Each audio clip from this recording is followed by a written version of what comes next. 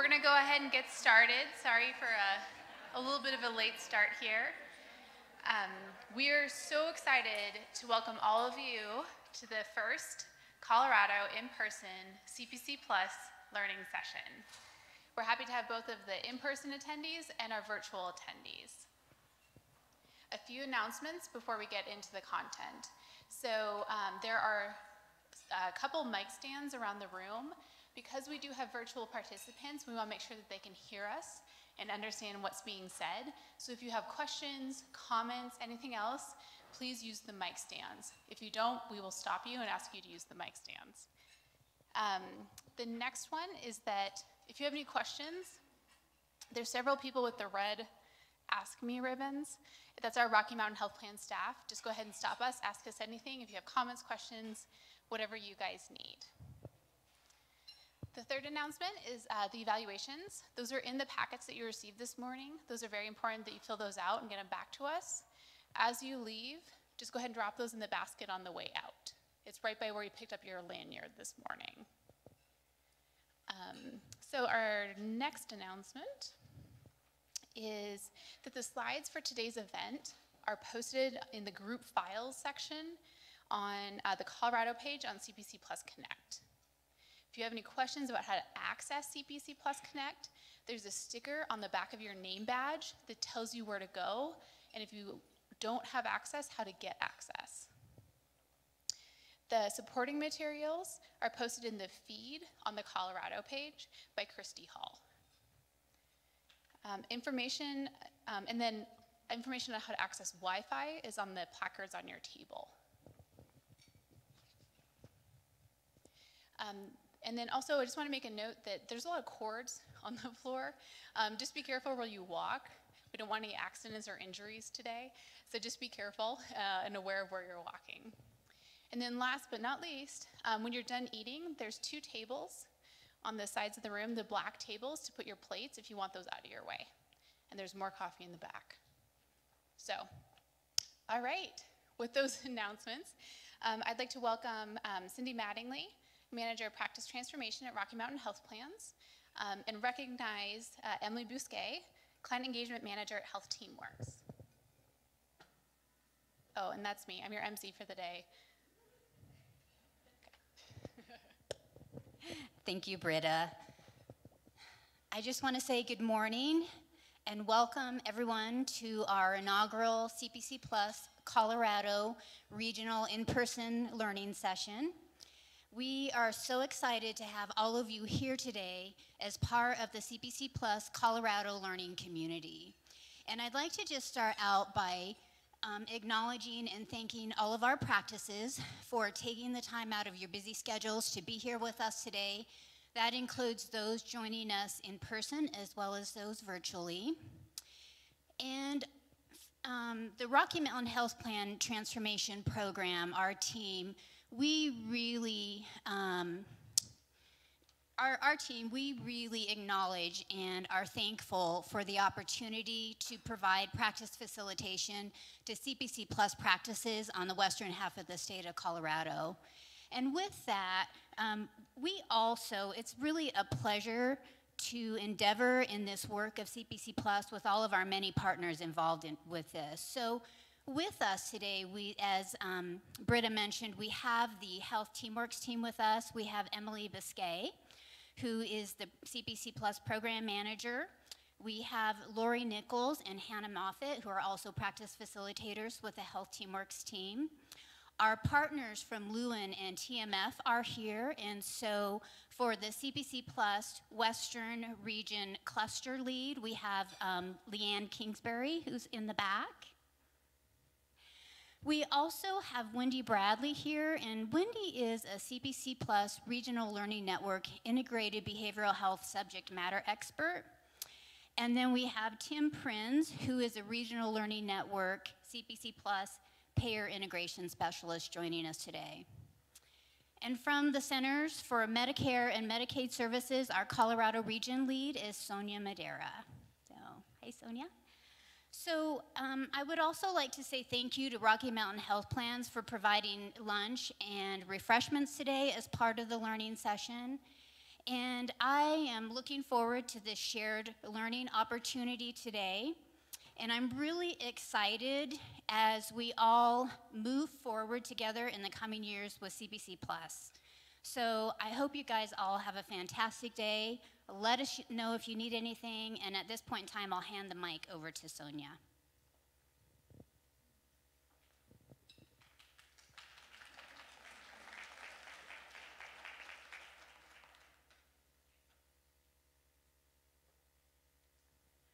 Thank you, Cindy. Do I need to advance the slides? Okay, one more. That's me. Good morning, everyone. As Cindy said, my name is Sonia Madera, and I am the CMS CPC Plus Region Lead for Colorado. I'm based in CMS's Denver Regional Office, so I live here in Colorado, and I'm so thrilled to be here with you this morning. I want to echo Cindy's thanks that you all are here too. As she said, we recognize that these events do take you away from your practices and your patients. And so we're so glad that you're here participating in person or remotely, and we have a great day lined up for you with lots of great topics that we're going to talk about today, so thank you. I'd also like to thank the payers and the health IT vendors who are participating with us today. Some of them are also remote and some are here in person. This is part of their commitment to collaborate with us on this initiative. We believe by working together, we increase the potential to change our healthcare system for the betterment of our patients, our providers, and our communities. Over the last 6 months, and certainly before then, you've all been working very hard to familiarize yourself with the elements of the care delivery redesign of CPC Plus. Here today, we're going to continue building on that work. It's really critical to keep building and enhancing the fundamentals of transformation, albeit at a pace that's sustainable for your practice.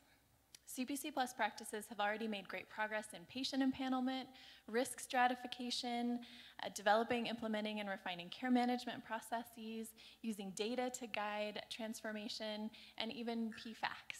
I've been talking to folks about their PFACs recently. There are always great stories that come out of the PFAC conversations.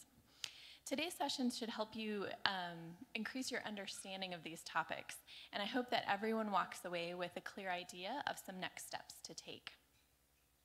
The goal of CPC Plus is not to tell you how to deliver care to your patients. You know that better than we do. But we want to bring the CPC Plus community together to share strategies and ideas around those 5 care delivery functions, strategies and ideas that others have used successfully to deliver high-quality, cost-effective care for their patients. We've got a room full of experts here, and I encourage each of you to take advantage of the CPC Plus community assembled today. Clinicians, office managers, care managers, system-level staff, health IT vendors, and payers. So make some new friends. And the networking doesn't have to end today. There have been a lot of great conversations on CPC Plus Connect. And I hope that if you haven't logged on yet, you'll take the opportunity to do so after our session today to keep in touch with the people you're going to meet and keep those conversations going. We really, really want you to take advantage of that resource. There's a lot of expertise out there.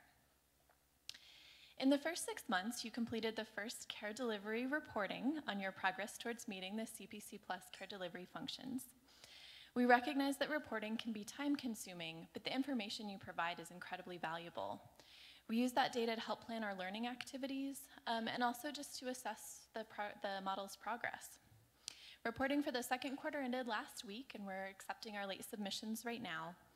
And we know that there have been a lot of questions about the financial reporting. So wanted to reassure you that we're still working on a template and guidance for that. We're hoping to get that out this month. I recognize it's the 21st, but that was what they gave me this month. We want to give you that additional guidance. You're not going to need to report on the financials until the end of the year, but hopefully by giving you the guidance early, it will boost your confidence and also just give you a better understanding of what we're going to be looking for there. In May, we were also very excited to release the first Medicare data feedback reports, which will show you kind of your baseline information about your Medicare fee-for-service beneficiaries and some of their utilization patterns.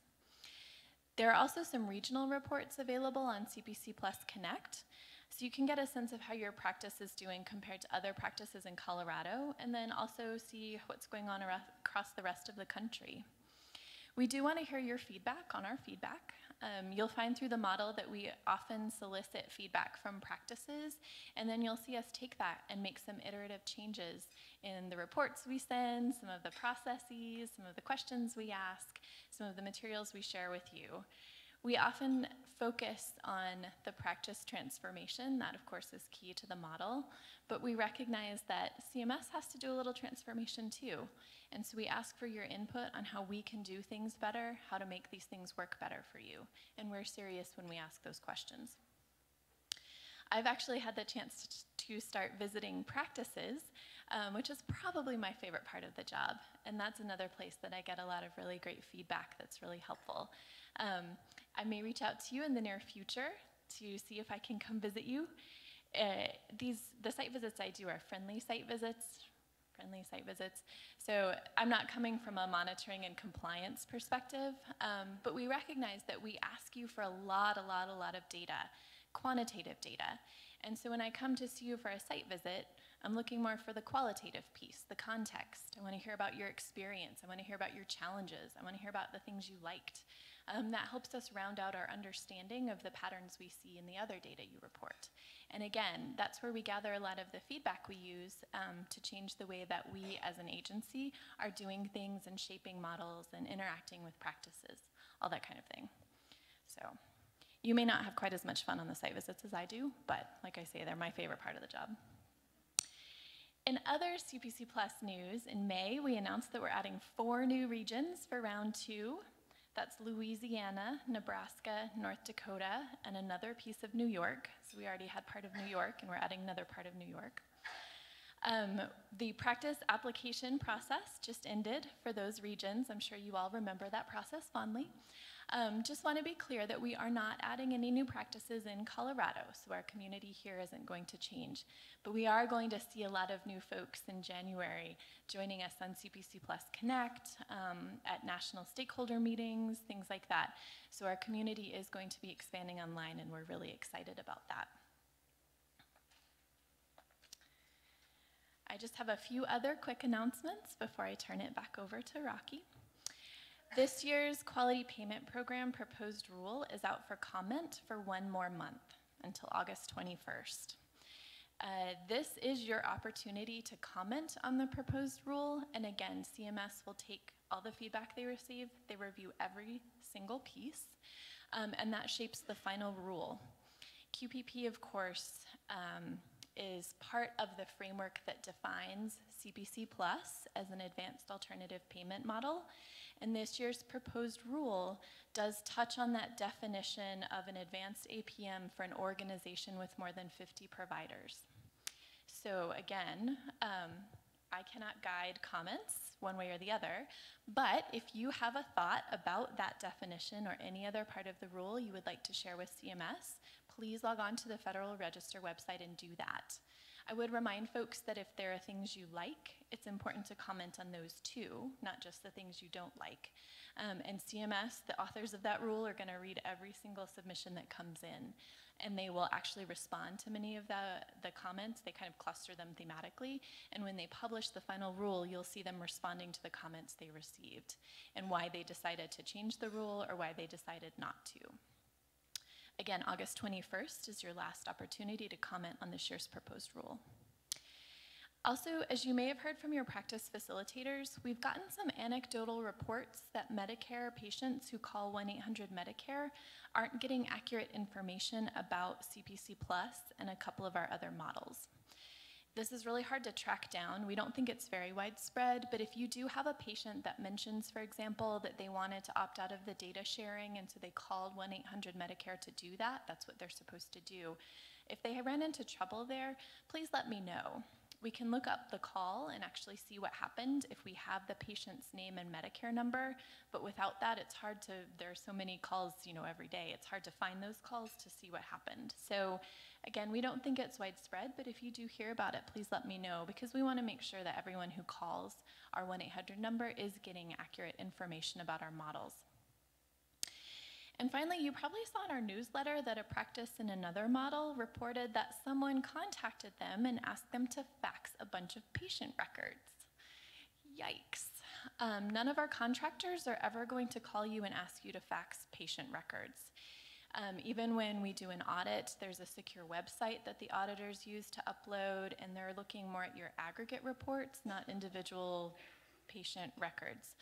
And we start those audits with a call, so please beware of that. Watch out for those scammers. And if someone ever contacts you claiming to be part of the model and asking you for sensitive information like that, please feel free to verify that with your practice facilitator. We're happy to let you know which requests are.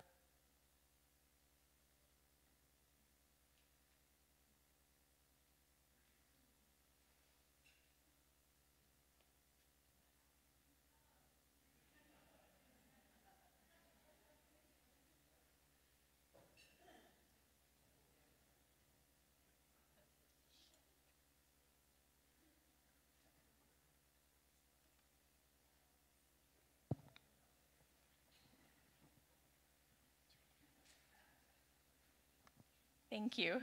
Sorry, normally I would just yell, but I know that our remote participants wouldn't be able to hear me if I did that. So with that, as I was saying, watch for scammers.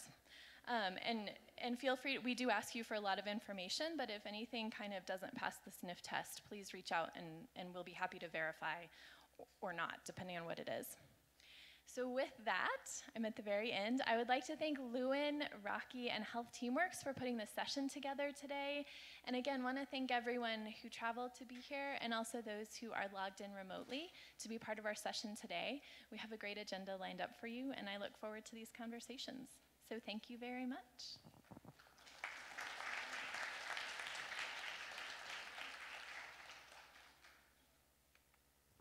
All right, thank you so much, Sonia. So let's get to know each other a little bit, huh? Sounds like fun. So we wanted to, as Sonia said, welcome our practices who are here from all over the state, and then our partners who are here from all over the country. So those who are participating virtually, if you could, in the chat, enter your practice name and what track you're participating in, that would be great. If everyone in the room could go ahead and stand up, stretch it out, stand, yes, stand. All of you, stand. Yes. All right, so we're going to do a visual representation of the practices that we have here today. So if you traveled more than 15 miles, please stay standing to be here today. All right, hello Grand Junction practices. If you traveled more than 30 miles to be here, please stay standing. 50 miles. 100 miles? Okay, losing a couple. 200 miles. Who traveled over 200 miles to be here today? What about 250 miles? 500 miles. 1,000 miles. 2,000 miles. Going, gone for 2,000 miles. All right, we just really want to acknowledge all those of you who traveled very far to be here today, or even those who traveled less than 15 miles. We appreciate you too. Now I want to recognize everyone who's participating in track 1. Will you please stand? All right, thank you guys. We're so happy to have you here today. Okay, now can all of our track 2 practices stand? Wow, it's a lot of you. All right. So, and then next, can I have all the practices who participate in CPC Classic stand? A lot of our track 2 practices, all right. So I really wanted to acknowledge this group and have, those of you who have questions or need support, please look at these people and note them in your mind. If you have any questions on what it's like to participate in one of these models, or just have questions in general, these are the people to go to. They are the ones who understand how to do the work. They've been through this before. So I just really want to acknowledge all those practices. All right, so with that, let's talk about our goals for today. Why are we all here together? So we really, when we were putting together the session, and this was really important to CMS and Lewin as well, is that we want today to be practical and provide actionable goals and work for you so that you leave here with ideas of what you want to do and how you can change your practice. This isn't necessarily a theory session. This is something that we want you to be able to change what you do to support your practice and support your patients. So go ahead and just take a look at those. We're going to talk more about those in a little bit. But now I'd like to welcome Dr. Reichs from Foresight Family Physicians to share how his team implemented this work in CPC Classic.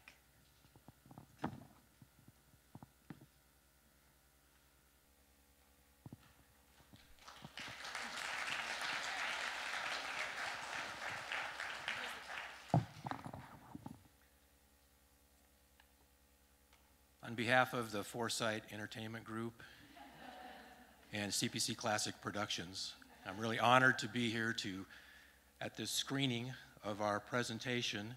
That was an award-winning presentation last year at the 2016 CPC Grammy Awards. I'd especially like to thank everyone who was involved in this production, our executive producer and director, Karen Gale. Karen, could you stand up? Thank you. Thanks, Karen.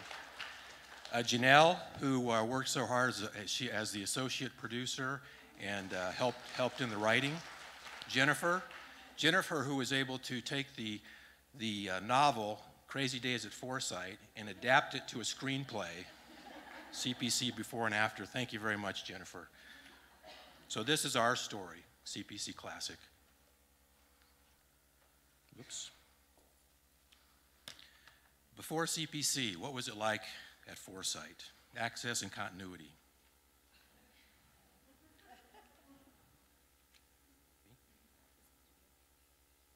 What do I do next?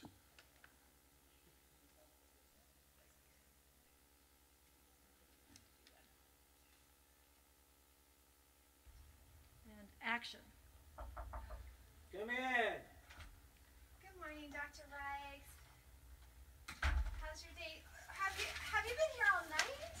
Yeah, all this paperwork, all these difficult patients, this care. I didn't get any of my dictation done last night. I got to get caught up on that. I mean, what do you want?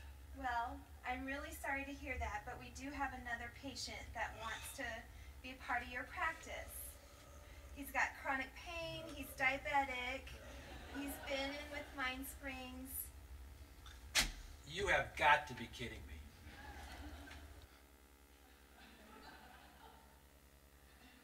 After CPC.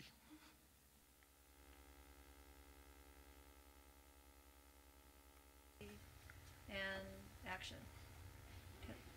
Good morning. So Beth from Rocky Mountain Health Plans gave us a call, and she has this patient that she wants us to take a look at. Looks like they've got just a host of providers that they've been to in the valley, and no one seems to want them because of all these problems. Thought we might be able to, with our team-based approach, give them some benefit. What do you think about that? All right, let's see.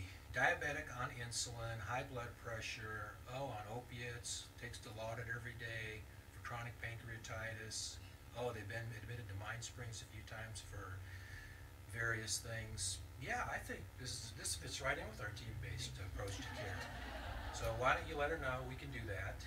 Jennifer, in terms of care coordination, why don't you have the patient come in early, and you can sit down with them and talk to them about what their needs are, their medications, get their medications all reconciled and put in the chart, pull over all of the relevant data from QHN. And then Janelle, as a behavioral health person, I'd like you to meet with them after Jennifer and talk to them about their behavioral health needs, their connection with their counselor, and their upcoming appointments at Mind Springs. And I think this will be great. I mean, do they have more patients like this we can take? I hope so. Yeah, me too.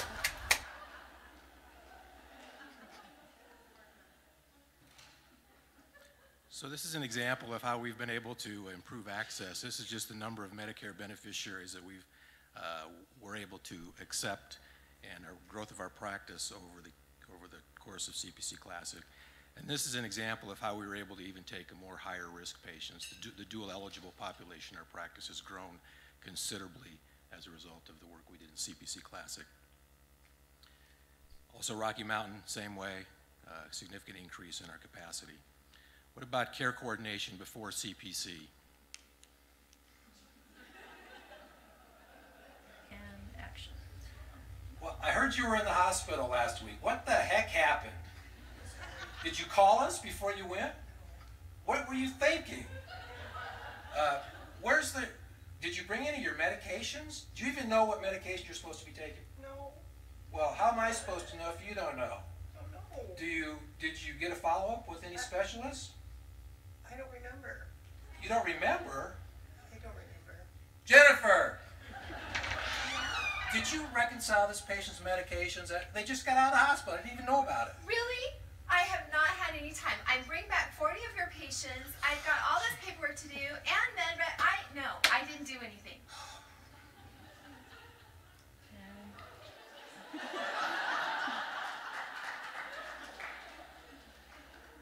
After CPC.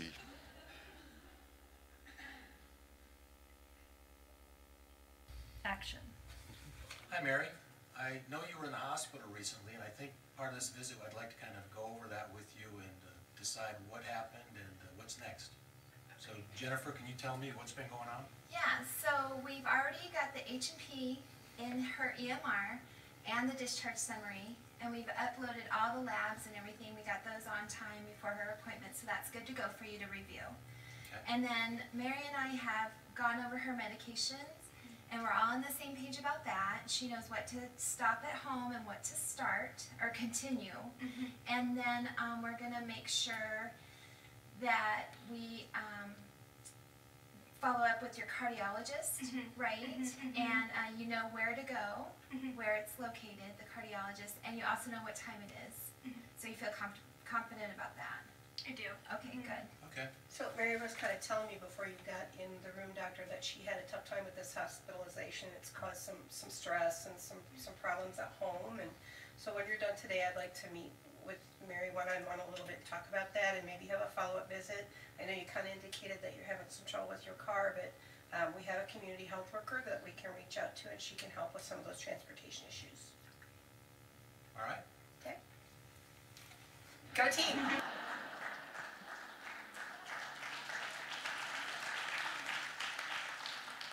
Thank you very much. So this is an example of what care coordination has done in our practice. We've been able to reduce our readmission rate for Medicare beneficiaries substantially, and same with Rocky members. So thank you very much for viewing this screening, and we look forward to working on our sequel. It's already in pre-production, so we look forward to seeing that later in the next 3 or 4 years. Thank you.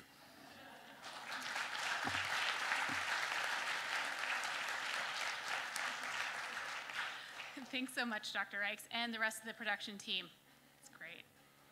So real quick, I know we're running a little bit behind, but just stick with us here. So first up, I want you guys just to think about throughout the day, here's some questions we want you to consider while you're viewing all the different sessions and you're participating in the roundtables and all the different events. To that end, I wanted to talk about the action sheet. So this is in your packet. And it has different colored bars on it. And this is an action planner to help you guys as you go through the day to support active planning.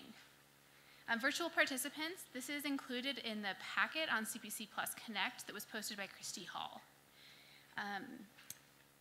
As your leave sessions and you've heard a good idea or have heard something that you really want to implement in your practice, note them down and quickly brainstorm about how you can implement that idea in your own practice. Think critically about what you can achieve in a short amount of time. So we're not thinking, okay, I can do this in a year. Think about what can I do next week? And then who do I need to talk to? What do I need from my teammates to get that done? So just fill this out as we go through the day, and the presenters will kind of stop and let you a little bit of time to do that. All right. So with that, I would like to welcome Larry Mausch from the University of Washington. So Larry has been working at the interface of family medicine and education for 34 years now. He's a retired clinical professor at University of Washington, an editor of Family Systems and Health, and his family had one of the best years of their life living in Grand Junction in 1998. All right, so while we're getting Larry's computer set up, at your tables, go ahead and talk briefly about something that you have achieved since the virtual learning session in May. So what's something that you guys worked on based on your PDSA or have worked on since then that you've been able to achieve in that time? All right, thanks.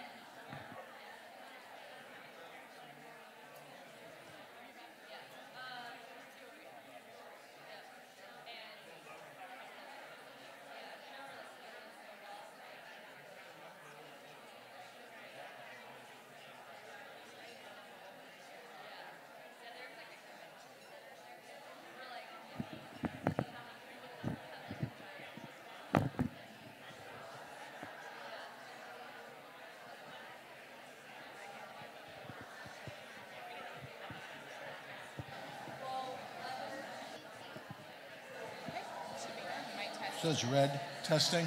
Testing. It's good. All right.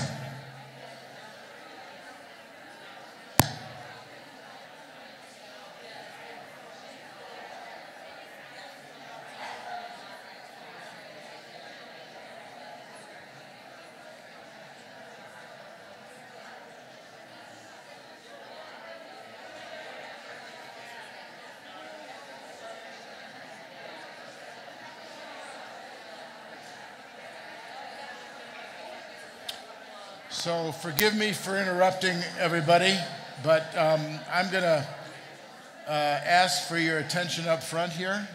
Thank you. Am I making those noises? Those clunks? Is that me? I don't know what's called. Okay. So while he's checking me out to see if this is the first time I've ever worn one of these ear microphones,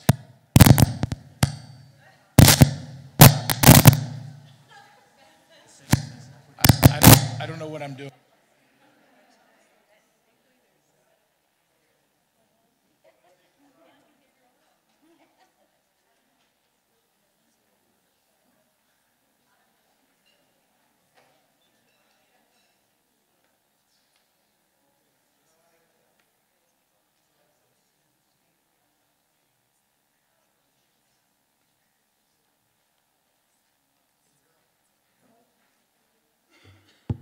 Testing. Is this all right? Okay. A quick adjustment. It's no longer a TED Talk. So what you see in front of you on the slides are my daughter and my son, Eli and Claire. This was taken a couple of weeks ago on Mount Townsend in Washington State. They're climbers, and we're an outdoor family. But I show you this not to just let you know that I love my family, but to tell you that one of the best outdoor experiences we had was between 1998 and 1999 when we lived in East Orchard Mesa outside of Palisade near here in Grand Junction. We spent a year here working at the Marillac Clinic, I did, and every weekend we had an adventure in Colorado. So Colorado is my second favorite state, Washington being my first. My sister lives in Fort Collins. My mother is buried there, and I started my adult life here in 1970, living in the mountains, building houses in Georgetown. It's great to be back to Grand Junction. So I'm going to start here. Okay. What I'm going to do today is a very practical talk. This is not a lot of theory. I'd like to ask you to go into your packets. There are 2 forms to pull out. One of them is the patient-centered observation form for clinicians. The other is for MAs and nurses. And this is a relatively brief introduction to a set of skills that will be followed up later this morning with a breakout session for a subset of you who attend to help you learn ways to put these skills into practice, to help develop ways of helping your practice learn them. And as you'll see, I use a fair bit of video. Never in my life, and I've been presenting all over the country for years, have I had the privilege of following a brilliant video introduction like that we just saw from Foresight Productions. That was outstanding, and it really makes the point that I want to make later, and that is when you take time in your practices to create videos, you actually can use the creation of those videos as ongoing continuing education tools to train new people to come into your practice. I don't know that that's what the intention of the Foresight practice was, but it was extremely well done, extremely well done. I loved it. Couple of disclosures, just that you guys know as a presenter, as someone who is an editor of a journal and who works as an academic department, I think it's really important that all of us claim our conflicts of interest, potentials. That I get fees for presenting information, and I own a software company for competency assessment, which doesn't directly relate to this today. The objectives that I'd like to address here include identifying or helping you become familiar with a communication model that blends skills that enhance quality with efficiency. So when I started teaching family medicine residents in 1985, all I was concerned about was the patient's experience. That's it. And what I became quickly aware of is that as I was talking about just things that could make a difference for the patients, I was simultaneously raising the blood pressure of our residents. Because inside their heads, they were asking themselves the question, oh my goodness, how am I going to get out of the room? So a major commitment in my career has been to identify and test skills for all team members to use, not just physicians, that enhance quality but also help manage time without compromising quality. That's very important. I'm going to help you learn I'm going to introduce you to a tool and an online resource that is free for all of you and your teams to use to help you learn to use the tool. And I'm going to make a brief introduction into how to incorporate these skills and hopefully have time for you all to discuss them. So the form that you have in front of you, the value of it, it helps structure your vision. Does everybody have a copy of this form? Everybody looking at it, it's important. If you look at the form on the first side, you'll see rapport, and you'll see some specific skills, for example, under rapport, like eye contact, a warm greeting, introducing oneself, and so forth. These are all elements of that category, and there are 12 categories. This form has been developed and tested, extended from an original literature review. It's the most common form used in family medicine training across the country. It's required of all University of Washington medical students. And later I'll be showing in just a moment. Well, actually, on the bottom of this slide, you can see, excuse me, www.pcof.us.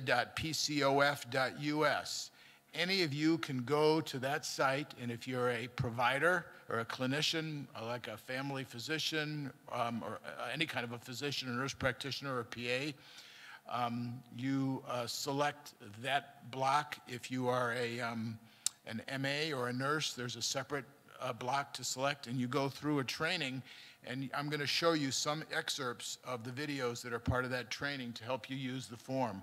And what you'll be doing is entering your own data, your own rating of these videos, and then you'll see how experts rated the same video, and you'll be able to compare your entry with what experts' entries are, and you'll see the explanations. And I'll talk a little bit more about how to use the form later. Basically, if you look at the form, behavior in either of the two columns to the right of the thick vertical line are in the competent range.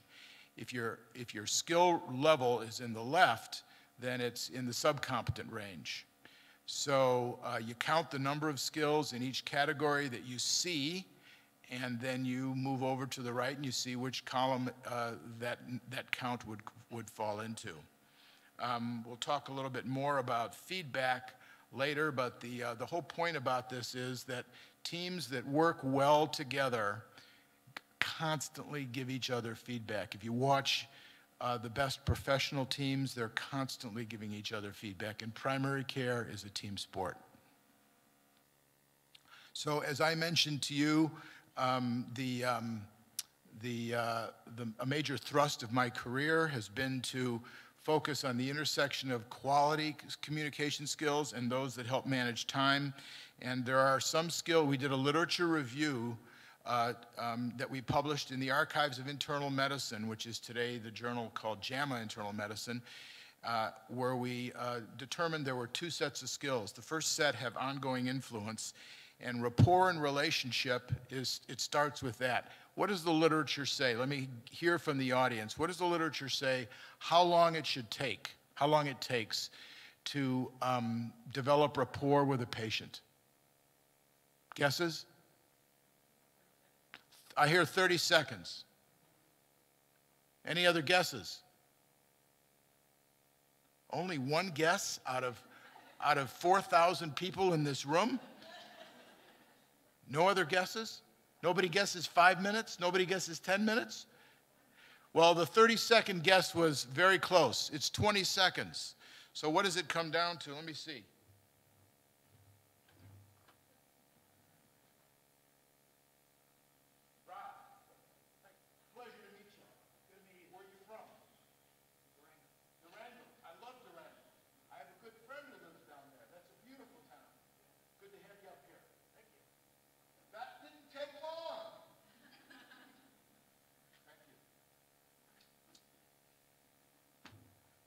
I can't tell you how many times I have watched, and I have watched hundreds, thousands of interactions between MAs, physicians, therapists of all disciplines walk in the room. The first thing the person says is, "How's your blood pressure?" Now it's high, I heard somebody say. Okay, the next element is mindfulness. One of the co-authors of this review is Ron Epstein.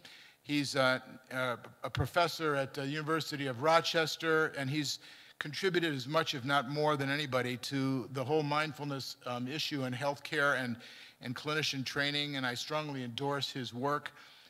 When you're present, when you're aware of what's distracting you, you're less likely to make mistakes, less likely to take shortcuts.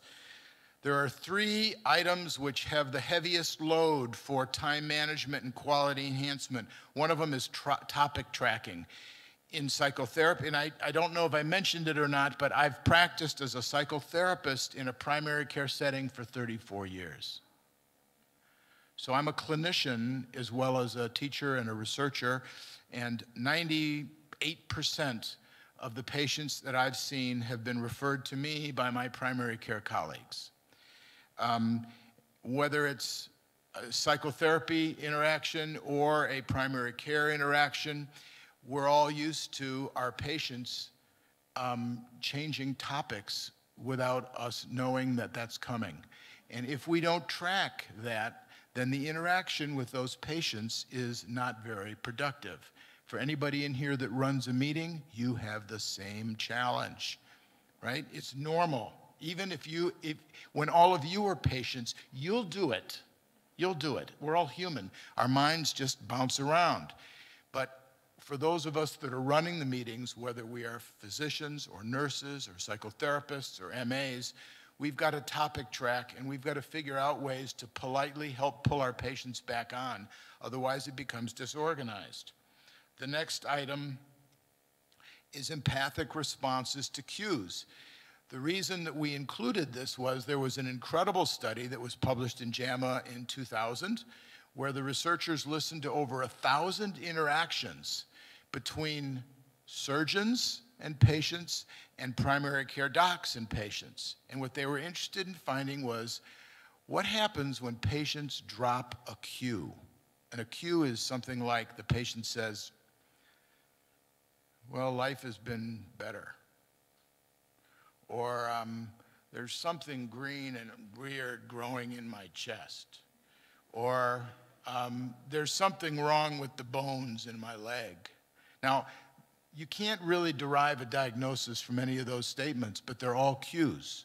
The question is, do you pursue them? What percentage of the time did the physicians in this study, half of them were surgeons, general and orthopedic, half of the primary care docs, the other half of the docs were family docs and general internists. What percentage of the time overall did the docs pick up on the cues? Guesses? 50%, 10%, 25%. The answer is 20%. Now, here's the big question. Which group picked up on more cues, the primary care docs or the surgeons? How many people think it was the surgeons?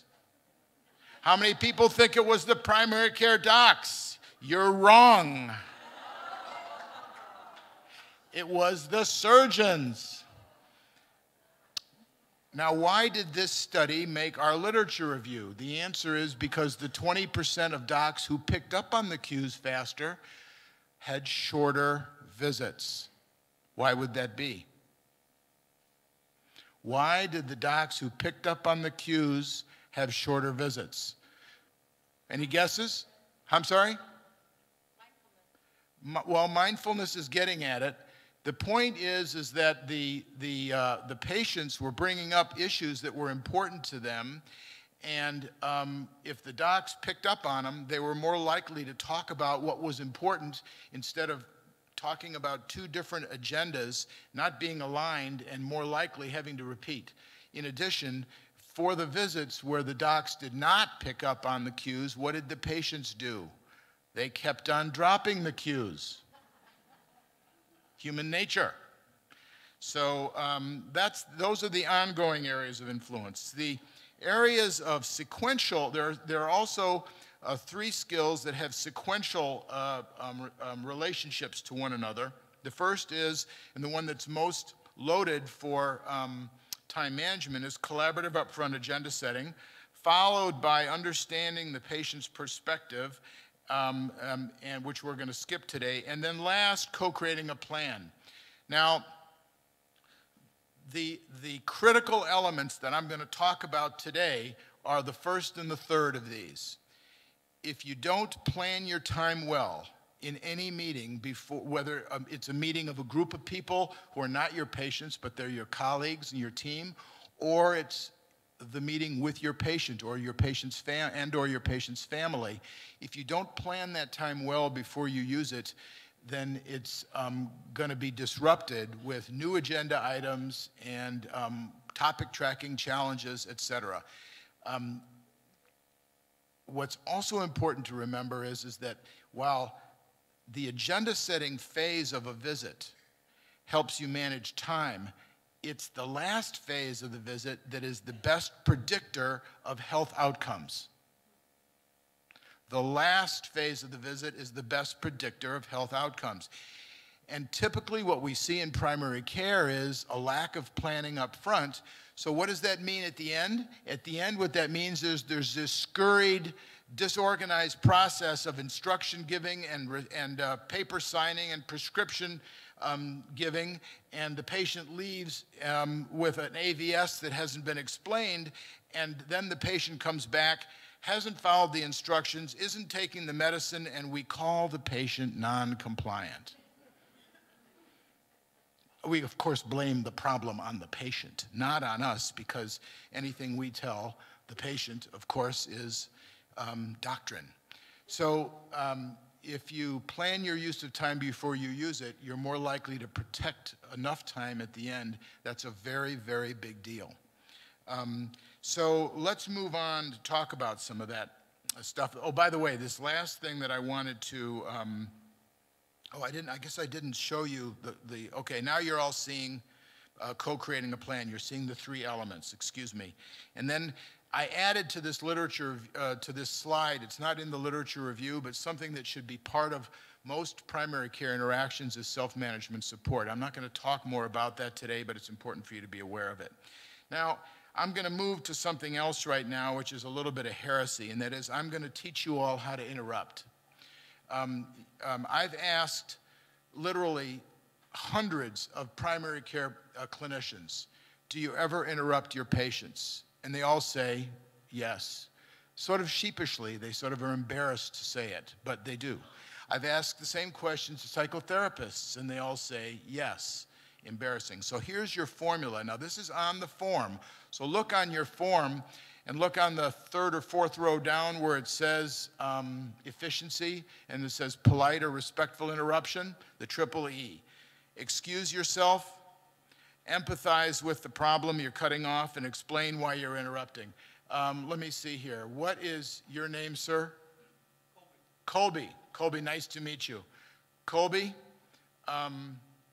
excuse me for a moment. I can hear that the headaches that you've been having are very painful. But before we talk further about your headaches, and I know that they're painful, sorry for cutting you off there, but I'd like to know if there are any other important concerns that you want to talk about today. That way you and I can figure out how to make the best use of our time.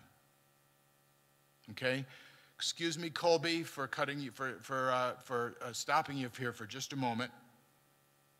That's the excuse part. I can hear your headaches are painful.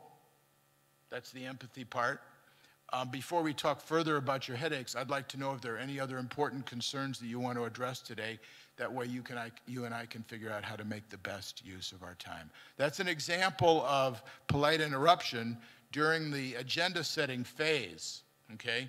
So here's an example of how you might interrupt somebody if you hear them drop an important cue. And let's see, for the audience that is listening to this online, they can see this slide, right? Okay, great, okay. This is the first time I've done this dual presentation. There's a whole bunch of people who are not in this room, but who are in this room. So Mr. Fredericks, forgive me for stopping you, and so forth. Now, what you're about to see is an actual interaction between some medical students who took a communication intensive with me and a patient where they're demonstrating polite interruption. And this is their way of demonstrating competency to me. Here it comes. It's having problem. They cannot get along together now. And let me interrupt you for a second. I'm sorry to. I want to definitely hear about what's going on with your. It sounds like this has been a major stressor, and I want to make sure that we talk about the things that are going on around this, because it's obviously very, very complicated. I also want to make sure that, just so for my own sake I don't lose track, I want to make sure I finish with your back so that I get a sense of what's going on with that. Okay. Do you mind if we step back for a second and just finish with that, and then we can move on? Okay. So tell me, how do you feel your back is doing in general? An interruption when the patient was changing topics, okay? So the other thing I want to point out here is that what you're seeing here is a medical student who is doing the interaction, and he is being observed by his partner who is scoring using the patient-centered observation form to track his skills. When they're done with this interaction, they give each other feedback. And when they see the next patient, they reverse roles, and the one who is the observer becomes the doctor. I'm going to recommend that all of you do that in your practices to learn these skills and a number of others, and I'm going to talk about it in much greater detail at the breakout today. This method of interruption was published in the Journal of the American Medical Association, JAMA, in March of this year. It got a lot of response, and I encourage all of you to read it. It's designed for clinicians, for people on the ground, to help you learn these skills. In July, on July 4th, there were 3 letters to the editor that were published along with my reply. One of the letters was from a doctor who said, "This is really a poor example. The only thing you're concerned about is taking care of the physician, and our primary concern here is taking care of our patients." I'll let you read my response, but the bottom line is that if we don't take care of the members of our own team and help them learn how to manage their lives and their skills in a way that maintains primary care as an enjoyable experience day in and day out, we burn out the participants, and that's not a good thing. So I think there's a circular relationship. So now everybody has 10 seconds to find a partner. 9, 8, 7, 6, 5, 4. Okay, all right, hold on just a second. Now that everybody has found a partner, within your partnership group, one of you has to be a patient, and the other has to be a member of the team. Some member of the team who has clinical responsibilities. I don't care if it's an MA or a nurse or a doctor or a nurse practitioner, I don't care. Hold on, wait a minute, stop, don't talk yet, just a second. Now, if you are the patient, this is what I want you to do. If you are the patient, what I want you to do is I want you to start talking about some healthcare problem you have. What I want you to do is talk about that problem, your depression, your diabetes, your back pain, your arthritis, whatever it is, your asthma. Talk about that for about 30 seconds. Lull the listener into complacency. Hypnotize them, okay? Okay, now hold on. After about 30 seconds, if you look on the slide in front of you, there are 2 items in green. Without letting the person know, what I want you to do is either finish an important topic. What that should say is change topics.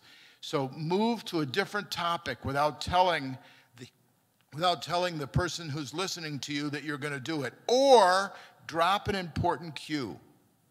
Drop an important cue. I heard a patient once talk about their URI, their upper respiratory infection, saying something like, I've been coughing and sneezing, and I have this, chest tightness, and it's sort of been difficult. My father died last week, and I'm using Kleenexes all the time, and excuse me, did you say your father died last week? So that's an example, a pretty gross example of a clue being dropped. So now that actually happened right here at Marillac Clinic in 1998. So when I say go, I'm going to give you just about 2 minutes. The person who is doing the listening, you're the clinician, your job is to practice respectful interruption, polite interruption, the triple E. All right? Does everybody know whose role is what? On your mark, get set, go.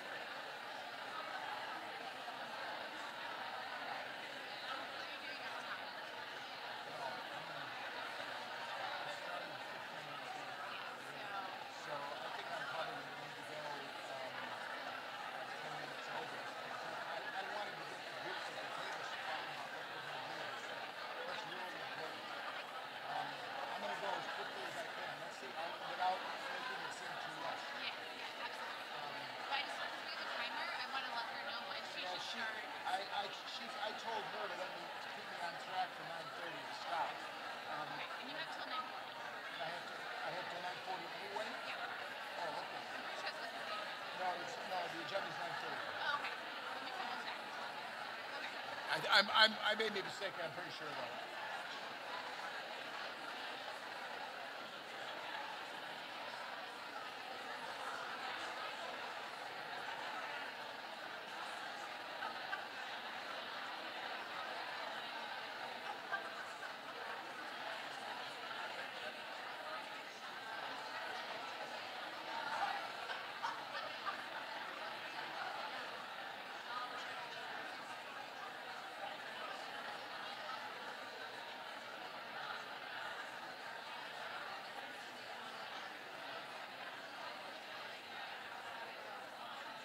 Okay, so excuse me for interrupting. I know you guys are having a very important discussion, but I'd like to learn a little bit about your experience and continue on. So, how many people here who played the patient, or excuse me, who played the clinician, the member of the team, were able to effectively interrupt? Okay. Not that many. It's awkward. How many people in trying to do this felt awkward? Okay, a few. So I introduce this skill to all of you because it's important for all of you to know that there are ways to politely interrupt. There are ways that your responsibility is to manage the process. The patients who you see, especially those that have concurrent mental disorders, have life stress, social stress, they're bringing in a lot of their anxiety, and they need help to contain what they're doing and to organize themselves. So you're interrupting them to make the best use of time is not something that you should think of as just being impolite. It actually helps structure the time to help them make a better use of it, and it actually reduces their anxiety. This skill is really relevant in the same way in meetings. If we had a lot more time, I'd like to discuss this a lot more with you, and after the session, I'm happy to talk about it and during the course of the day. But let's move on. Thank you for practicing. So let's talk now about upfront collaborative agenda setting. Please take a look at the MA version of the form, and I'm going to go through a series of videos with you now, and I'd like you to take a look at 3 rows on the videos, 3 rows on the form. The first row is row number 1, rapport and agenda setting. The next row is collaborative upfront agenda setting. Rapport and relationship development. The next row, the third is row 3, is collaborative upfront agenda setting. And then I'd also like you to pay attention to row 7, which is the first row on the second page, which is EHR, electronic medical record use. This electronic medical record is a help, but it's also a hindrance to developing and maintaining relationship and trust. So what I'd like you to do is first take a look at this MA, and I'm going to start now with the first video.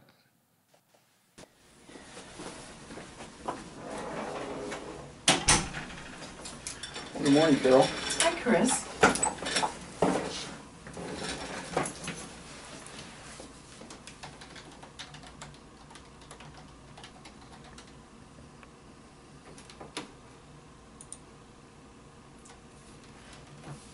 Okay, so what I understand is that you are here to follow up on your diabetes and then go over some lab results, right? Yes, that's right. Okay. Yeah, I've also been feeling kind of, I don't know, kind of tired, and for some reason I'm not really exercising very much. Well, what types of exercises are you doing?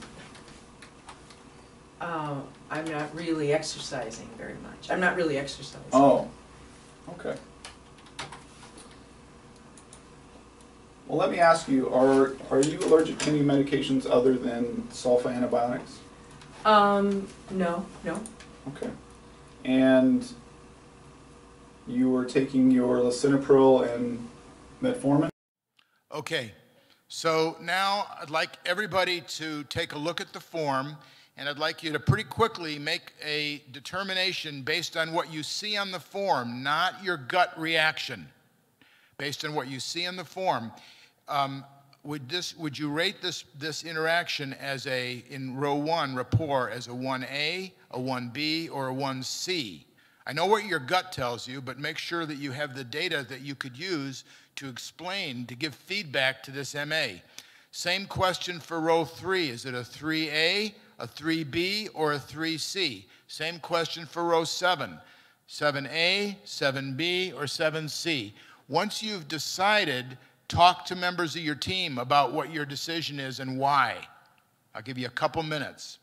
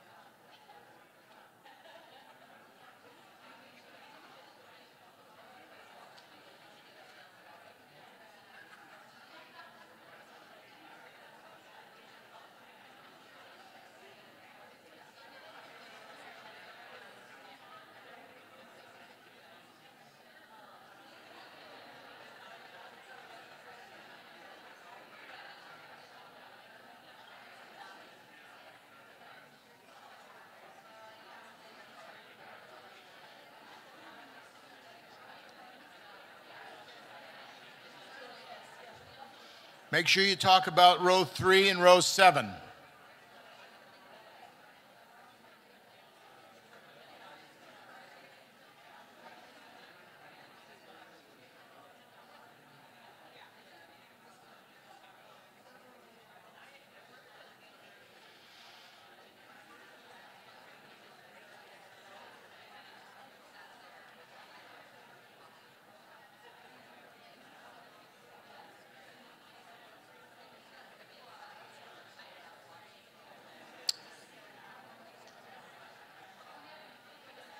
Okay, so it's fairly quick, but let me ask you guys, for row 1, how many people in the room rated this medical assistant as a 1C?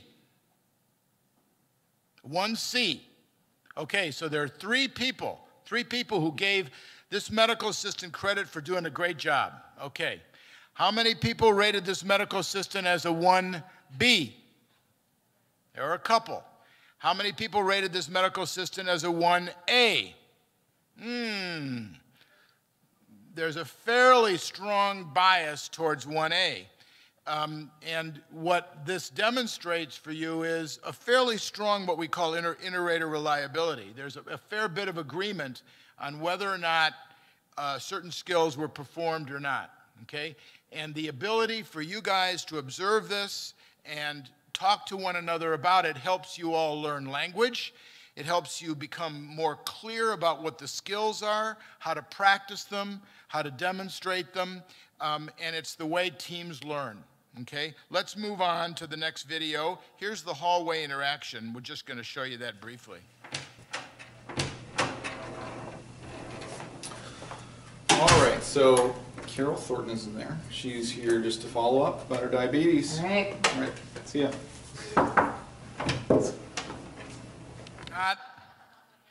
Okay, now let's move to the next video. And what I want you to do is pay attention to the same 3 rows. They're in the same place on the clinician version. And let's see how this turns out. Come in. Hey, Carol. Nice to see you. Good to see you too. Yeah. All right, so we're talking about diabetes today. Yeah. Okay. All right, let's see what's going on. Oh.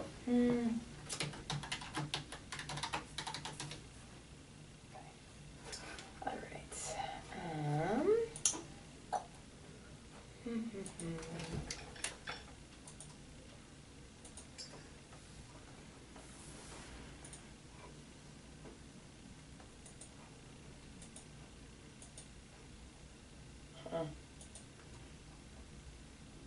Okay. All All right, so, so diabetes. Looks like your A1C is kind of creeping up, and your blood pressure looks great, but your weight's creeping up too. What's going on? Yeah, well, I mean, Okay, so that was the first, I think, minute or minute and 15 seconds. You got a sense. Now you're going to think about how would you rate, based on the use of this form, rapport, collaborative agenda setting, and EHR use. And by now, even with just less than 2 minutes of exposure and experience, you all are starting to get a sense about what you're looking for. Is there eye contact? Is the person who's talking to the patient spending more time looking at the screen or more time looking at the patient as they introduce? Is there a warm greeting? Is there an opportunity for the patient to identify other concerns that they want to address today? Or is the person who's introducing the interaction, whether it be the MA or the provider or the clinician, are they actually just focusing on the first thing that was named? Now, by the way, we know that the reason that patients say they want to come to see their healthcare provider is very often not what they really want to talk about, for lots of reasons. Let me also say that there are a variety of healthcare systems that are aware of this, and their solution is for their appointment staff to say to patients, you can only pick one thing, you can only talk about one thing, and that's it. And if you talk about more than one thing with the doctor, you're a bad person. I'm making a little bit of a joke about this, but quite honestly, I think that's medical malpractice. We expect patients to be completely vulnerable with receptionists about what they want to talk about. That's unrealistic. We also expect them to be clear about what they want to talk about when at times their lives are in disarray. We need to help them focus and prioritize. That's part of that. For years, we've known that's one of the challenges of primary care. The other thing that we forget is that the time between when patients make their appointment and when we see them sometimes is pretty significant. Life happens for these patients. It's not like they're establishing a commitment to us that that's what is still the issue in their lives when they come in to see us. So for those reasons and many others, it's really poor form for practices to expect that patients will only have one problem, and whatever it is really what they need to talk about. So in working with patients in primary care, you have what I would call a visit agenda, an agenda collision. You have to deal with acute problems, that's 60% at least of patient visits, chronic issues, half of adults have 2 or more chronic conditions, health maintenance and preventive things, and self-management support. What I propose to you is to learn collaborative upfront agenda setting skills. These skills help you identify patients' priorities, that helps you organize the visit. I've done 2 randomized controlled trials to test these skills. Both of them were very positive. In the larger of the 2 trials, well over 1,000 patients, seen by over 48 docs in 2 different healthcare systems. What we found was the experimental group providers and their patients were much less likely to bring up new concerns in the closing moments. Notice that I say providers and the patients. In the control groups, the patients were much more likely to bring up, oh, by the ways, and so were the clinicians. So were the clinicians. It facilitates a shared decision-making about time use that implies a contract. By the way, we've known for years that there's a linear relationship between the number of problems that a patient lists when they come in and the probability of an underlying mental disorder. If a patient lists 7 or 8 problems, the probability is 70 or 80%, even if they're obviously related, that there's an underlying mental disorder, depression or anxiety being the 2 most common. These skills do not lengthen the visit. In the larger of the 2 trials, the experimental group visits were 90 seconds shorter than the control visits, and importantly, it decreases clinician anxiety. So you can see what I'm about here is helping you do a good job with your patients, but also to decrease your own time management anxiety. In primary care, if you're anxious, you can't listen. If you're a human being and you're anxious, you can't listen. You got wax in your ears. So these skills are very important for both sides of the equation. So it goes something like this. I know you're here to talk about your headaches, but before we get into those, is there something else that's important to talk about today? Making a list of your concerns is going to help us make the best use of our time. MAs or team members here, when you think about your teams practicing this and putting this into play, this starts no later than what the MAs do. The MAs should be starting with this. This doesn't start with the clinicians, the physicians, or the PAs or nurse practitioners. It could even start earlier than that, but I won't get into that. There are the ways to build it into online sign-ins. There are ways to build it into what receptionists do, but at least MAs should do this. And MAs, there are two other questions that MAs should always be asking. Do you have any prescriptions that need refill? Do you have any paperwork? Patients don't think that those things take time. They do.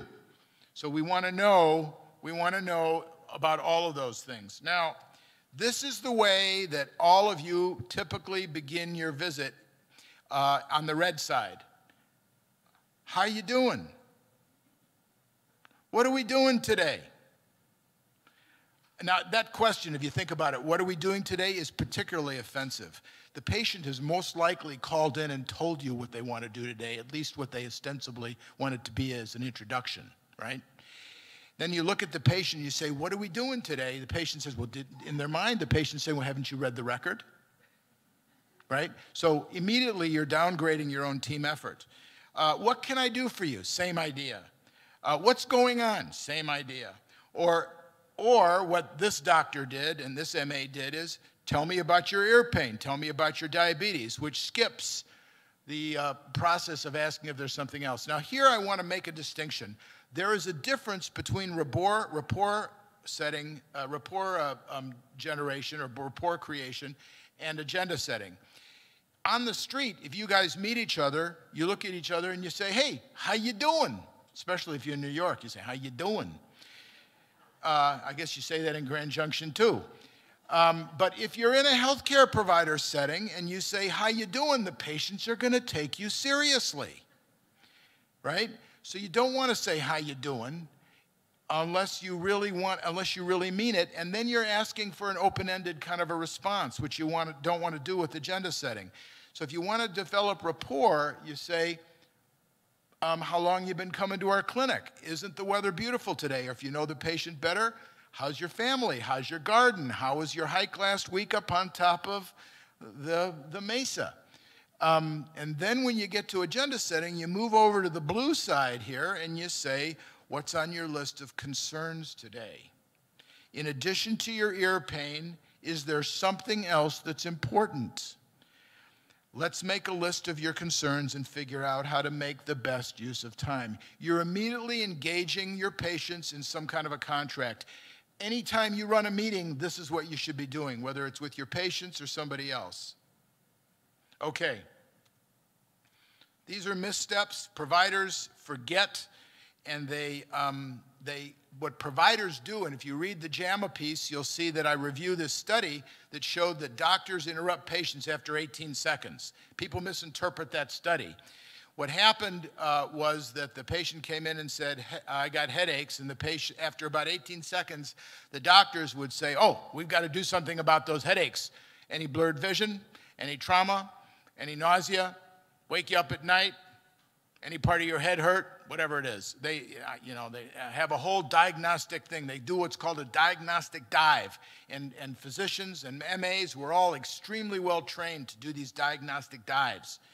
You have to pull out of the dive and you have to say, excuse me for a moment. You know what? Before I ask you more about your headache, let me step back for a moment and see if there are any other important concerns to address today. That way we can figure out how to make the best use of our time. In the same way, you want to be able to cut off patients who start reading the newspaper of their lives when they talk about headaches or back pain or managing their diabetes. And you need to remember to orient the patients. So now we're going to go through quickly three scenarios of the same interaction done differently. Here's the next video.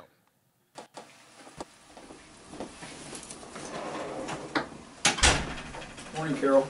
Hey, Chris. How are you? I'm doing well. How's the fair ride over from Bainbridge? It was nice. Yeah. It was really calm.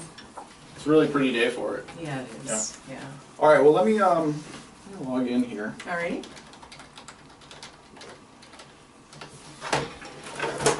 So, from what I understand, you are here to follow up about your diabetes, and then we're going to go over some lab results from last week, right? Yes. Okay. That's right.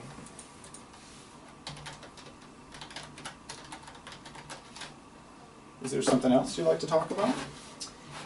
You know, I've really been having troubles getting started with my exercise again. Okay. Yeah. You want some help with that? I would love some help with that. Yeah. Okay. That would be great. Great. All right. Let's make a note of that. We're going to come back to that. Okay. Is there something else you'd like to do today? Yeah, I need to get the lisinopril. I need to get that refilled. Yeah. Let's do that. Let's do that right now before I forget. Okay, now what you just saw was an interaction between the MA and the patient. The same interaction done differently, the same patient interaction done differently. The amount of time for those two were exactly the same. Exactly the same. So they were done very differently. Time was used very differently. Let's take a look at the hallway interaction now.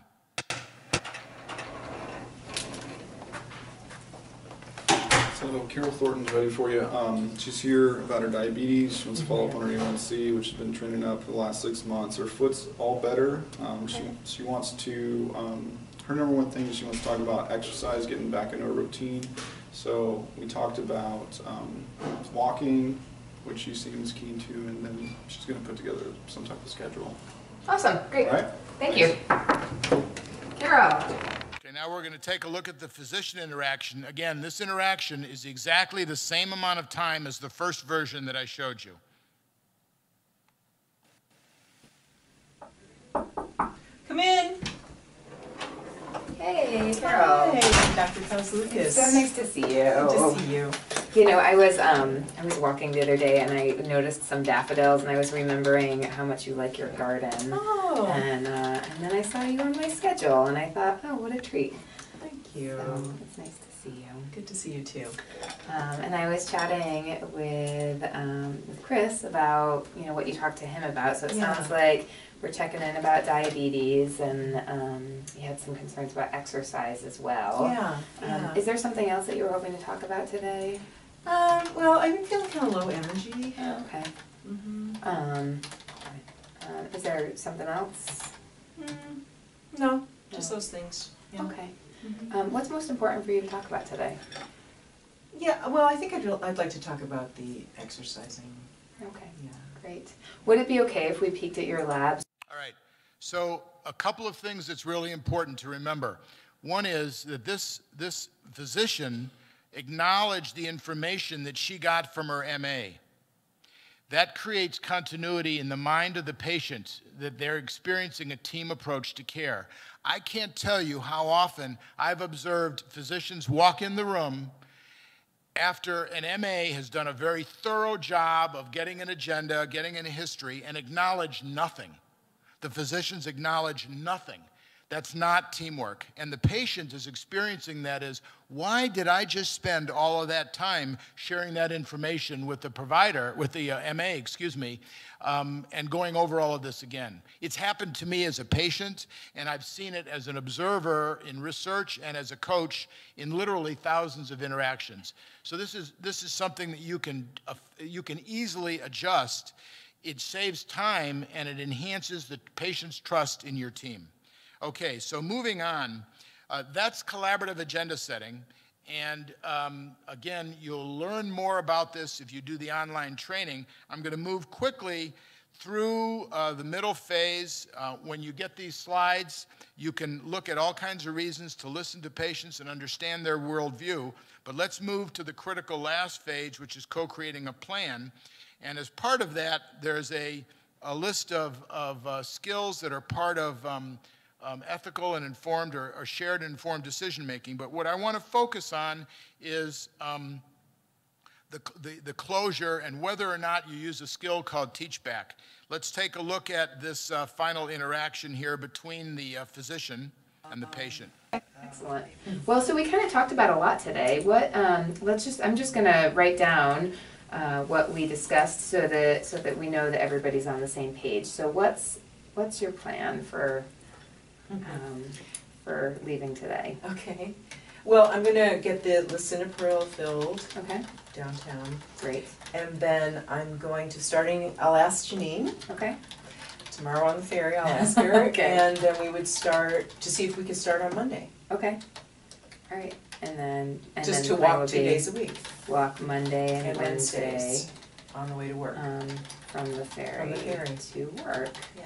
Awesome. And then I would say let's have you check another hemoglobin A1C in 3 months. Okay. And follow up with me then. All right. Awesome. Any questions about what we discussed today? I don't think so. That's pretty clear, I think. Yeah? Yeah. Awesome. Well, good. I will look forward to seeing you in 3 months in that case. And Chris will be in just a couple minutes to just wrap up with you. Is it okay if he gives you a call in a couple of weeks too, just to see how things are going? Yeah, that'd be great. Awesome. All right, good. Well, then I will ask him to do that too. Okay. Great. Sounds good. Well, it's really nice to see you. Good luck with all these changes. I think you can do it. I know you've done it before, so. Okay, thank you. Yeah. All right, nice to see you. I'll see you in a couple months. Okay. Enjoy the springtime. Thank you, you too. Bye. Bye. Meaningless use. And let's take a look at what happens when the MA comes in now with the ABS. Come in. All right, Carol, so here is your after-visit summary. Okay. So just list some of the things that you and Dr. Kozlukis went over. So let's look at it. So she sent your refill of lisinopril to Rite Aid downtown. All right. Looks like you're going to start walking a couple days a week with your friend from the ferry. Yeah. Any guesses? 90% somebody. It's between 30 and 50% depending on the population that you're serving, some higher. It's a pretty significant issue. Even for me, who's a relatively well-educated, informed patient, the AVS printout that the healthcare system that I've attended in the past that gives me is actually overwhelming. When we do studies and look at garbage cans outside of primary care offices, they are filled with AVSs for good reasons. So what makes the difference in the closing moments? Asking if there are questions, doing teach back, which means that you ask the patient to let you know what they've understood the plan to be because you believe that you may not have been clear and there may be something they have missed. Then providing an after-visit summary, or if you combine that effort to do them both. So let's take a look at what that looks like now on the part of the provider. Excellent. Well, so we kind of talked about a lot today. I'm just going to write down what we discussed so that we know that everybody's on the same page. Well, so we kind of talked about a lot today. I'm just going to write down what we discussed so that we know that everybody's on the same page. So what's your plan for leaving today? Okay. Well, I'm going to get the lisinopril filled downtown. Great. And then I'm going to I'll ask Janine. Okay.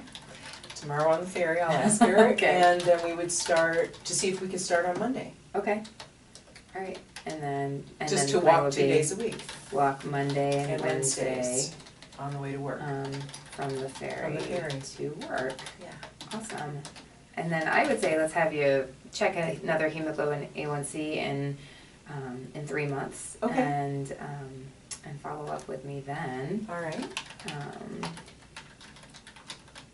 Time was managed very differently. Let's watch what the MA does. Come in. All right, Carol, so here is your after-visit summary. Come in. All right, Carol, so here is your after-visit summary. Okay. So just list some of the things that you and Dr. Kozlukis went over. So let's look at it. So she sent your refill of lisinopril to Rite Aid downtown. All right. Looks like you're going to start walking a couple days a week with your friend from the ferry. Yeah. Good job. That's a good start. And then I'm going to go ahead and give you a call in a couple weeks, okay? All right. So is this a good number to reach you at? Yeah, that one's a good one. That one. All right. And then what's a good time? Probably after 4. After 4. I can do that. I can do that. Okay. Do you have any questions for me? No, I don't think so. These are links in your slides to 3 training sites that are free for you to use.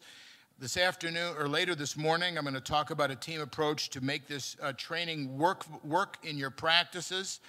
And last, for a couple of minutes, for 3 minutes, what I'd like everybody to do within your teams is to answer these questions. We've talked about 2 critical skills, really, or 3.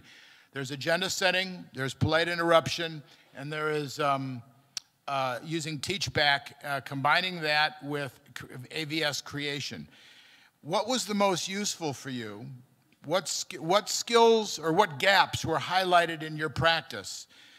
Is there anything that you're committed to changing as a result of seeing this? And if the answer is no, is there anything that you're considering changing? Is there anything you're considering changing? What barriers do you anticipate, and what would enable you in your practice to build these skills in? Ask yourself those questions, talk about it for just a couple of moments to get a start on this with the members of your team. Was there anything that you're doing in your practice that this presentation confirmed? Or, if you're not convinced that anything that I just said is of any use at all, and you think it's a bunch of hooey, then you can say that too. All right? So go ahead and talk amongst yourselves right now. Just a couple minutes.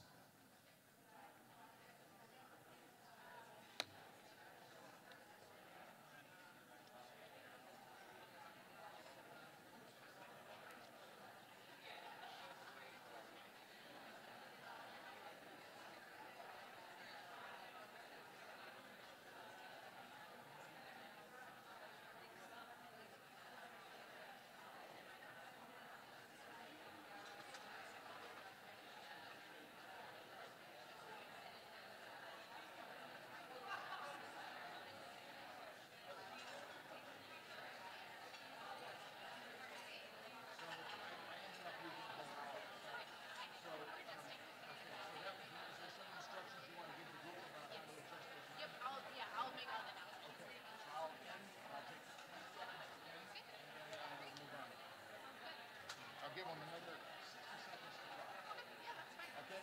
No, I think it was hopefully, yeah. I'm sorry that I tried to see if there was ways I could condense it, but I need to somehow bring these things to life and talk about it. If I don't do that, No, yeah, absolutely. We got off on a late start, and these things happen during events. Okay. So.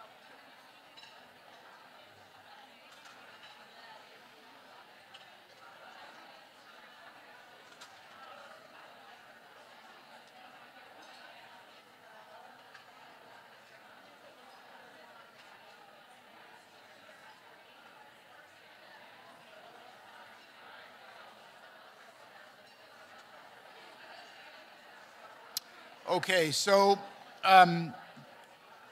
again, forgive me for interrupting you. You got a little bit of a start on talking about things that you're at least considering changing or you want to commit to changing. I'm happy to talk with you. I'll be around most of the day. I want you to remember that primary care is a team sport. I'll talk more about that. I hope that all of the teams are able to assign ahead of time during the time when my presentation, some folks to listen to. There are 2 simultaneous presentations. Send at least 1 team member to the one that I'm going to do so you have a sense about how to put this in place in your practice. This was intended as an introduction, and again, the online training integrates all of these skills, including self-management support. I want to thank you for your time and wish you a good rest of the day.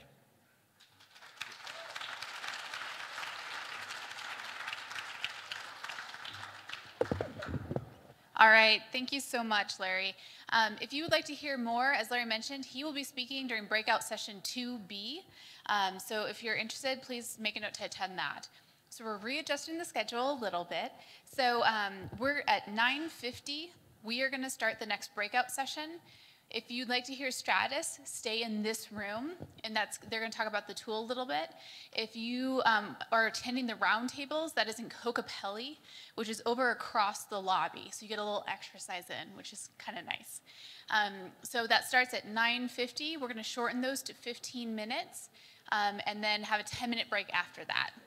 Don't worry, we'll re-announce all of that, but just so in 5 minutes, either be here or be in Kokopelli. Thanks, everyone.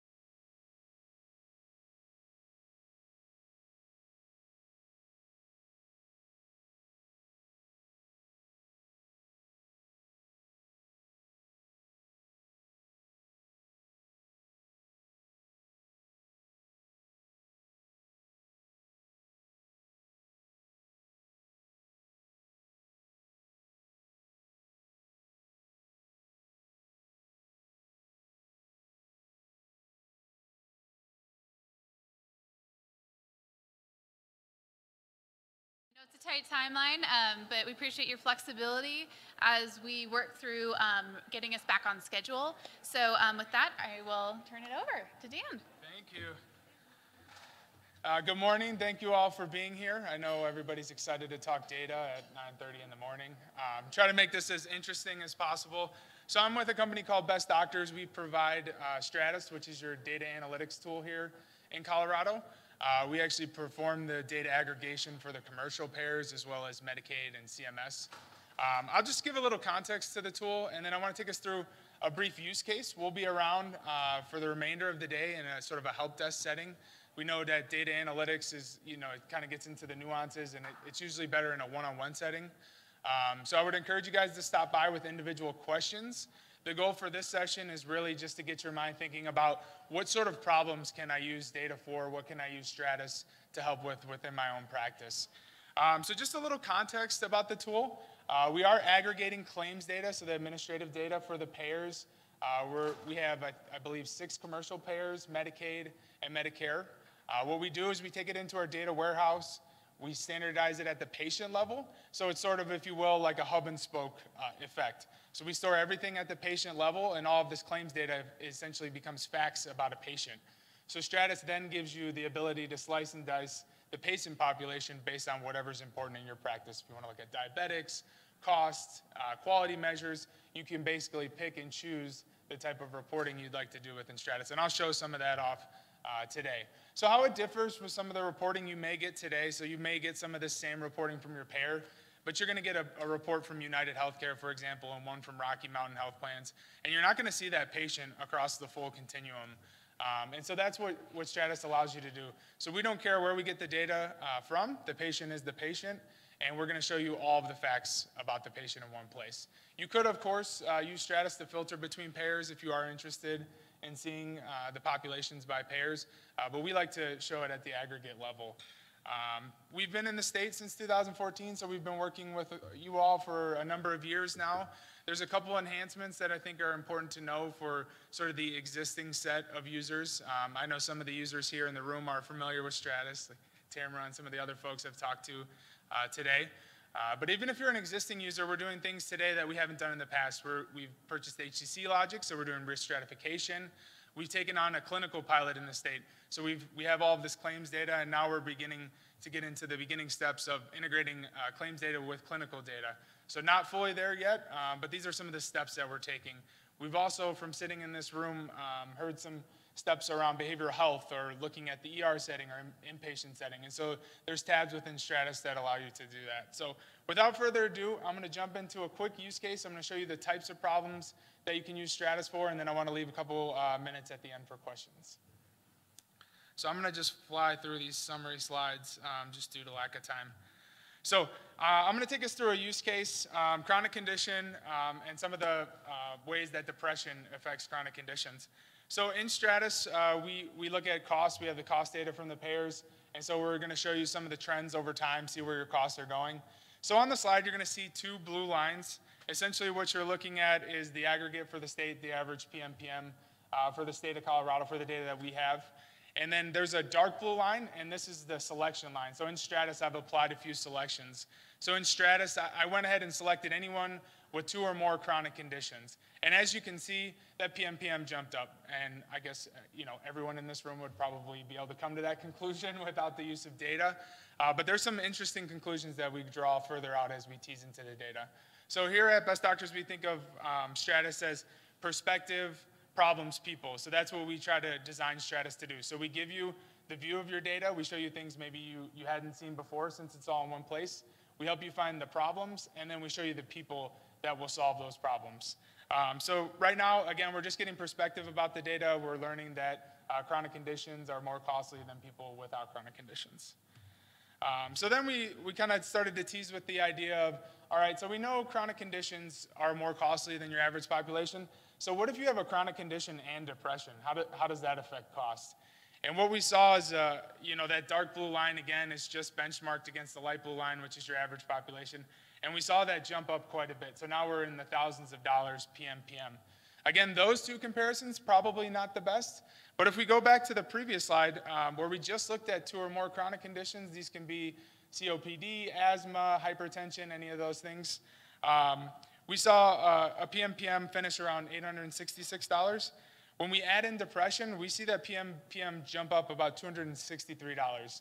So we can see that depression is obviously driving a great deal of cost within this population. So again, and there's probably a slide in between this and the ER slide.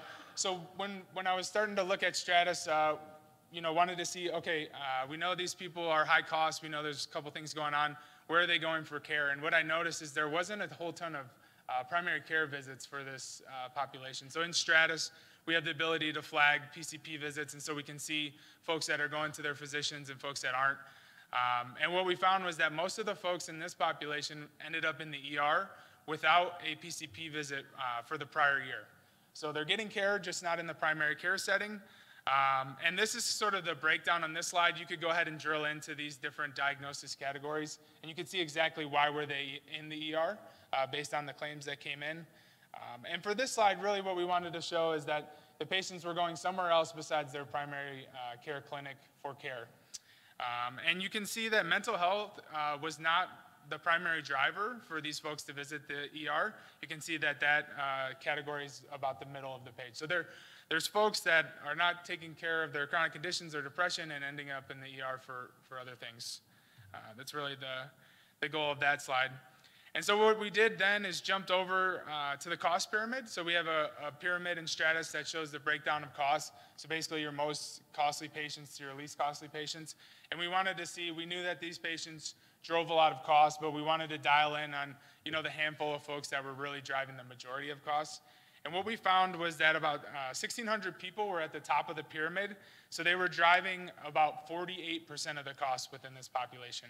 And they only represented about 10% of the overall population.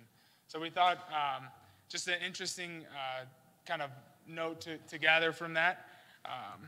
And what we did is from there, we took a look at our population's health tab, and we wanted to see what else is going on with this population. Is this maybe a population that we can help? Is there, some extraordinary circumstance where maybe these folks are kind of beyond our primary care setting? And what we found out was that there's a great deal going on within this population. So 59% of the population has 6+ chronic conditions, so a lot of things happening with this group. 40% of the population was also in that top percent of the HCC quartile. So I mentioned that we're risk stratifying this population as well. So basically 2 ways to get at this population. So we're looking at all of these different slides within Stratus to get to this population, or we could have started with the, sort of the risk stratification side where we looked at just the top 10% of the risk quartile. And that's telling us the same thing. This population, a lot of things going on with them, a lot of costs. And of course, all of these slides are great, but until we know who the patients are, we can't really solve these issues. And the one thing nice about Stratus, as I said at the beginning, it's all patient-centric. So all of these facts can be disseminated by patient. We have a patient registry within the application. So as you're going through and kind of dialing in on some of these problems, you can always flip to a registry of these patients. You can export it to Excel. You could hand that to a care manager. You could look at that in a group setting. So you can kind of go from perspective to problems within the data to people. And so that's really the goal of Stratus. There's a lot more slides. We look at things like quality measures. We have provider analysis, so we can see which groups of providers are taking care of which patients in the best fashion. And so there's a whole set of reports within the application. So if you haven't been in there, I would encourage you to get into the application.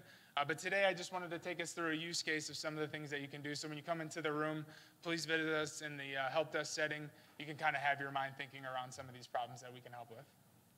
So I think I'm nearing the end of the time, and I spoke a lot. I just wanted to pause there. Any questions? Yep.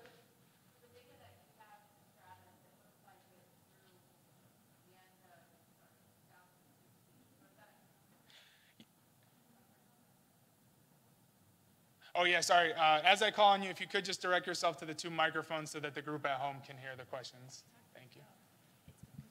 Okay, can you hear me? Yep. All right, so the data that is in Stratus, it looks like it's through the end of December. Is that your regular time frame since it's claims data? Then that's the most accurate that you have is probably within that 6 months? Yeah, so great question. So Stratus itself is a 1-year reporting period, so you can look at 12 months of data. We do some trending, so there's more data behind that. So if we're looking at January of 15, we obviously have the 12 months prior. But it's a rolling 12 months, meaning every month we move the application forward, we drop the last month. Currently, there's a 3-month lag in the application. So at the time that I prepared this presentation, this was the data within the application. But today, there's a 3-month lag within the application. So I believe the application's through the end of April of 2017. So just as a reminder for everyone, this is the room that the virtual participants are seeing throughout the day. So anytime you have questions, it's not for everyone in the room, it's for the people who are viewing us online, which feels kind of weird, but just remember that. That's why I ask you to use the mic stands. So thanks. Hi there. Sonia Madera, CMS. I just wanted to add a little bit to what Dan was saying. And apologies, Dan, I missed the first part of your presentation. But in terms of the data that's in Stratus right now, we are still working on the CMS side to get a contract in place to start refreshing the Medicare data again. So the commercial payers, our payer partners, have data in there through April, as Dan was saying. The Medicare data, though, has not been refreshed past the end of December at this point. So we are looking to try to get that data flow open again as soon as we can, at which point you'll start to see refreshes in the Medicare data as well. Thanks, Sonia. I think we have about 2 minutes or so. Any other questions, comments on the slides today?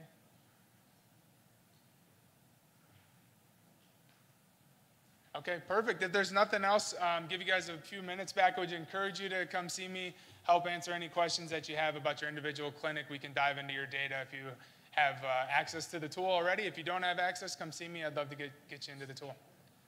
Thanks again.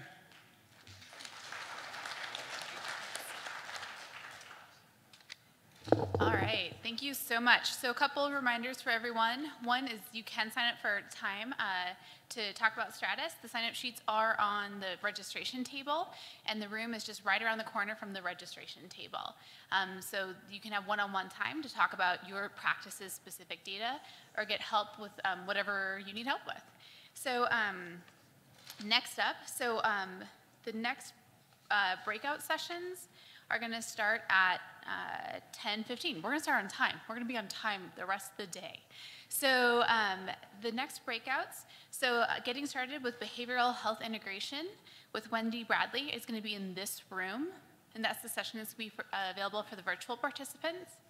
If you want to see Larry speak again on team training strategies to promote quality and efficiency, that is going to be in Kokopelli, which is, again, across the lobby on the other side of the hotel. So if you have any questions,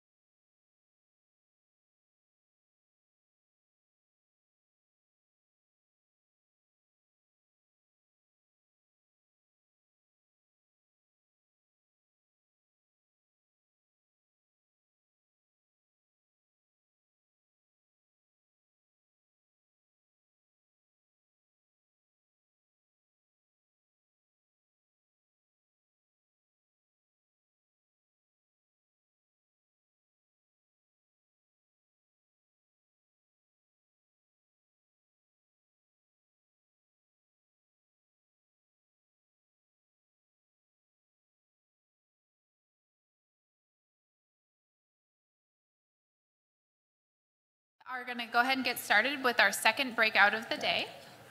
So I am very happy to introduce Wendy Bradley, who's joining us from TMF. And then we're also going to hear today from Leah Haymeyer, who's the behavioral health provider at Yampa Valley Medical Associates up in Steamboat. So welcome, Wendy Bradley. Thank you. Does everyone mind moving in a little closer? It's a large room, and it just feels like we're really spread out. So if y'all don't mind moving maybe a little closer over here, that would be great. If that's okay. So I've never been to Grand Junction, and this is a really cute town. I drove over from Denver, which was probably one of the prettiest drives I've ever seen in my life. And I've lived in a lot of places, but this is a really great town. I went to the farmer's market last night, and I don't know if any of you came in earlier, but it was really cute last night. Lots of good food. Went to taco party. That's a plug for a local restaurant. It was really good. Okay, so I'm assuming everyone in the room is thinking through their next steps for integrating behavior health. Is that right? Okay, and my clicker is not working. They said that there was some technical difficulties. We can do like on a virtual, and I guess I can move it from here. That's better. Just go ahead. You'll be the clicker. Okay. All right. So next slide.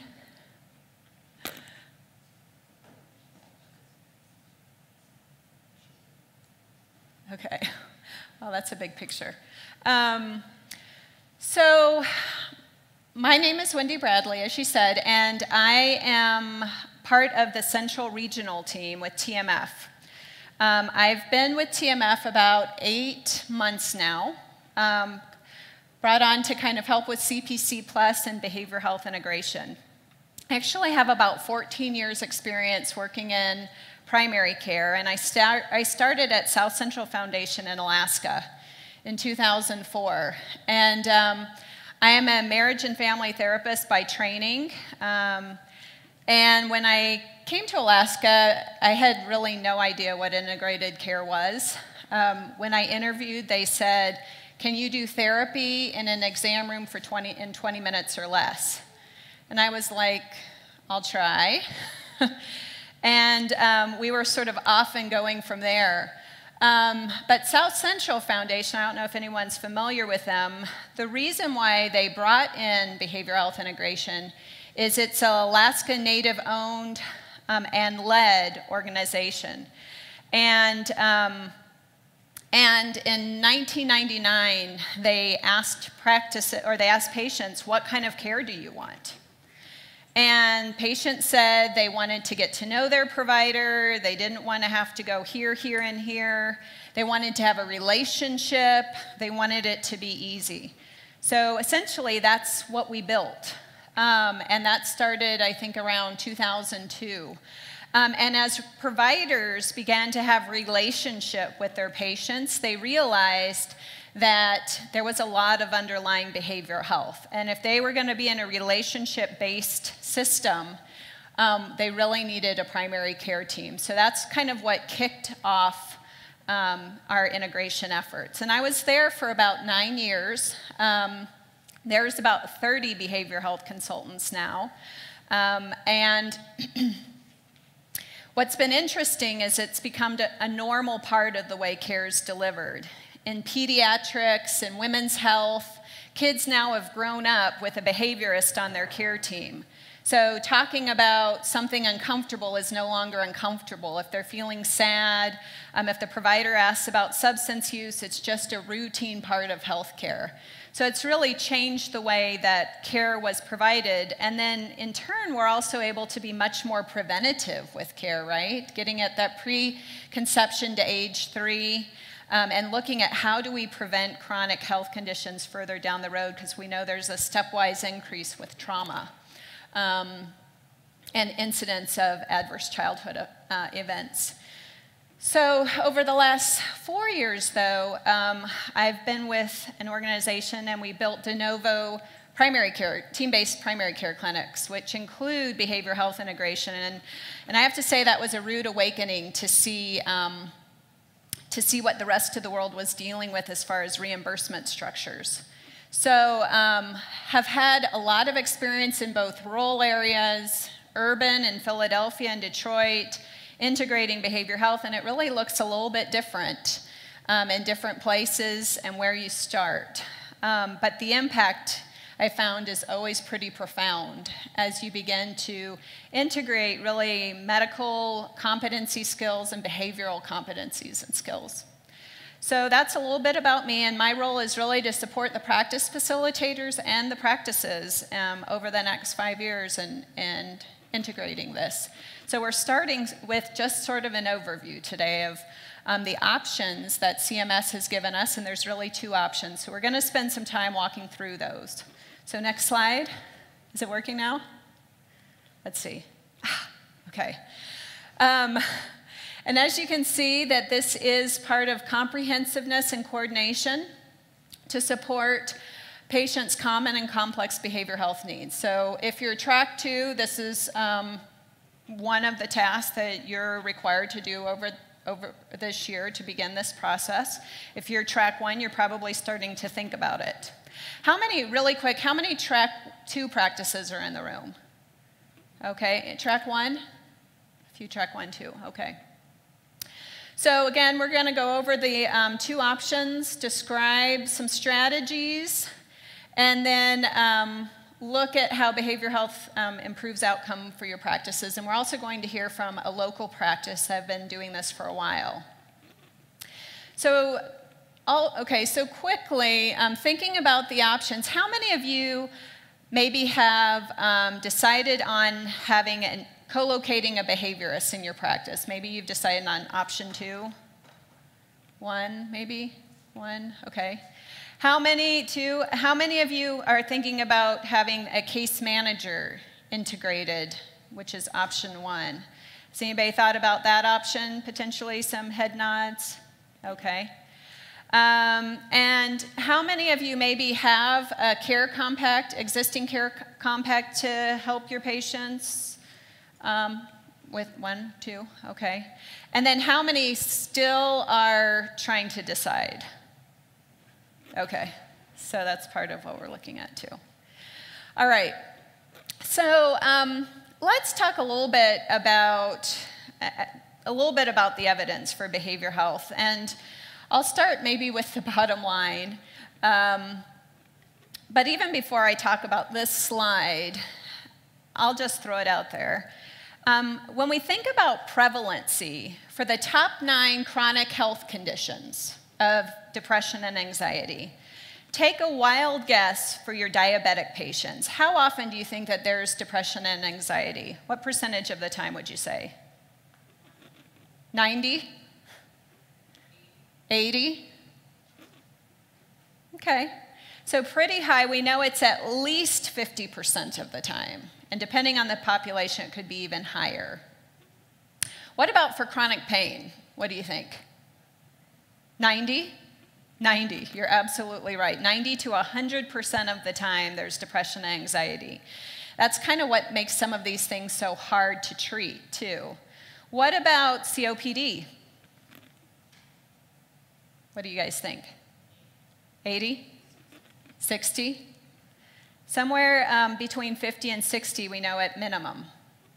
Okay, so how often do you think that these depression and anxiety is missed?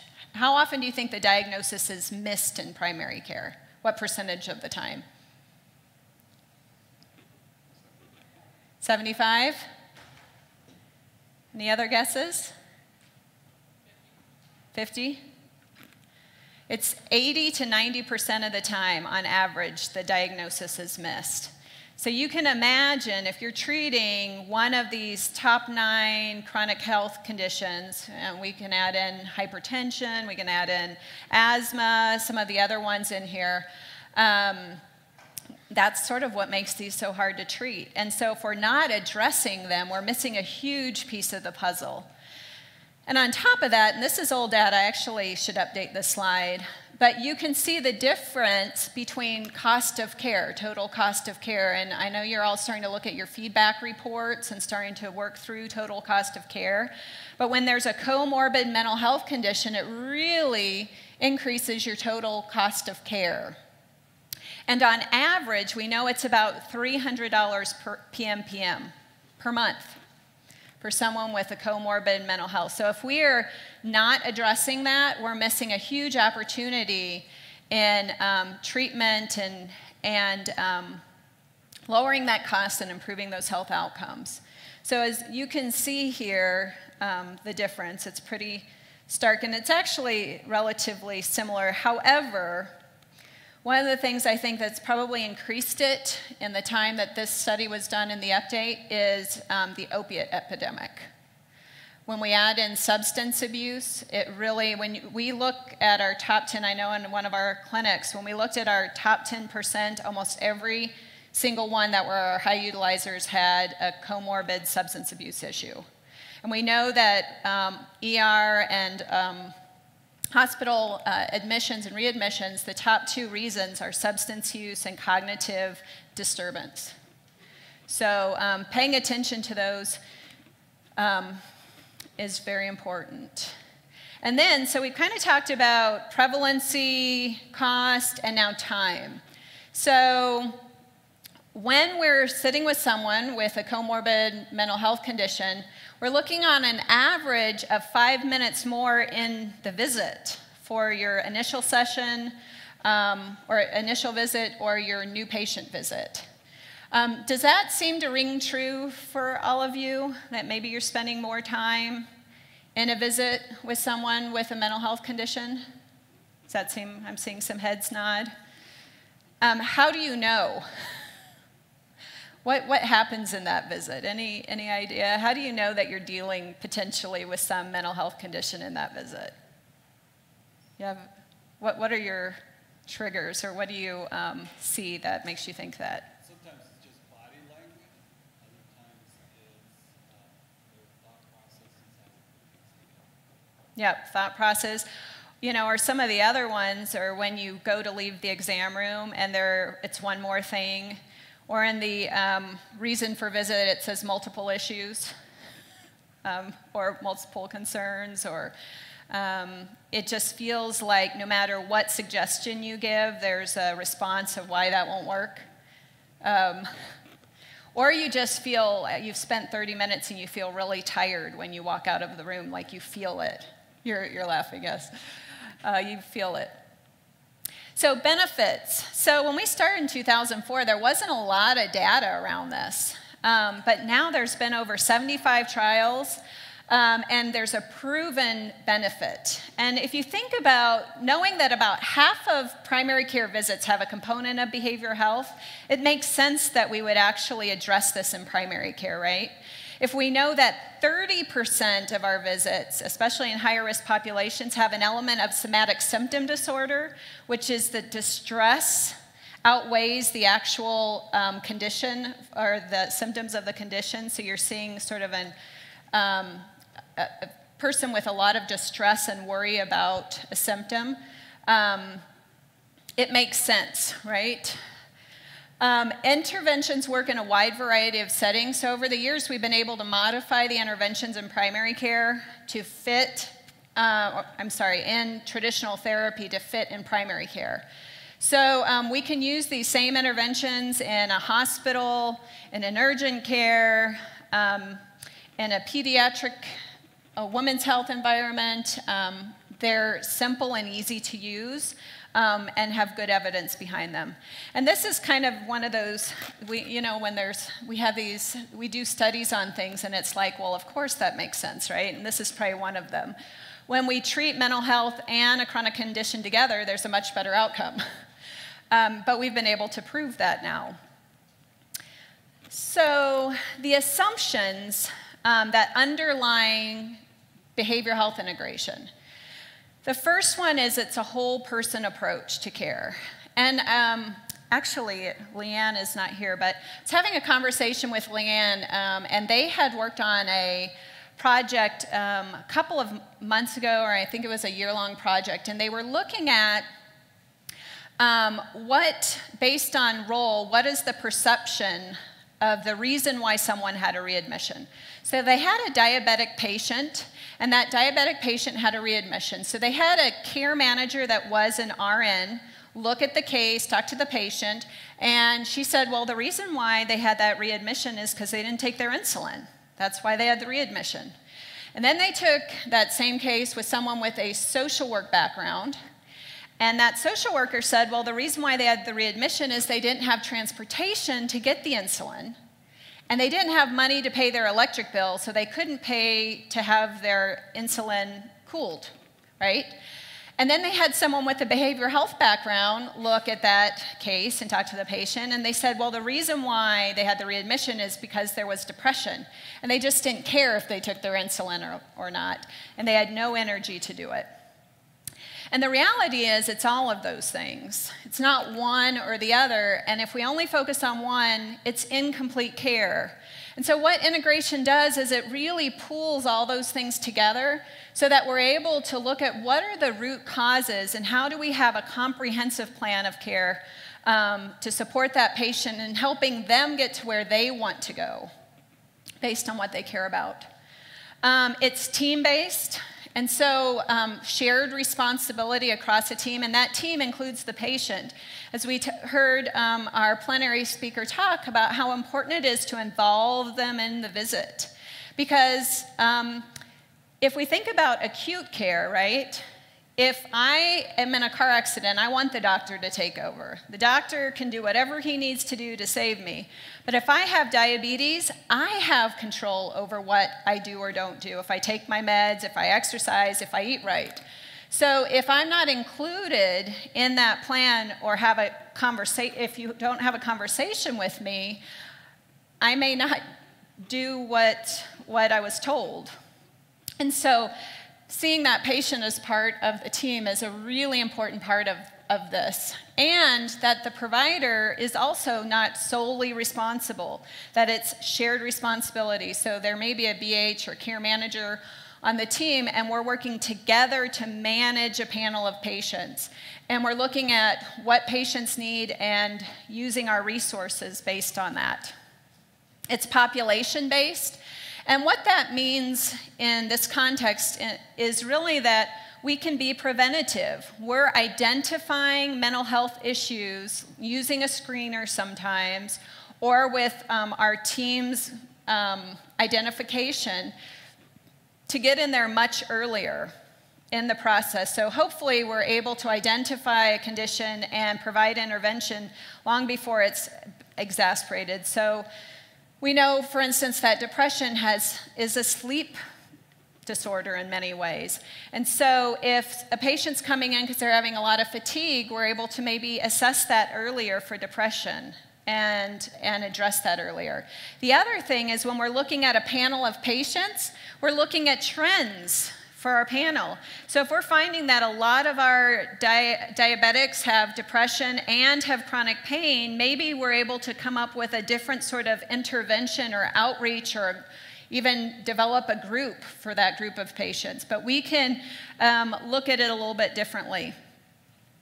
It becomes a routine part of care. As I talked a little bit about the example we had in Alaska, it has become routine. When a provider asks you, so tell me about how much you're drinking and what you're drinking, that's a routine part of care, that your provider wants to know how you're feeling, what your goals are, what you're using. It's just part of care, and that I can go to one place and have my needs met. I don't have to go down the hallway of shame to mental health to get my needs met. I can have it done in a place that I actually feel comfortable. All teams learn basic components of behavioral health care, and in some ways, in our plenary, you heard some of those basic components, right? It's motivational interviewing, where I'm interested in finding out what you care about. So if you have diabetes, I'm curious as to why you would want to take your insulin. What are you hoping will be different when you feel better? The whole team starts to have that approach around goal setting with the patient and identifying what does mental health look like or behavioral health look like in clinic. And everyone is a little more aware of that. And it's part of just the way they think about and conceptualize patient care. In our overview of the menu of options, basically for CPC Plus, there's 2 options. Now, we understand too that there's some overlap between these, but I'll try to just describe them. They're both evidence-based.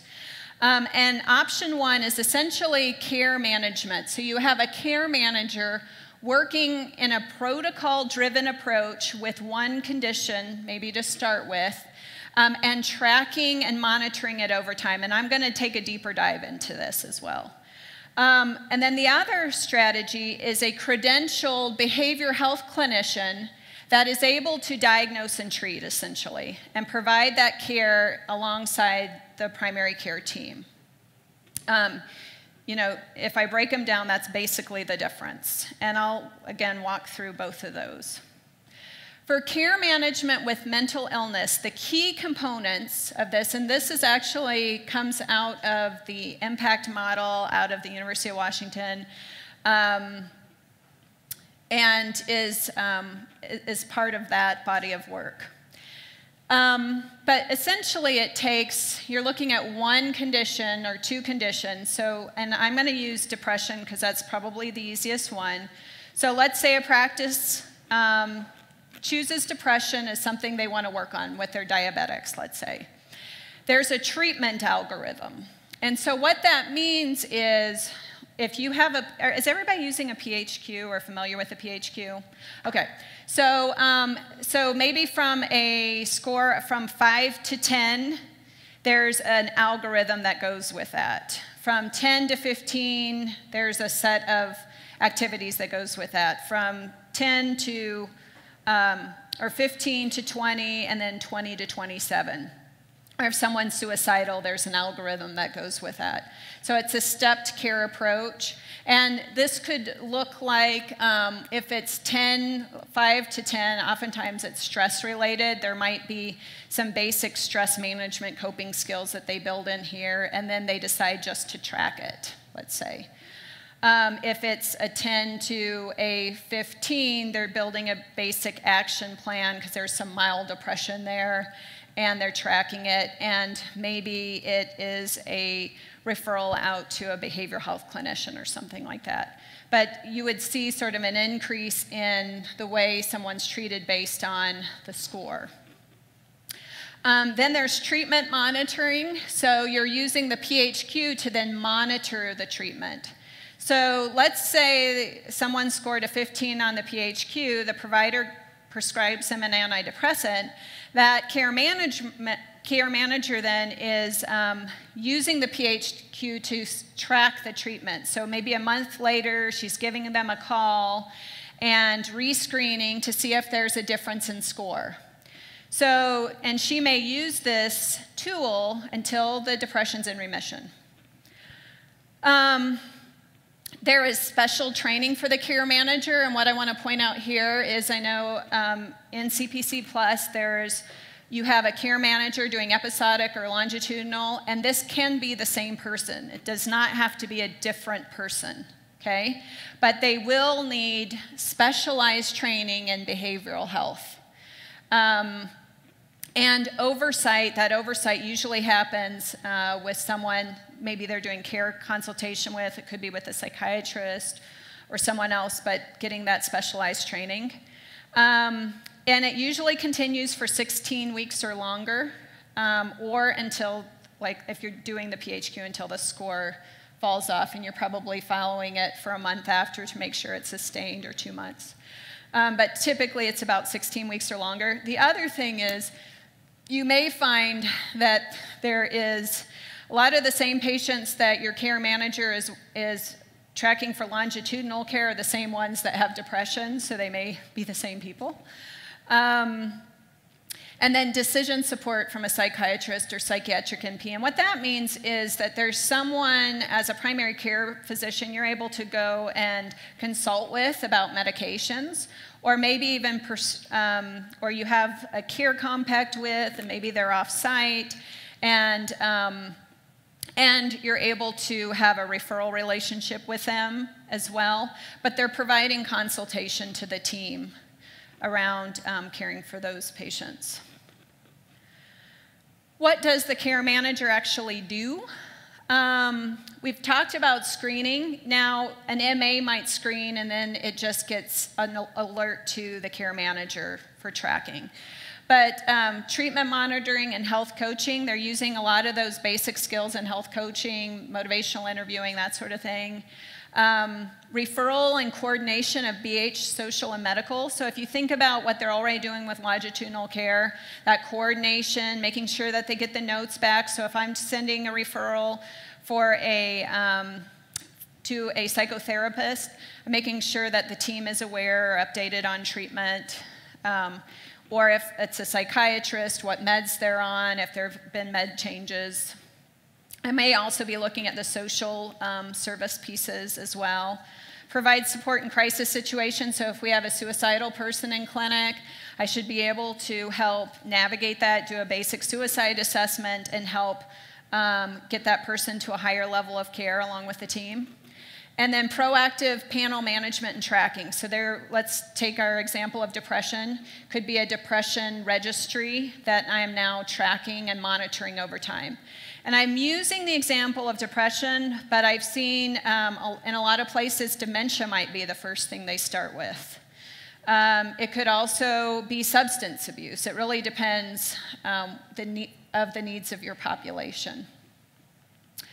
The basic skills and background, I've seen this a lot in Michigan actually, where they're hiring, to do the longitudinal care management work, they're hiring a bachelor's or master's level social worker or psychologist person to do the work because they already have a lot of the training in motivational interviewing, have that background in the behavioral health piece, and then they pair them with an LPN or an MA around the medical, because really they need to be able to organize care really well and to do outreach and in-reach and track registries. But if they're sitting with their team, they're able to get a lot of the medical pieces answered. And we know a lot of chronic health conditions have behavioral health lifestyle change issues. So much of it is how we help them take their meds or eat differently, and a lot of that is that motivational interviewing.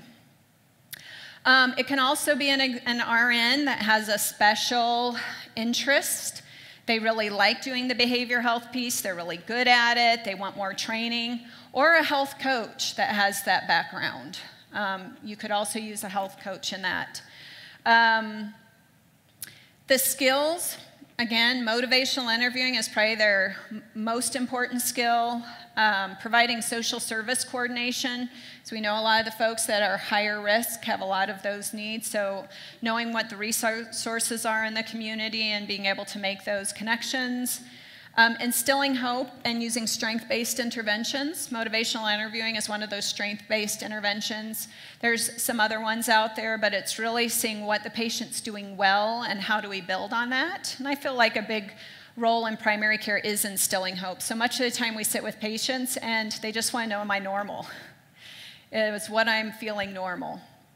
That self-management support, BH clinical knowledge, communication with teams, and I think that's really key, that the whole team is aware of what's going on and updated. The provider knows what's going on before he walks into the room, and then engaging families and caregivers.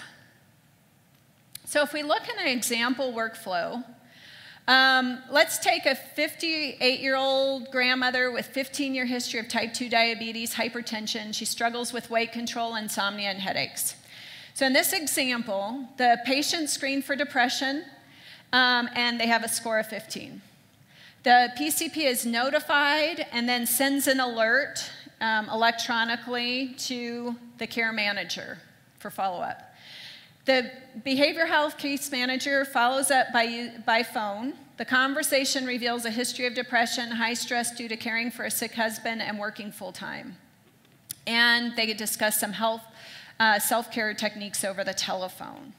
Now, if this care manager is available, they might be able to jump into the exam room if they have the time, but it could also be by telephone. And then they're put in the depression registry for tracking. And since this patient doesn't seem to be making the progress that they want them to make, they've rescreened, and she's still at a 15, the BH care manager makes a referral to their co-located therapist that's in the clinic 2 days a week. Now, if you don't have a co-located therapist, it may be someone in the community that she does that referral out to.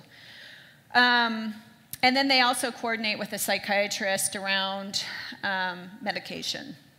Over the next 6 months, she has 2 check-ins, 8 follow-up therapy visits, and gets her blood pressure taken every time she comes into clinic. So they're kind of piggybacking that onto the visit. And they help get home health for the husband because she is stressed. So again, they're looking at all the components and putting together a plan of care and tracking it. So that's option 1. What questions do you have? Does it make sense? Yeah? Okay. Any questions? Okay. I'm hoping it's because I explained it well. Yeah, okay.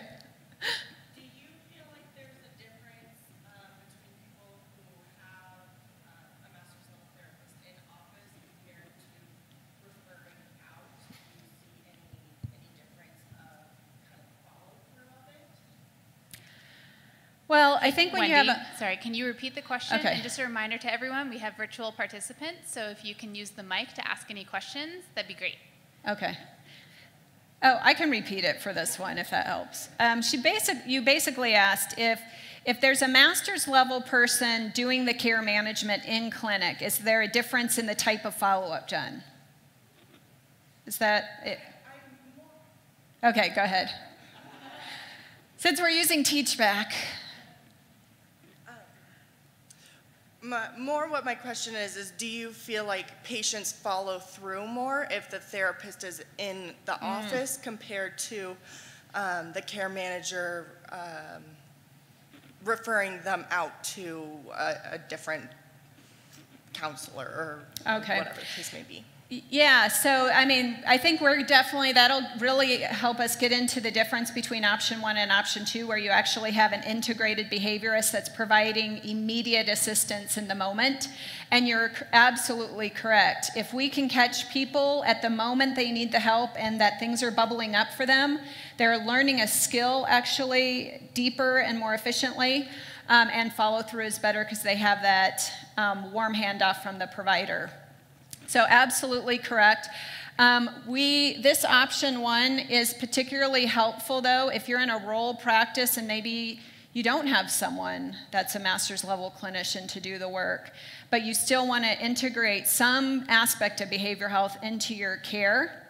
And so we also find that doing something is always better than nothing. And it is a good something. So thank you. Good question.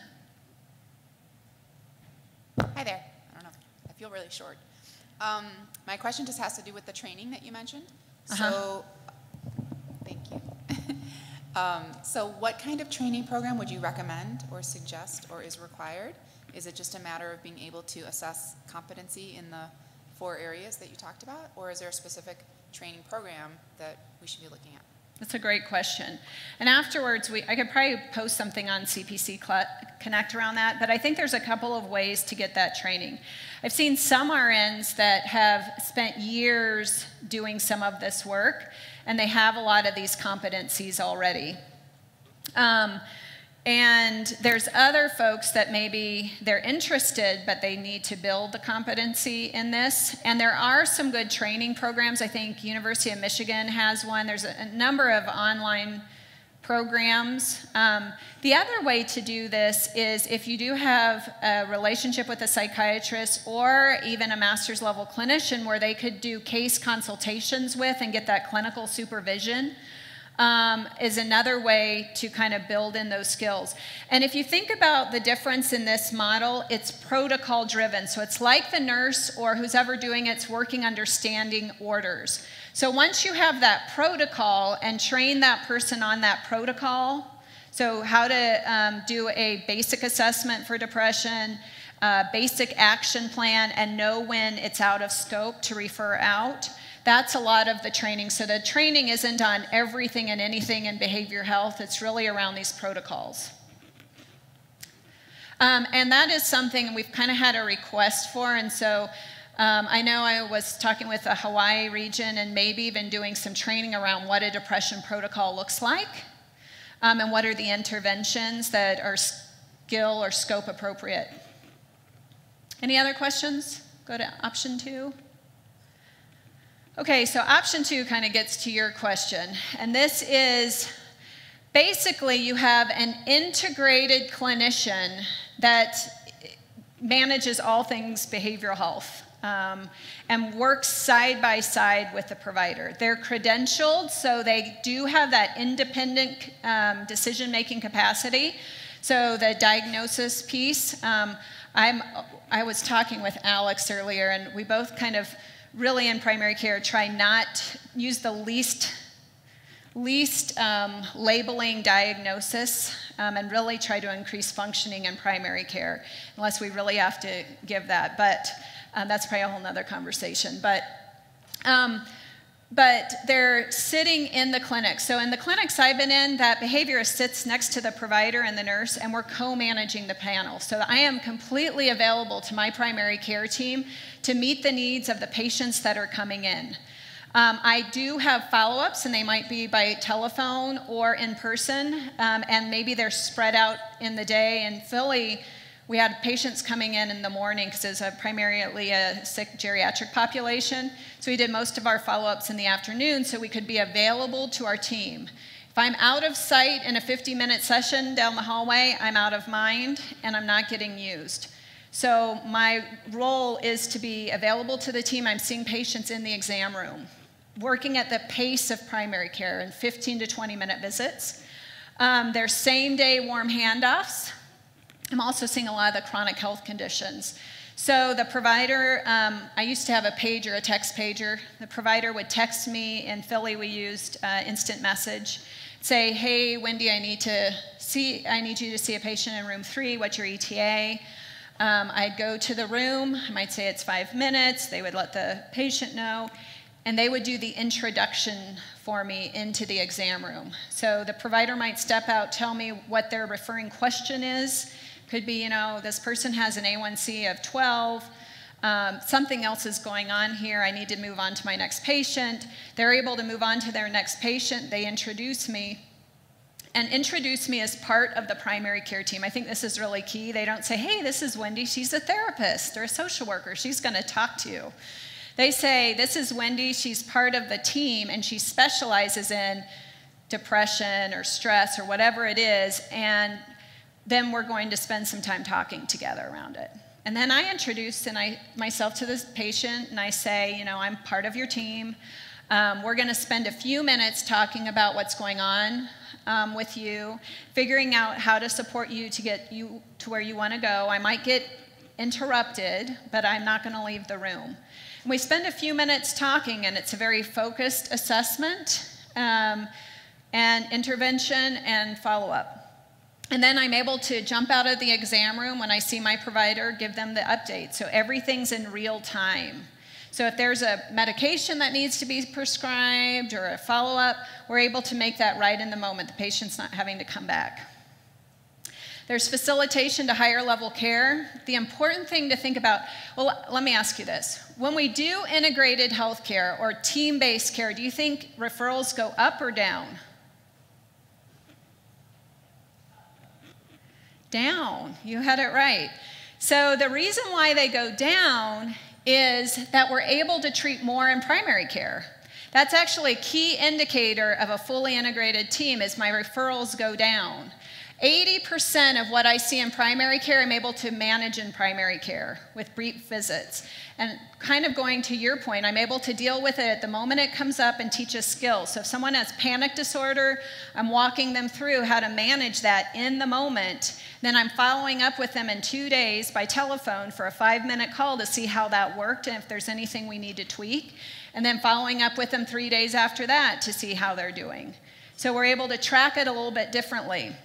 And only 20% of patients really need that warm handoff to higher level traditional care, and I might do that for complex PTSD or something like that, but they also have to be ready. We know a lot of patients that might not be the best way for them to get their treatment, or they're not going to follow up anyway, or there's not good capacity, so it really depends. And a method for engaging patients in BHI services. In the practices I've been in, there's usually 3. The first one is screeners, PHQ, audit, ages and stages in pediatrics, maybe we had a pregnancy screener because we wanted to see if there was depression, substance use, anxiety, and get intervention in at the moment if we find out they're pregnant as opposed to 3 months in, but a screener. The other one is data-driven. So we might have a protocol for all of our diabetic patients with A1Cs over 8. We'll have a consult with a BHC, or anyone that's on an opiate will have a consult, or if the provider's considering putting them on an opiate, because they want to, look at risk of abuse and that sort of thing. It could also be anyone 80 is going to get in mini-cog for dementia. So it could be there's a specific need in your population and you want to build in some triggers for some of that preventative care or people that you know are at risk that you want to get ahead of and get further assessment on. Or on the flip side, maybe in your data you're pulling everyone that has a positive PHQ and is on an opiate and a benzo, and you want the BH to outreach to them or catch them as they're coming in. The last bucket is just team. So if the team identification, the provider comes out. And I have to say, when I first started, the provider I worked with, it was when the patient started to cry, he would come get me. And that's not what we want, but that was his indicator that it's time for me to come in the room. So, but we worked on that. Or when he got really good at, if there was some underlying personality issue, he would before stay in there 40 minutes and only come get me when he couldn't stand it anymore. And as we got better, he would come get me much earlier, and we had a plan of care for folks that he was like, he's caught in the net, so we could work together on that. And then brief intervention and brief therapy. Again, these are not 50-minute sessions, 20-minute sessions in the exam room. The cool thing about this work is we're focused on what's going on today, and we've learned this from primary care, right? What's the presenting issue? How do we help build a skill today to help you increase your function? I'm not as concerned about what's happened in the past, because oftentimes it's playing out right now in your current relationships. So I get to work with someone to help them move forward instead of just kind of rehashing. There's a place and a time for that, so I don't want to discount that. But for most folks, it's small skills over time that makes a change.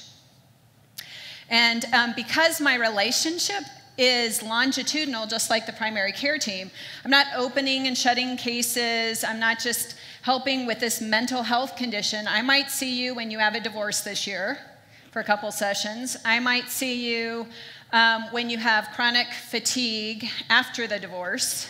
I might see you when you're caring for your mom a year later. So we are working together over time in conjunction with the team to help build in those skills. And again, I think even when we look at the data around high-risk behaviors and the decrease in ER visits and all of those things, it's because we're able to get in at the moment of care when someone needs it.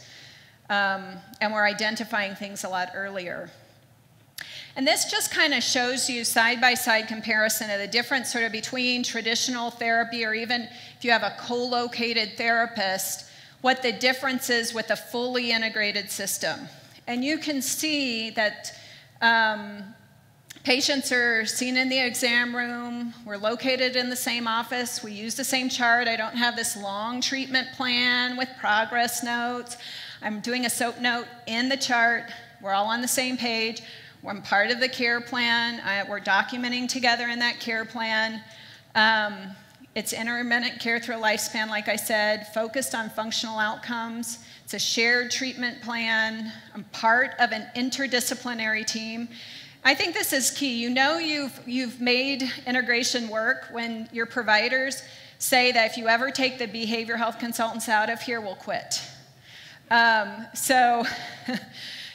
And because you learn that you can't function without each other. And it was the same way for our behavioral health consultants. They said they'd never go back to traditional work because me being able to ask my provider, you know, I'm wondering if this has something to do with their blood pressure. They had a heart surgery 3 months ago, and I'm wondering if there's an anxiety component that may have been triggered by that. And it has a primary medical start to it. Or I'm checking with someone, you know, a senior that has psychosis, and I'm wondering maybe we need to get a urine test because there might be, they may have a urinary tract infection.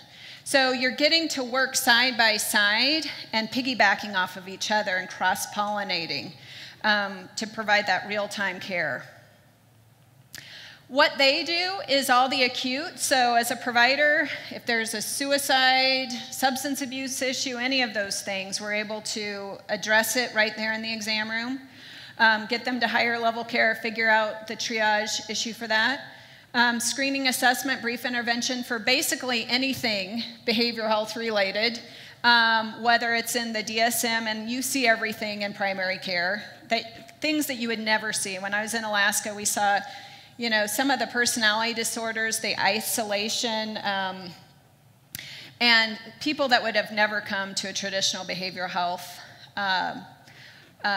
clinic to get care. The somatic symptom disorders, you don't see those in behavioral health. Nobody's going to go with illness, anxiety disorder to behavioral health clinician. So you see all of those things in primary care and are able to address them. Motivational lifestyle change, chronic medical conditions, so chronic pain, fibromyalgia, irritable bowel syndrome, rheumatoid arthritis, a lot of those things that we know that stress, anger, and sadness have an impact in. In fact, when I was in Alaska, some of the traditional healers said that anger lives here, fear lives here, and stress lives here. So, you know, if I'm having a lot of headaches and tension, you could tell kind of what kind of needed to be resolved by where it was kind of living in the body, which in a lot of ways makes a lot of sense.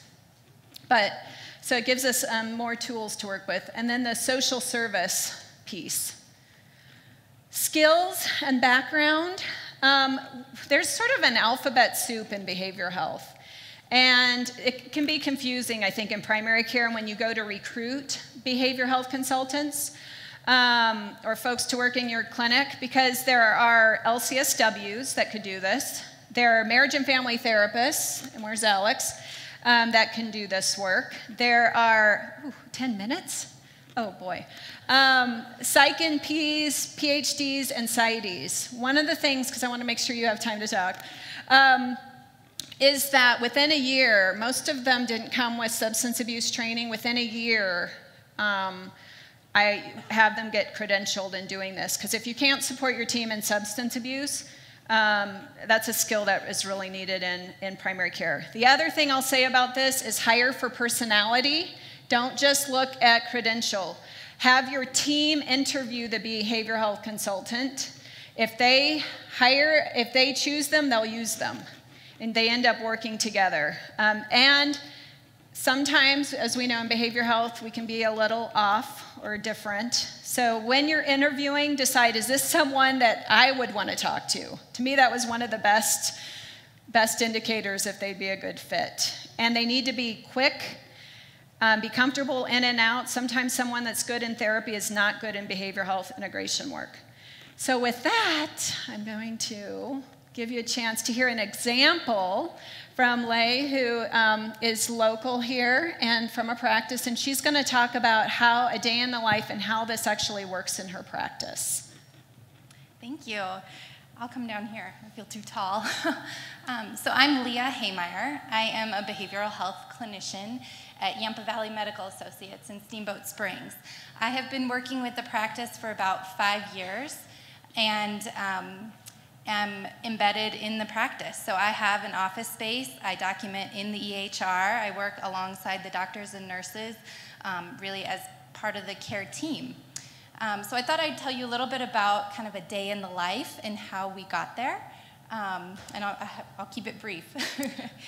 So a day in the life, I can log into the EHR, I look at the schedule and see what patients are coming in. Having been a part of the practice for 5 years, I have kind of this ongoing caseload and often recognize 5, 6, 7, 8 patients that are on the schedule easily. And then check in with the doctors and nurses, make sure they know that I'm available and which patients I'd like to see.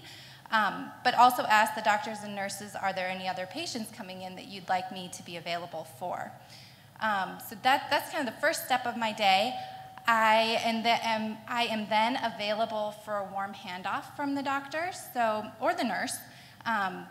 So if there's an issue with a patient around behavioral health, stress, sleep, anxiety, depression, and then health behaviors, wanting to quit tobacco, alcohol, drinking too much coffee, wanting to lose weight, set goals around exercise, all of those things I'm available for. So I have found that it's most helpful if the doctor can introduce me and bring me in at that appointment. That warm handoff is so key to the work that I do in helping me build rapport with patients.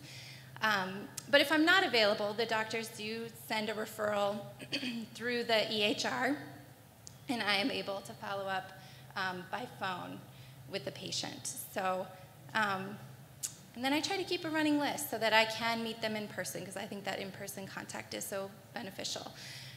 Depending on what the patient needs, sometimes that in-office visit, that brief intervention in the exam room, is all that they might need, and maybe a couple phone calls to follow up to see how they're doing. Other times it's that they need significantly more help, and I'm connecting them with specialists in the community for mental health or social services type work.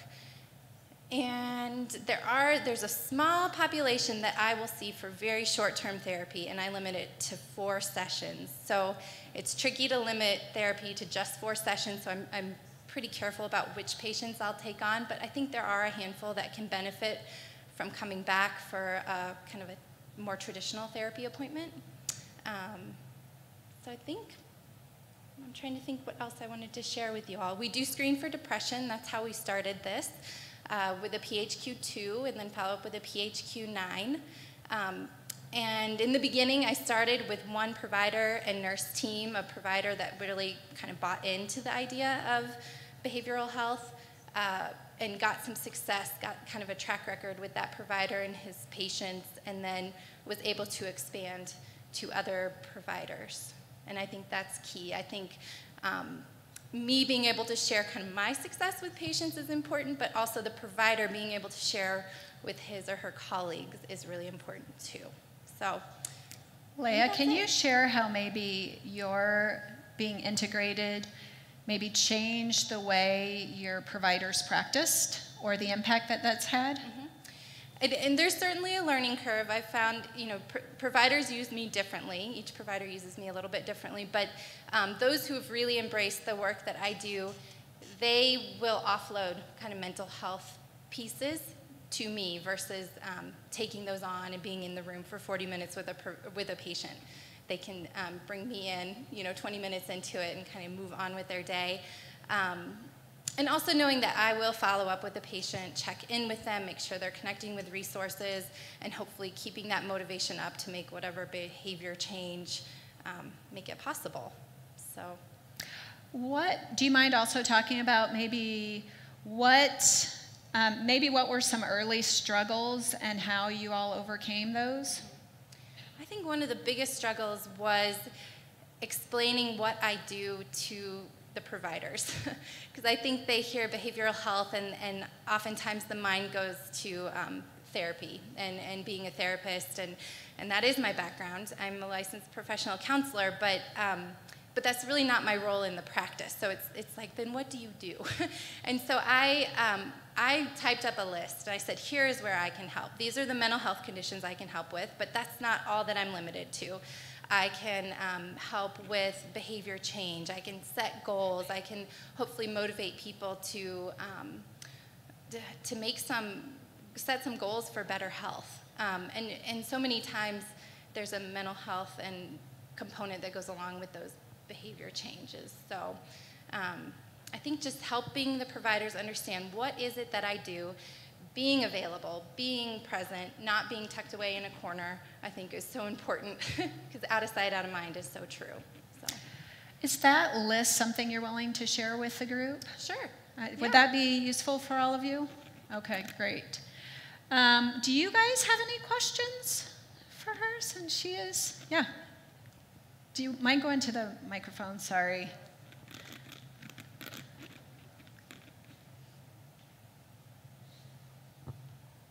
So you talked about those visits you do outside of the provider visits.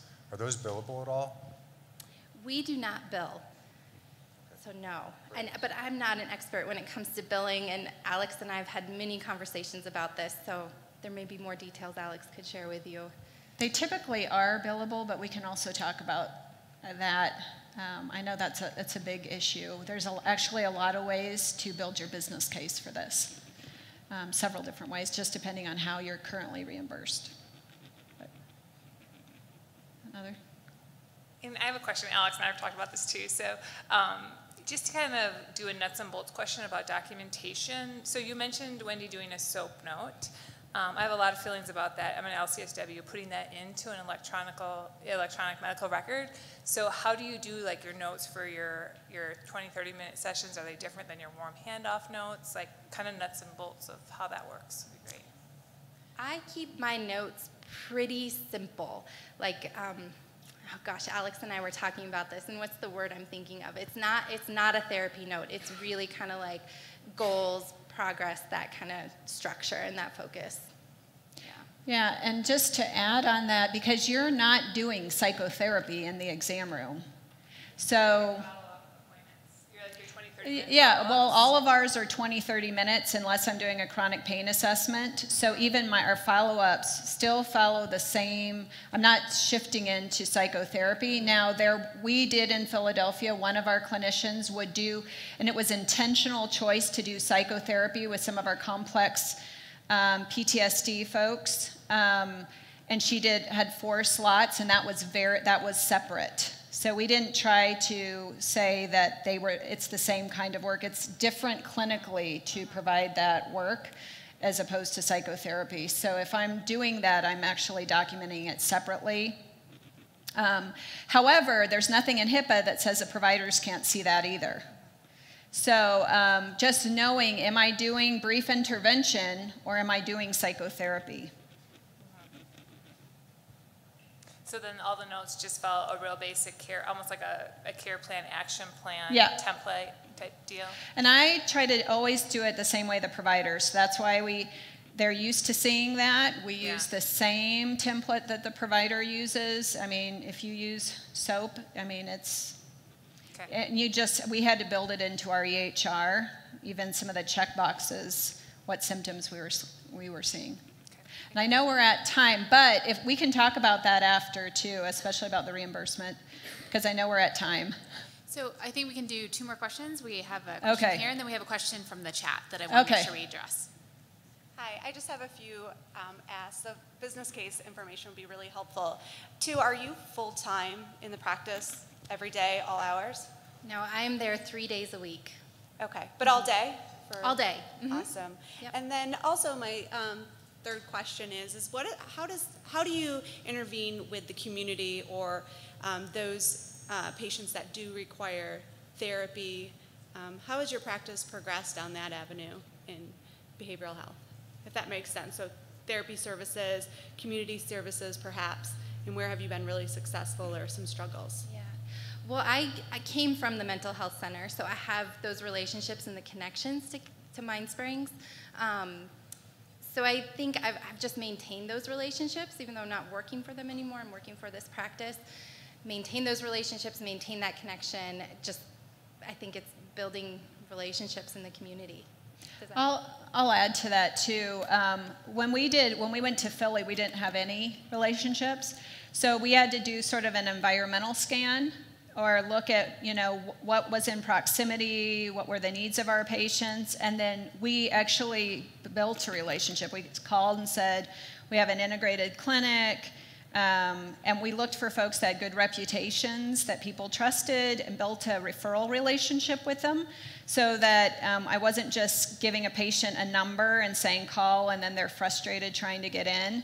We found out who their case manager was, and they knew how our case manager was, and we built a referral relationship with them. And we also did that with food support. There was a place called Manna, and they would do Meals on Wheels to our patients with chronic health conditions. They had a grant for that. The nice part, if you're in a community, there's people that have grants that need patients, and so just having conversations with folks and figuring out what your patients need and building some of those relationships helps kind of leverage what's already available.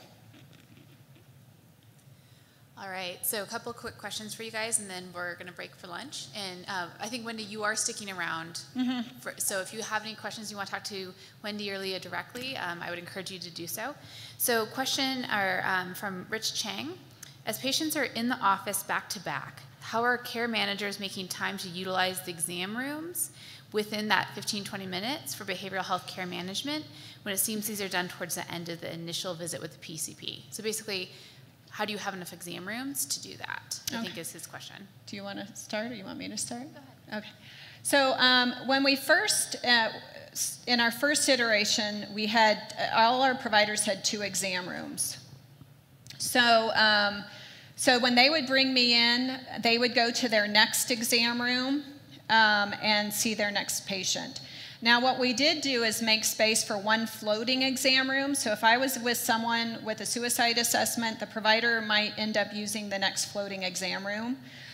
Or I could use that floating exam room and move the patient to, depending on the flow. So there was some flexibility. I've even done consults in the procedure room, the manager's office. I mean, you're just having to be flexible.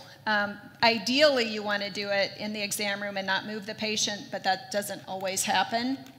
And let's say if the provider's really running behind, or I'm like too deep, I have another provider waiting, I might do what she did and call the patient back. I might just jump in the room, meet the patient, and then say, I'll give him a call back, and then we'll do something over the phone or bring him back in person. Yeah, very similar. Okay. I try to keep my visits 10 to 15 minutes in the exam room. I check in with the nurse. If that's too long and they need the room, I have a space. I do move the patient when it's needed. Yeah. Great, thank you. So the last question, and Wendy, maybe you can provide some resources on CPC Plus Connect, just some more questions on providing guidance on how to bill for brief interventions done in an integrated behavioral health site. So I don't know if you have some resources you can post to address that, or what you... Well, one thing I will say, the beauty of CPC Plus, right, is we're getting CPC Plus funds to help pay for these things that fall in this gray area. So you can use your CPC funds to pay for this, because if you're doing a billable visit, a lot of times it doesn't fall nicely into a psychotherapy code or even a behavioral management code or something like that. And so in the clinics we have not done billing, because even in a fee-for-service environment, at best, I'm making $55 an hour, at best. And if I can help my provider be more efficient, he's able to bill at a much higher rate. So if my provider is able to stay on a 15 or 20-minute schedule and I'm helping him be more efficient, we're actually looking at even though maybe you might think that your revenue is going down, but what you're actually making is going up. We actually found that at SCF when we initially did this. We had a drop, but an increase in overall profit because we were much more efficient with leveraging the staff. Just like you don't get reimbursed for a CA or a medical assistant. If the doctor was actually rooming all the patients themselves, that would be a very expensive thing for them to do. The same thing with behavioral health. So how do you actually leverage your team even in fee-for-service? And then you have that CPC plus funds that are really help offsetting that so that the BH can do telephone visits and the nurse can do telephone visits instead of face-to-face visits. Billing becomes, even if you think about the biller's time, that's expensive to figure all of that out. But for follow-up visits, we often did bill. So there, you could kind of do a hybrid. I know Colorado's very advanced in this. And once you get into PMPM and outside of fee-for-service, all of this gets easier, and that's what CPC Plus is really trying to do. Move us out of fee-for-service, start to think of health outcomes, and how can we provide alternative visits, how can we support folks in other ways so that we're not trying to pull people in to get reimbursed. We can talk more about that, but. Great, thank you so much. So unless you have anything else, Wendy, I think it is time for lunch. Okay. So lunch is available just right outside in the hallway. Feel free to come back in. Everyone from the other breakouts will be rejoining us as they are currently, and we'll get back together in a little bit. Thanks, everyone. Thanks, Wendy and Leah.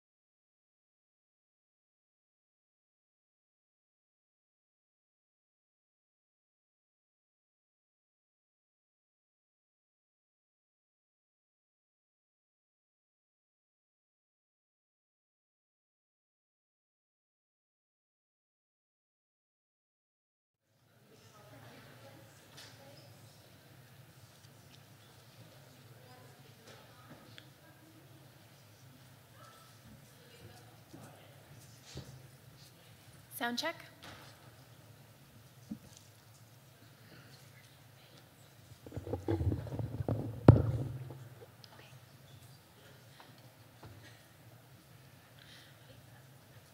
All right, well, welcome everybody to the payer practice leadership discussion. And I think most of you know me. My name is Cynthia Mattingly, and I'm the manager of the practice transformation team here at Rocky Mountain Health Plans. And then I have Emily Biscay with me today, and she is with Health Teamworks. And we will be facilitating the session today. And so before I get started, I also wanted to recognize that we have with us today Tim Prinz. And do you want to stand up for a second, Tim? And so Tim is the payer engagement lead across all of CPC Plus. So he will be across the whole spectrum of our CPC work in the 14 regions and those adding on. He will be working with all of that body of work. So we're really excited to actually have Tim be here and join us today for this session. So thank you, Tim. So just starting out, I think you all are very familiar also with the CPC logic model as represented in the driver diagram. And so this is an illustration of how all components of the CPC Plus model work together to support your practice in the delivery of comprehensive primary care. So this payer practice session falls into the aligned payment reform outer circle encompassing the model. So our session objectives today are to define the purpose of the payer practice work for CPC Plus, to understand project participation and motivations of payers and practices, and to provide an opportunity for Q&A between payers and practices.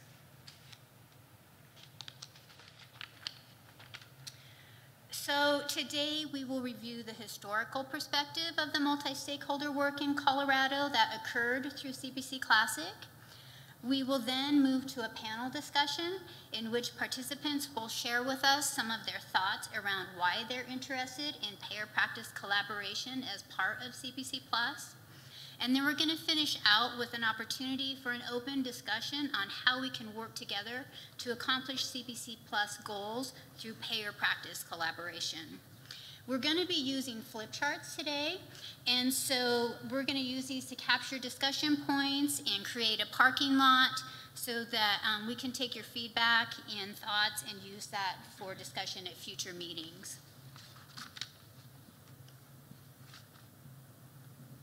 So we're really fortunate to have a rich history of payer practice collaboration in the state of Colorado. And payers began meeting for CPC Classic in 2012. Early work began on data aggregation and the path to Stratus, and OSHU, the Center for Evidence-Based Policy, Oregon Health and Science University were contracted as the convener for the payers at that time. So with that, CPC Classic launched in 2013, and in 2014, the payers brought in a small group of practices to become involved in the data discussions that were going on. In 2015, the multi-stakeholder group is formed, and membership was expanded at that time to include public and private sector payers, TMF, Mathematica, regional learning faculty, and then still OSHU as our multi-stakeholder group faculty. And also that same year, Stratus became available to practices. In 2016, CPC Classic closed and a transition began to CPC Plus. The work of the payer collaborative continues among the Colorado payers, and OSHU has become conveners for the SIM multi-stakeholder group work in the state. And Stratus also has been made available to the SIM practices in 2017. So during our last CPC Classic multi-stakeholder group meeting, we took time to go around the room and have members discuss what they felt were successes of the multi-stakeholder group work. And the reason I bring this forward to this venue is that we really have an opportunity to capitalize on lessons learned and to bridge this foundational work to our future work in CPC Plus. And so there was, those of you that were in that room that day know there were lots of thoughts, and there was a whole entire slide of things that were brought forth with that. And so this is just a snippet of a compilation of kind of some of the main themes that came out of that. So we felt that there was a strong evolution of a collective vision, a really nice opportunity for the breaking down of silos and an improved understanding of each other's needs, an opportunity for open dialogue and collaborative networking and coordination, also the ability to influence course corrections, policy changes, and adapt to changes. And then also there was a lot of influence and direction that was taken from this group as Stratus was developed and deployed.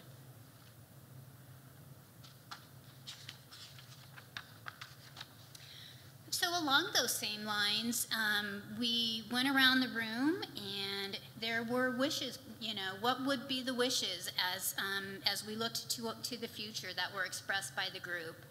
And so these wishes included continued collaboration, and with an extension to include patient advocates, the payers, providers, and the community.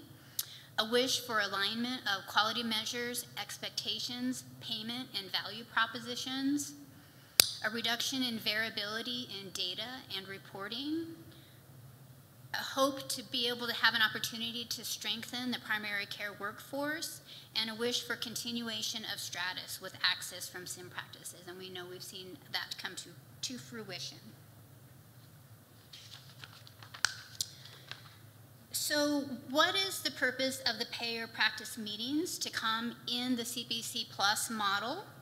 And so this venue is to promote and support regional CPC Plus practices and payers through face-to-face forums designed to discuss challenges and opportunities related to practice transformation efforts, performance data and quality, a coordinated approach to data feedback, and a clear understanding of the results and outcome of CPC Plus in the region. So with that, brief introduction, I'm going to move us into our panel session of the presentation. And so on our panel today, we have Sonia Madera, who is our CPC Plus region lead, as you all had an opportunity to hear from Sonia earlier. She is, again, from the Centers for Medicare and Medicaid Services. We have Dr. Timothy Dudley, the Chief Medical Officer from DTC Family Health. You want to wave, Dr. Dudley? We have Audrey Rich-Loy, who is the Supportive Care Programs Manager from the San Luis Valley Health. Gonna wave, Audrey? We have Dr. Scott Joy, the Director of Practice Innovation with Uptown Primary Care. Thank you. Twice. And then we have Deborah Maltby, who is the Senior Clinical Transformation Consultant with United Healthcare. So, all right, fantastic. And I just want to say thank you in advance to our panelists for joining us today and providing this opportunity. And you see we have a really diverse panel before you today, and you'll learn a little bit more about that as they do their introductions. And it really shows, you know, we're all pieces of the puzzle, and how can we come together to complete really those little or big parts of the picture, right? So I'll go ahead and start out with the facilitation questions. And the first question is going to be the same question for everybody on the panel. And I'll probably just start with Sonia, and we can just go on down the line as we answer the question. So if you could please provide a brief introduction of yourself and include a discussion point around the question of why CPC Plus. Tell us about your commitments and what you're hoping to accomplish together through the payer practice collaboration. Sure. Thank you, Cindy. As she said, my name is Sonia Madera, and I am here from the CMS office in Denver. CMS, of course, is the program convener for CPC Plus, but I also, I work specifically for Medicare, and so as a payer, we're Medicare fee-for-service. So I kind of wear both of those hats, representing the program administrator and then also one of the payers, one of the public payers. Of course, CPC Plus kind of came from CMS. We're very invested in this program, partly because of our experience in CPC Classic and recognizing that if we want to tackle some of the rising costs in healthcare and also at the same time maintain or even improve quality, primary care is the place to start. We want to make more investments in primary care because we believe that is the way to improve our health system. And in terms of this group, we recognize that even though Medicare fee-for-service is a very large payer, our investment alone isn't enough to drive that change. And so we've invited other payers to join with us. One of our commercial partners is sitting here next to me, and of course Medicaid, Colorado Choice, now known as Friday Health Plans, Anthem, and Rocky are our other partners who are not represented here today, but send their greetings. In terms of this particular group, the multi-stakeholder group, we recognize that when we talk about transformation, as I said earlier, we tend to focus that conversation on practice transformation, but really the practice transformation isn't going to work unless the payers transform, the IT vendors transform, CMS as an agency and a regulator has to transform. And so what drives a lot of the transformation for us is these conversations we have in these settings. So I've been talking to practices as I've been here. I've been having hallway conversations, site visits. We ask you for a lot of information through a variety of mechanisms, but also we have these conversations here too, because CMS, in spite of being kind of the program convener, doesn't have all the answers for how to make this work. A lot of the ideas and the ways for us to move forward come from the participants, they come from the other payers, they come from our contractors and our HIT partners. So this venue for us is the place where we have these conversations, and that's why it's been a priority for CMS from Classic and into Plus. All right, Deborah. Hi, everybody. I'm Deb Maltby. I'm clinical transformation consultant for United. And I think that just the fact, I actually have been working with practices in Colorado since about 2008. I originally worked for Health Teamworks and Centura. I've been kind of around for a while. And I think the fact that United and payers like United are hiring people like me just shows a little bit of their commitment to coming alongside practices and changing some of the dynamic as well.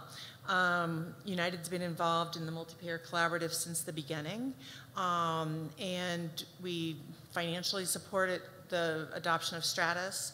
We have numerous people who participate in all of the meetings and all of the different groups that are going on.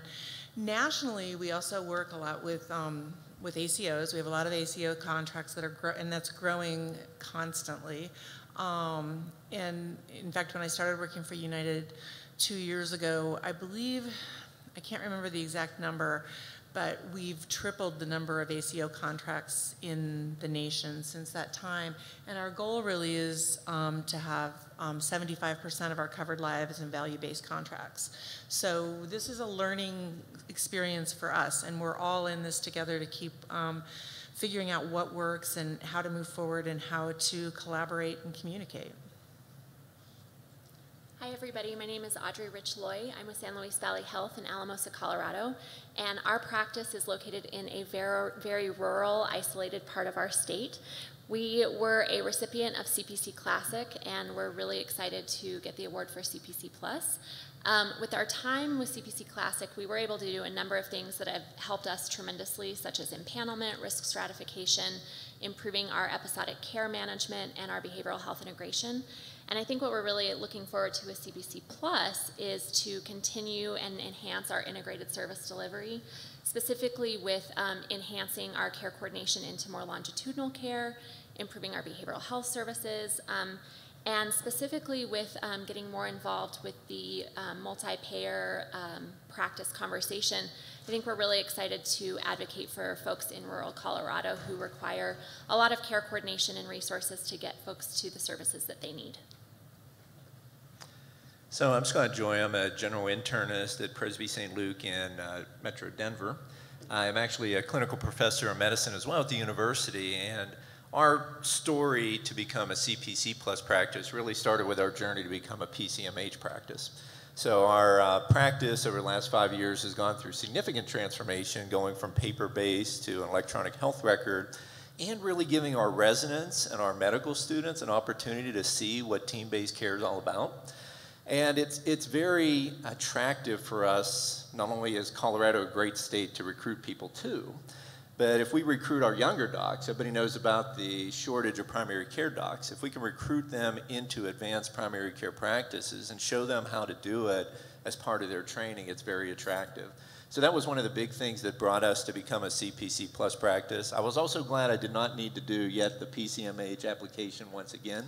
It would have been my 4th time doing it, so getting CPC plus saved us of that. But it really is nice to be in CPC plus, show the residents what health policy does, because this is really part of the Affordable Care Act that came out of this. So we're able to show our residents and learners what the application of health policy truly looks like, how they can learn to be leaders in team-based care. And even from a hospital administration standpoint, showing them that we're now getting a check to support all the behavioral health and the social work and all the things we've been doing over the last couple of years, it allows us to get a voice and to allow us to give a little bit more leverage with our health systems to show the importance of a really true-based team approach to care. My name is Tim Dudley. I'm a practicing family physician at DTC Family Health. I've been in that practice for over a decade now. It's really my wife's practice, though, so I just want to put that out there. I'm also Chief Medical Officer for the Rose Integrated Health Network and Health One Physician Partners, which is about an 18-month-old IPA slouching towards CIN, clinically integrated network. And to echo some of Scott's comments, I'm really glad I don't have to do another PCMH application. I have to say, though, at the end of CPC Classic, there was some question about whether CPC Plus would ever exist. So I had to do another PCMH application. I really hope that's the last one. But I think that brings up an issue, which is a lot of us were really scared witless at the end of CPC that all the investments we had made would be technically for naught, right? Because you've heard a lot about the so-called triple aim, and most of you probably have heard about the quadruple aim. That fourth piece, the ability for all of us practicing medicine to not burn out, not give up, not to quit, it really depends on doing away with this notion that we can do more with less, and concentrate on the fact that if we're going to succeed, we need to do more with more. And what CPC Plus provides to us is key, in my opinion, to being able to stay in the game long term. So I want to say thank you to United and to Anthem and to Rocky for staying in the game. And I'm really sad that Aetna and Cigna chose not to continue to play, but we have to understand why they made that decision. And part of the reason for that, in talking to the execs at Cigna in particular, is that they didn't see the value of what we did in CPC Classic sufficiently to stay in the game. And we need to think really carefully about that and what that means for all of us going forward. So with that, I'll stop. Okay, thank you.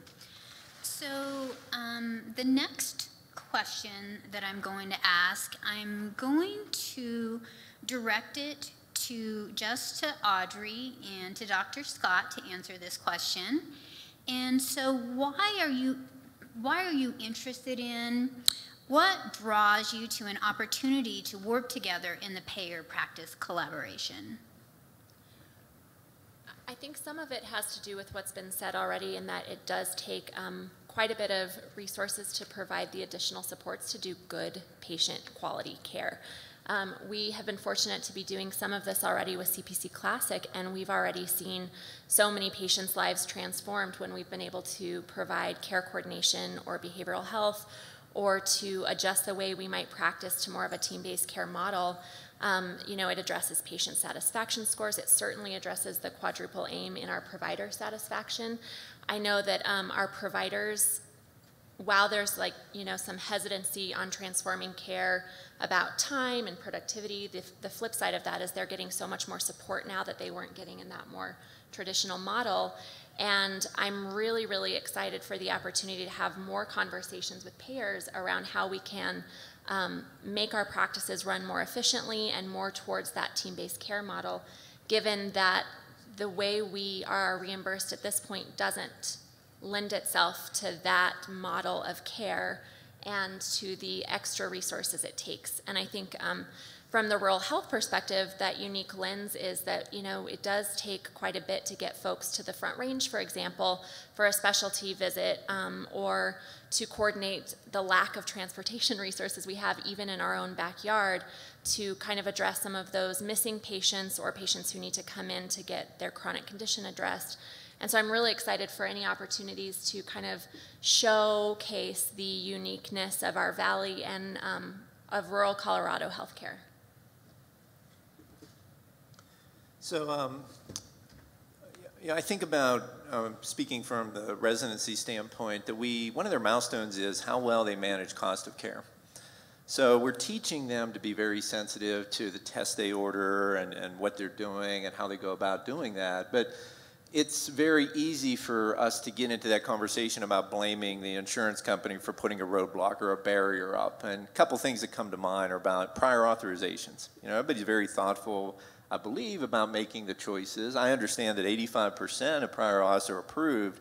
Can we look at some creative ways to eliminate that, to get to the point Audrey made about being lean and eliminating waste and allowing our team to function at the highest level of their license? So I think it's exciting for me to kind of have an ability to talk to someone at the health plan. And I'm lucky I work with Tim and we get to speak to a lot of the payers and their medical directors to have conversations about cost of care. But it's easy for us to blame them. It's easy for us to push the problem there.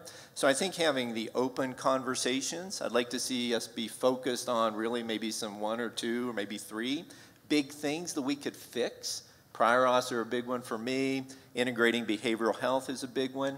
So fixing social determinants of health. You know, we've had conversations that a lot of people don't need to come in to see me. They need a reclining chair so they can sleep at night so they're not being readmitted or seen in the emergency room. So how do we begin to use the resources and dollars that health plans have to really meet these needs that are really unique, hard to measure, but really make a big impact in our patients' lives? So having that conversation, not seeing the payers as a boogeyman, getting to know them as people, having open conversations, very strong and very important.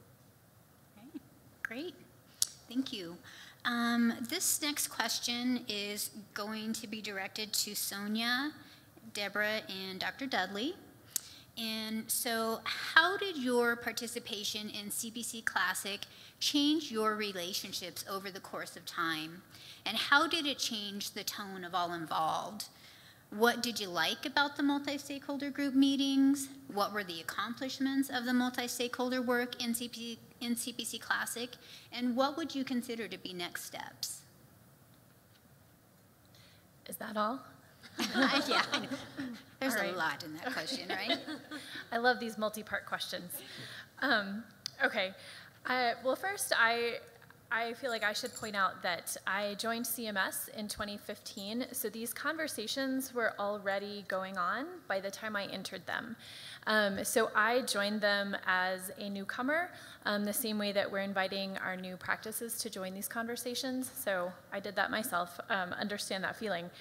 I think when I think about the multi-stakeholder group and what we want to accomplish, and I think partly what we did accomplish, is that in our fragmented health system, the payer alignment that we achieve helps make the health system feel a little less fragmented for the practices, and that's important. And I think that in our multi-stakeholder group, that's where we were getting feedback on how we were doing with that effort, and that was important. So again, these conversations, having a venue to have these conversations, I guess it's a little bit like the PFACs that we ask practices to organize. You know, you can be the as the provider, you can think that you have the right answers for your patients and you've been super clear about it. And it's not until you get into a conversation where you invite them to share their perspective that you realize that there are incremental improvements that you can make. And that's what we want to do with the multi-stakeholder group. A lot of times the changes are small and incremental, and day to day they may not feel like much, but then when we get to the end of CPC Classic, we look back and we see we have Stratus, and we have a number of other conversations we've had. I think the way that the relationships changed was made most clear to me when one of the participants, who's not here today, told me that I was in fact not an ogre. Which I believe was the previous perception of CMS, which is a regulatory agency, right? So having a conversation like this gives me an opportunity to be a different face of that agency and to try to shift, which is the agency's goal too, from not only that regulatory responsibility, which we still have, but also to one of partnership. And not just as a word, but an actual partnership where we show up and we're engaging in a dialogue and not just laying out requirements and we're going to audit you on this, that, and the other. We want this to be part of a conversation. And I want to stress that too, that even though I think we saw some really great things come out of the multi-stakeholder group in Classic and we have some momentum there, it's not a closed agenda. We have so many new practices in Colorado that have been doing this work. Some are starting this work, and we want to include your ideas and your feedback and your perspectives in this group too. So great momentum, but there is room for all the new voices that have joined this program, and we want to make that space for you. And I too joined the multi-stakeholder group in late 2015, so I'm sort of channeling some of the people who've been involved longer in answering this question. But we've had several people who've been involved from the get-go, and they talk about that collaboration and just having faces and names, and where people have actually had conversations about similar challenges as being an important point. We all go back to Stratus as a very specific thing that the group has brought together, but one of my colleagues also talked about conversations they had about freestanding ERs and how to deal with that in this state, because it was becoming, you know, a growing issue for everybody involved.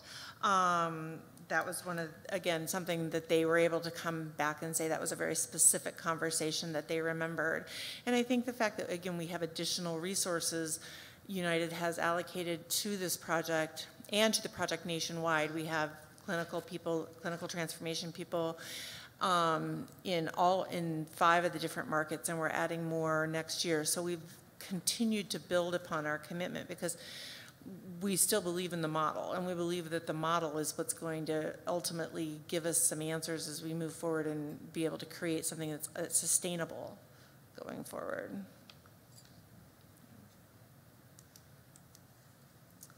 Well, the beauty of going last is I just get to say, yeah, what she said and what she said. But I think that to emphasize some of the themes, this is the first time in the 35 years that I've been practicing medicine that I feel like I have at least the opportunity to partner with all of the people at this table. And that's a really big deal, because medicine in the United States has gotten so unbelievably complicated and fragmented, and increasingly so, that I honestly think the only hope we have is for groups like this to get together and do some really hard work. Break down barriers, get to recognize the points of view that we all represent, and hope that we can start to find some areas to work on where we can really make some progress. So one of the things that really came out of CPC Classic for me was just to be able to shake hands with folks, look at each other across the table, and start, you know, rolling up our sleeves and getting to work. And I really, really hope that we can carry on with that, because honestly, we are all in this together. I think our single greatest need right now is actionable data.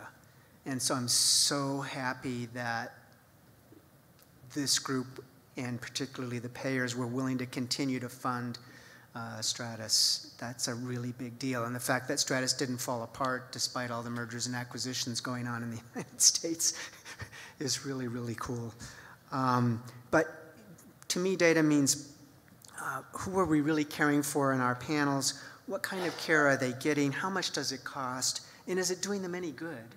And there's so much that we can learn from this data. We have to be really, really careful about waste and duplication. You got a navigator, I got a navigator, everybody's got a navigator. How many navigators do we need? What do they all do? It's estimated that $350 billion is wasted in the United States every year. Part of that is $15 billion that Scott and I spend checking boxes for quality measures. 3.9 hours a week for me, 4.1 for Scott, just kidding. We need a really robust discussion about what is the definition of quality and what is the definition of value, okay? So Scott's putting together a specialty advisory council for our clinically integrated network. We're going to have some really tough discussions with some of our colleagues about how much they cost, what their infectious rates are, their readmission rates are, their whatever, right? Are those really the things we should be measuring? Is that really the definition of quality and value? Maybe, but I think that we're a long way from what is probably going to turn out to be the real definition. And last but certainly not least, we have to really get down to the engagement with the folks that we're trying to care for, people we call patients, right? What is going on out there? Talk about hard discussions. 2/3 of all chronic disease in the United States, 2/3 of all the money we spend is due to the lifestyle that we've created in the United States of America.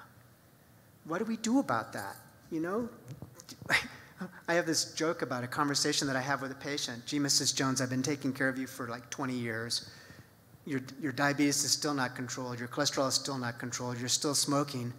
You're not killing my metrics and my finances. You're fired. Is that really the conversation we want to have? No. We have to get down into the social determinants of health, but we have to be very careful, okay? A long, long time ago, Ivan Illich wrote a book called Medical Nemesis. He's a little over the top. But the notion that we can medicalize everything that's wrong with the society of the United States is complete nonsense. So we have to learn to work together in our communities. We have something to say, but the community has a lot of work to do that doesn't really involve us.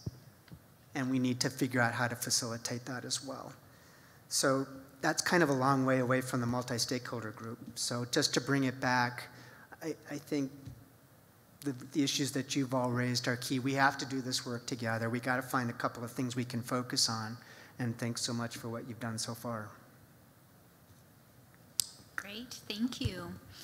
So we're running a few minutes ahead, and so I have a bonus question. And so this would be just really for anybody that would choose to chime in for this one. So Sonia's like, bring it on.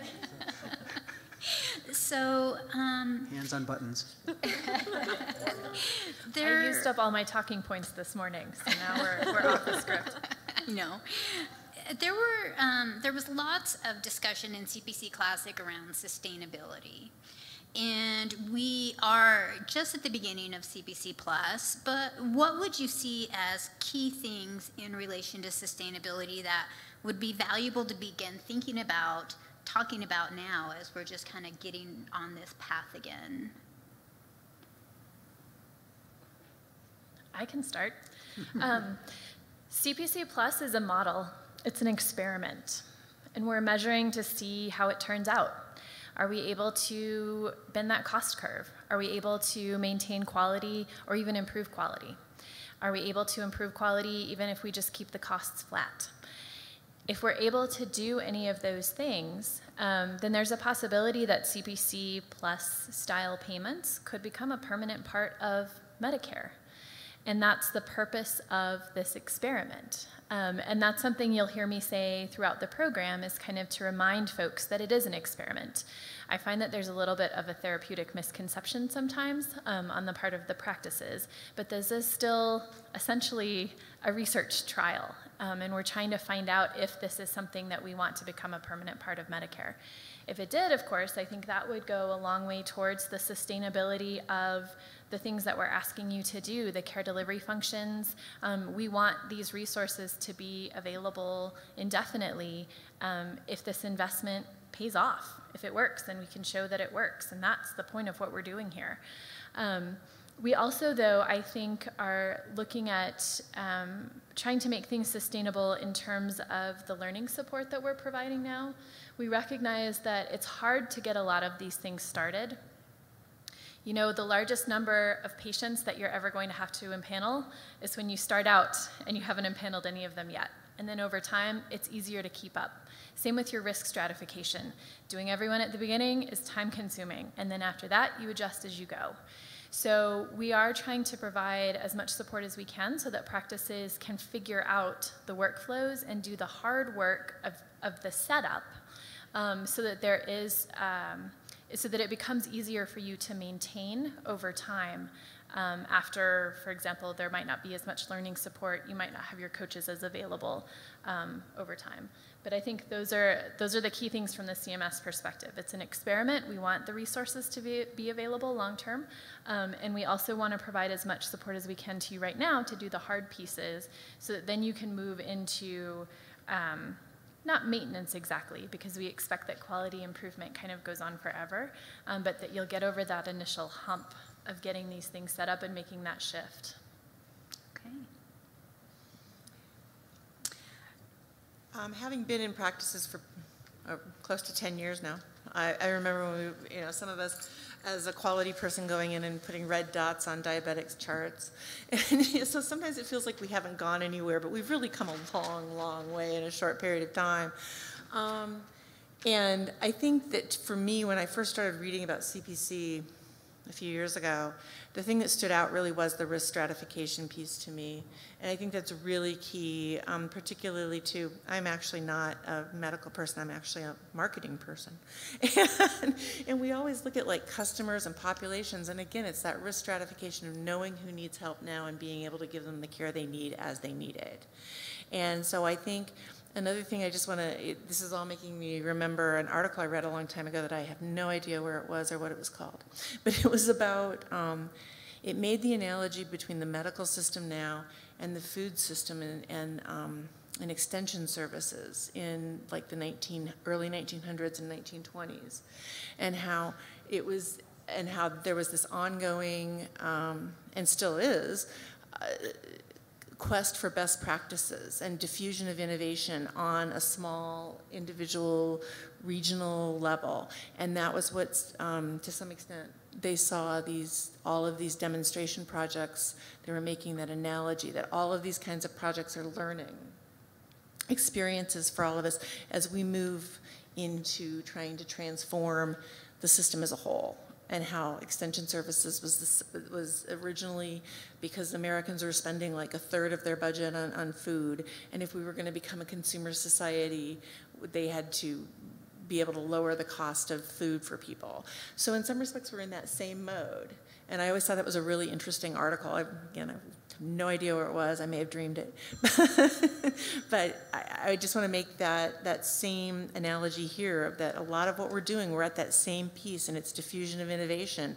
And you guys are the early adopters. Yeah. A few things that come to mind. I'm sure there's a ton that I'll think of after this panel's over to answer that question. But a few things that come to mind. One is the health of our workforce. I think we're asking a lot of our medical staff in terms of trying to get folks to initiate these principles. And so, really addressing burnout and the sustainability of our workforce so that they are willing to continue to say yes when we come to them with these new ideas, and to keep them energized and to keep believing that what we're doing really will pay off for them and for their patients, I think is an ongoing challenge, but really will lend itself to true sustainability. I think another piece of that is, of course, patient engagement, really figuring out the best way to engage patients in their own health and to feel like a partner in this process with them, and not just us kind of leading the charge, similar to what you were saying before. And then I think technology, and I think we've come a long way with technology, but at least for our practice, we still struggle a lot with our EMR doing work that we shouldn't be doing manually. We have a lot of I mean, just being super specific in the weeds, you know, a lot of Excel spreadsheets and data entry still, even with all of these amazing tools we have. And I think that goes hand in glove with the other two, that we haven't yet figured out a way to prevent burnout because of this huge demand on multiple data entry points, and how to have that data really provide us with key information to best keep our patients healthy. Because sometimes I think we can get lost in what we're having to enter as just data entry instead of remembering that that's a life tied to that data entry, and how are we going to use that to address a health disparity. Yeah, I think to comment on Sonia's point about this is an experiment, and you know, I've been in academic settings for a long time now, but we need to tell this story academically, and I think that there's not enough out there in the literature, because we have skeptical doctors coming to us all the time and saying, well, what's the data show? What's the literature show? And I'm preparing to talk about transition to care. So I've done some online searching for some published articles about the impact of that. And I remember Andy Byman at Society of General Medicine a year ago presented some data showing that people who had transition to care visits had a reduction of about $400 over that year, and a 60% reduction in mortality. This is what he presented. It's not yet published, but this is something that when we talk about sustainability, a lot of docs are skeptical, a lot of docs are data-driven. We've got to be able to say, we've got an article to show this makes a difference. We all have our internal successes, but we're not good enough about sharing that. So a lot of crazy stories out there now about the healthcare system. I see successes, when I'm talking with other internists across the country, here in Colorado, here in Denver, it's just not visible enough. So I would challenge all of us to think about how we get it out there in the medical literature to make a difference. Yeah, I agree with all of those comments. It's great stuff. The diffusion of knowledge, I mean, from the time that the first British sailors understood that if you put limes on a ship, you didn't get scurvy, until vitamin C was routinely used for long voyages. How long was that, do you suppose? It was almost 100 years for that knowledge to diffuse through people who went to sea for long periods of time. I hope we're doing better than that, but it sometimes doesn't feel like it. I'm really curious about your food comment. I wonder, when they introduced the tractor and took away the horse, did the value of food go up or down, and how long did it take for the cost of food to come down? I don't know the answer to that, but I feel like we're kind of in something like that, right? The introduction of the EMR is a big deal, and it probably is going to be okay someday, but but most days I prefer my horse, I think. So yeah, it's just interesting stuff. I'll stop there. Okay, nice job. So I just wondered if, Tim, you had offered earlier to maybe come up and say a few words, and maybe just kind of bridging off of that before we go into the open Q&A. Are you still, would you still like to say a few words?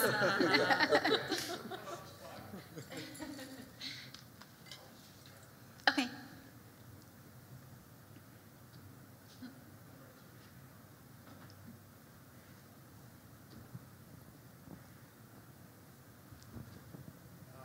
I just want to commend all of you on the session.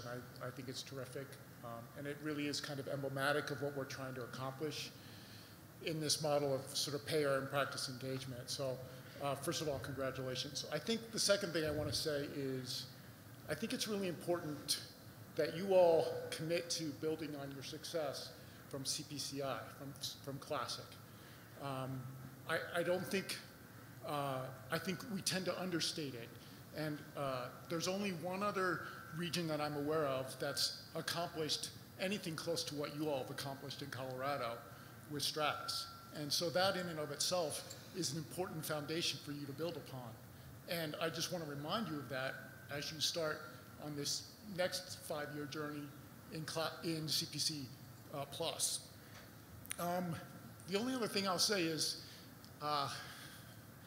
to Deborah, the agricultural extension model is an article I think that was actually in JAMA or NEJAM, and it's by Kevin Grumbach, and it's actually really quite good. So, and to build on that point, the introduction of the tractor actually did bring food costs down quite substantially, and it happened very rapidly. So there's a lot to build on here, and I think you've established a really powerful foundation that gives you a real springboard to kind of deciding what you want to do next. And I would just encourage you to have that conversation, continue to collaborate, continue to talk to each other, and continue to figure out sort of, what are those 2 or 3 things that you want to do over the next 5 years. I heard some really positive things. Continued data alignment, I think, would be terrific. Alignment on quality measurement would be a really powerful statement too. And maybe we do get to that discussion of value also, because I think once you start talking about quality measurement and you start talking about sort of who's in the game here and what does this game really look like, you get to discussions of value pretty quickly too. So I just want to remind you all of where you are. You've come a long way already, and it feels, sometimes at the start that the journey's a really long one, but you've already come a long way. And so I just want to commend you on that and encourage you to go forward, because I think it's really a strong foundation to build on. Great, I appreciate that, Tim. Thank you. All right, and so I'm going to hand it at this point over to Emily, who is going to take us through our next session. Section of this session. That was a great segue, because I've been capturing the dreams. I'm going to jump down so I can see them. Dreams and parking lot from the panel. And what we really want to do is also hear from you, because it's not just about them, it's about everybody in this room, and then also everybody joining virtually. So those people joining virtually, please enter questions and comments into the chat, and we have someone collecting those in the back of the room, and they're going to be addressing those. So please enter that information into the chat section. But I just wanted to go over some of those dreams and parking lot that I captured. The parking lot is really the intention of the next steps for the multi-stakeholder group, and setting some of those goals, as Tim said, for the next 3 to 5 years around what we want to do. So in that parking lot, we have data alignment. That's continuing from CPC Classic with the Stratus tool and with the work that you're doing. So continue using that tool, get logged into that tool. Additionally, we want to address social determinants of health. And I started that a couple times because multiple people on the panel have been addressing that, and I know people in the chat virtually are addressing that. That's something we want to tackle right away. We want to manage cost of care creatively, so thinking about creative ways to address cost of care and to bring down those costs of care. Prior authorizations, I heard that from Dr. Joy. We want actionable data, so that kind of goes back to data alignment, the use of the Stratus tool. How can we share what that actionable data really looks like when you're applying it to your practices? We want to develop definitions of value and quality. We want to address burnout within your practices, both staff and providers. And then another start a couple times is patient engagement. How can we really get the patients involved in this work? And then in the dream section, I also include community engagement and involvement. So it's not just about your practices, the people coming into your practices, but what are you doing within your communities and regionally? So in the dream section, I have quite a lot of things, and I think that they kind of align back to those parking lot items. Improving the health of the workforce. So it's not getting anxious, not getting stressed at work, but improvement of that quality of care and quality of the workforce themselves. Telling our story through research, so coming up with those articles, those research articles that really prove that this is the right direction that we're going. Addressing the quadruple aim, I've already talked about provider and staff burnout. That is a huge piece of that quadruple aim. Reducing fragmentation, building relationships and partnerships. We see that right now on the panel happening. We're going to continue that on August 24th. We're going to have a 3-hour session in Denver that involves the multi-stakeholder group, and we invite those practices not already involved to let us know if you want to participate. We'll have information about that at the end of the session that you can email my team, and we can get you involved in that group. So there's a number of dreams up here, but I want to be able to take some questions, comments from the audience. So this is more of a broader conversation. In your packets, there's actual contact information for all the payers involved in this program. So you can talk to them directly about the individual nuances of your practices, issues or concerns you're having. So here is really that broader conversation about how we move forward as a team, as a group. So if you could use the mics and come up to the mic stands and ask those questions, bring those comments forth, and then also those virtual people enter that stuff into the chat. So questions, comments? I know there's some out there. Yeah, hi. Can you hear me? You're live. Dr. Reichs. I'm wondering, I echo your comments about the appreciation I think the practices have for the payers that have stepped up to do this project. Certainly, we owe a lot to Anthem, United, CMS, and Medicaid, and the other payers who've participated. I'm kind of wondering, though, in rural western Colorado, the penetration of some of these payers is pretty low. And so we've got a problem in, I think, some practices where the number of CPC patients in the practice might be less than half in some practices. And so I'm wondering if there's something we should be doing at the practice level, either to encourage other payers to participate in CPC or give preferred status to the patients of the payers who are participating in CPC. And whether you guys have thought about that sort of on the ground. I know we like to say we treat everyone the same, but the reality is that there's certain patients in our practice who the payers are not supporting this work. And so I'd like your comments on that. Everyone's looking at me. Sure. Yes, I can start here. Full disclosure, Dr. Reichs did promise me an executive producer credit on his sequel to the video that we saw this morning. However, I do have to remind everyone that when we talk about patients of payers who are not participating in CPC Plus, that's tricky. And I understand that practices need a certain level of investment to really make this program work. I mean, you need some kind of economy of scale to be able to fund your care manager and your behavioral health specialist. At the same time, part of the agreement that you signed to be in the program is that you are going to treat your patients the same, agnostic of payer. So when you're looking at the services you offer to the patient, that should be based on the patient's needs and not on which payer's coverage they have. And that's really important, and I have to keep reminding folks of that. We are looking for whole practice transformation, and the services you offer, we want them to be available to every patient in your practice that needs them. Very, very important. In terms of what we do to try to encourage other payers to join this effort, there are a couple other models going on in Colorado, or I guess the one I'm thinking of is SIM, the State Innovation Model, does have support of a couple payers who are not CPC Plus payers. So we are still seeing interest on the part of those payers to engage in some of this collective work, including supporting the data aggregation, which we know is really important to the work that you're doing.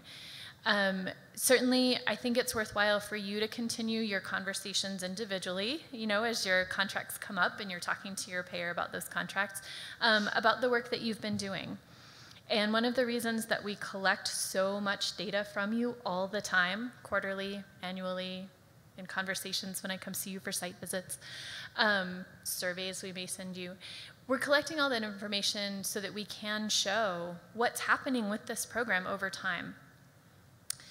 We expect that there are going to be early adopters of some of these ideas, and we expect that there are going to be some late adopters who wait to see what happens. What were the outcomes? What was the return on investment? So again, I think long-term, the best thing that we can do is try to make the program work and measure it as honestly and accurately as we can so that we can show the value over time to the folks who are not engaged in this effort with us right now. I'm sure that's an unsatisfactory answer, but that's the best guidance that I can give at this time. We did have an unexpected round 2. I say unexpected because when CPC Plus was initially designed, it was going to just have round 1, which you all are in. And we ended up starting another cohort for January 2018. And we did see that there was interest among new payers for round 2. They kind of wanted to see a little bit how round 1 was going. And based on some of the early information about how the program's going, they were interested in putting their toe in the water for round 2. So we do see these ideas spreading slowly, but this is going to be kind of a long-term effort and probably not something where we're going to be able to get you those additional resources you're looking for right away.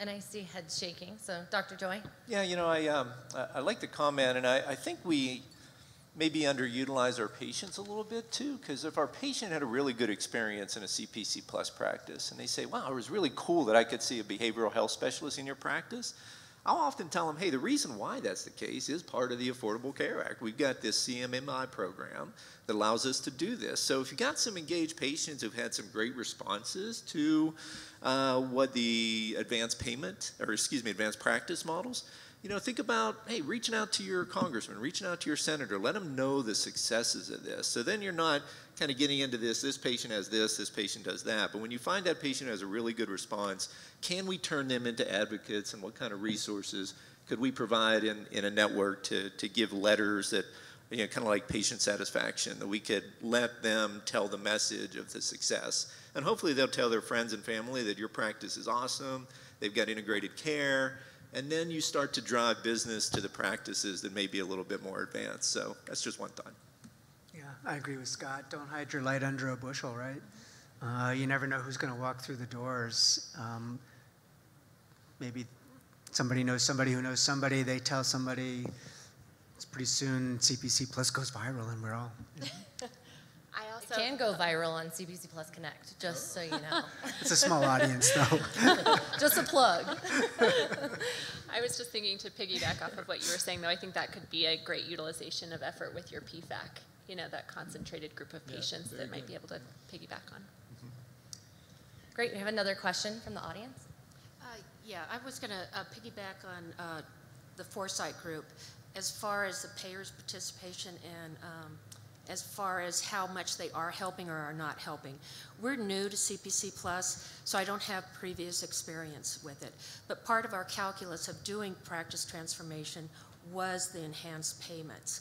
And I've talked to other practices here today that are having the same issue, and I don't really know how we rectify that. We have support from CMS and Medicaid and Anthem, and we haven't been able to have additional support and haven't had any responses back from those other payers that had agreed to do it, even though after calls and emails and things like that.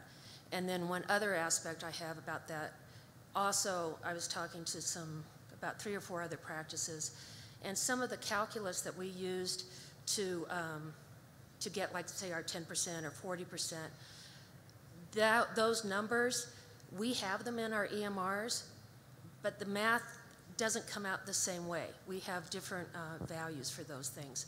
And I don't really know how to rectify any of that. Do you have any comments or suggestions? So we have contact information in your packets. I just want to share that again for everybody that is having some of those issues. And I understand that you have put in the time and effort to contact those payers, and I encourage you to continue doing so.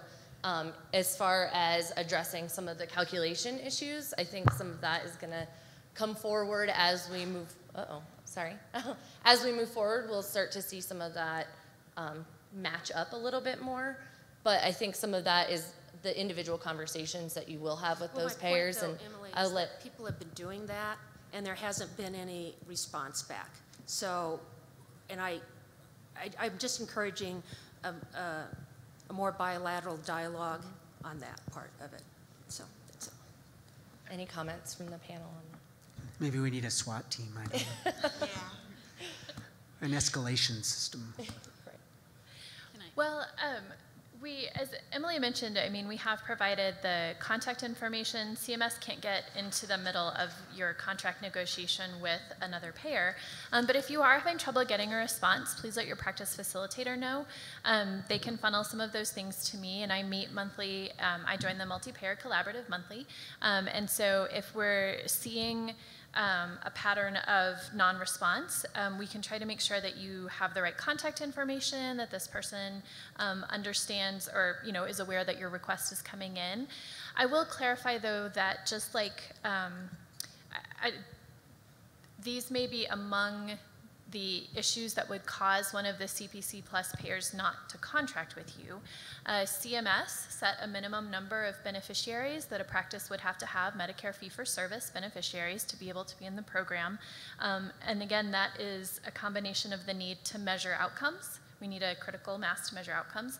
And also we want to make sure that we're getting enough investment to you for that investment to be meaningful. The other payers needed to do similar things. So if you just have 10 beneficiaries from one payer, that probably isn't enough for them to contract with you. And the other payers, because they have multiple lines of business, may be looking for beneficiaries that are a minimum number in a specific line of business. And again, that is for them to be able to measure. As Dr. Dudley was saying, where we had payers that weren't able to show by their own measurements that there was a return on investment from Classic, they didn't come with us into Plus, and that's unfortunate. So we do recognize that need for measurement. But overall, if you're having trouble getting in touch with the payers, please let your practice facilitator know so that we can see where that breakdown in communication is happening. So I actually see Britta, and she's the one that has comments from the virtual participants. So we want to take an opportunity to hear some of those questions and comments. Oh, yes, go ahead, Alicia. Is this one on? Yeah. Oh, it is. Just get really close. One thing I also want to add for those of you who may not be aware, and I know this is something we dealt with in CPC Classic a lot, are the plans that are administrative services only, so organizations that actually have their own insurance plans, but on the surface it may appear that they're with United Healthcare or another organization, but it's really just administrative services only. They may not be on board, and so that's something else that I think can be confusing when you're talking about like the calculus of looking at your patient attribution, and you're thinking, I have 400 patients. That may not actually be the case. And so to Dr. Reich's point, I think another thing as communities that we can do is look to those organizations, maybe the large groups in your communities that do have those self-insured plans, and see how we can engage with them and see what you can bring to them and try to kind of get them involved in maybe not CPC Plus because we're already in progress in that, but how you can show the work you're doing and try to kind of get them on board around that kind of reimbursement as well. Thank you, Alicia. And that's true. Those employer groups have been among the hardest to convince to make the initial outlay.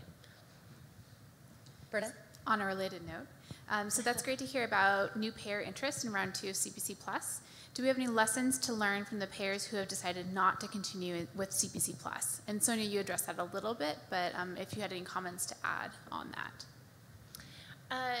I appreciate that question. I don't want to get too far into speaking on behalf of a commercial payer because, again, I am Medicare fee-for-service, put that hat back on. But I do think what I have found from the conversations I've had on the multi-payer collaborative is that when I talk about payers, I think of the large organization, but then also the individuals who represent them and sit in the group and have the conversations. And I would say that the individuals who sit on the group are very committed to the type of transformation that we're talking about. They're super interested in supporting the work that you're doing, and they believe in it. And in some instances, they have taken professional risks to really push this agenda inside their organization. And so I want to note that that is happening. When we see payers that, like I say, were part of Classic or part of one of these experiments and decided not to move forward or decided they wanted to try something else, I think, again, it goes back to doing the best we can and finding a way to measure it accurately. And I think Dr. Dudley kind of raised the question about how do we really measure this accurately? Are the measures that we're using the best way to capture the work that we're doing? And of course, we know that qualitative or quantitative measures are always going to be a little bit incomplete when you talk about something as personal as patient care. So we are looking for ways to tell that story in a compelling manner to folks who we would like to have involved that are not involved at present. Any other comments from the rest of the panel? All right, Britta, one more question, comment? All right. The next question I have is in regards to the physician burnout and trying to regain the joy of medical practice. Are there any suggestions or thoughts on how to work with EHRs to reduce the burden on practices and providers and return that focus to patient care? just to wrap this one up. No, you know, An easy question for the panel. Well, you know, it's fascinating for me to see medical students go into residency because we train our medical students to write everything in a freaking note, right? That's the only way that we can see what they really know. And then we get them out into residency. We're like, you're not going to be able to write a War and Peace novel in 15 minutes. So some great resources out there. AMA Steps Forward has some modules about lean healthcare, and we're really trying to teach this concept to our students and residents to, you know, really think about the words that you're putting in there. Think about where things need to live that makes sense from a population health standpoint. I've seen great stuff written in an HPI about smoking cessation, but if it's not in the right place in the EHR, that they're not going to get credit for that. So we are doing our best to train the next generation of docs how to use electronic health records. Those docs that are out there looking at lean healthcare, challenging yourself, do I really need to say all these words? And it's amazing how your day can become a lot better. You know, dictating in the room, asking a patient permission to type in the room with them goes a long way, so they're not offended by you looking at the screen and they can see what you're typing in.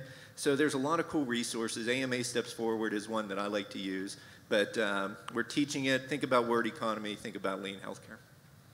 Yeah, a couple of comments on that. I think that if we just hired Dr. Larry Marks to come talk to our practices, that would go a long way. I think the key issue for me is that the EMR is really the third person in the room now, right? So let's just acknowledge that, get it out of the way. Back in the day, my notes were really not something that were part of my workflow with the patient, right? It was something I did after hours. I scribbled down what I saw with the patient and what the plan was, and I did what I needed to do. And then what happened was that E&M coding and documentation got tied to what kind of bill I could drop so I could get paid. And so the note actually became a way to get paid rather than a way to document care. We need to disentangle that as carefully as we know how, as quickly as we know how. That would be number one. Number two, as I said, the EMR is the third person in the room. Fine. Share the screen. Let's create your document together. You can have a copy. I don't care. And it's not something that I'm going to do after hours at home alone in the dark while my wife is watching television. So I think that the third part of that is technology may ultimately be a way forward out of this, right? So companies like M-Modal already have really intelligent speech programs that can take what I say, fill in all the right blanks, check all the right boxes, and just be done with it. So you know, the first tractors were probably pretty clunky, and pretty soon they got a lot better.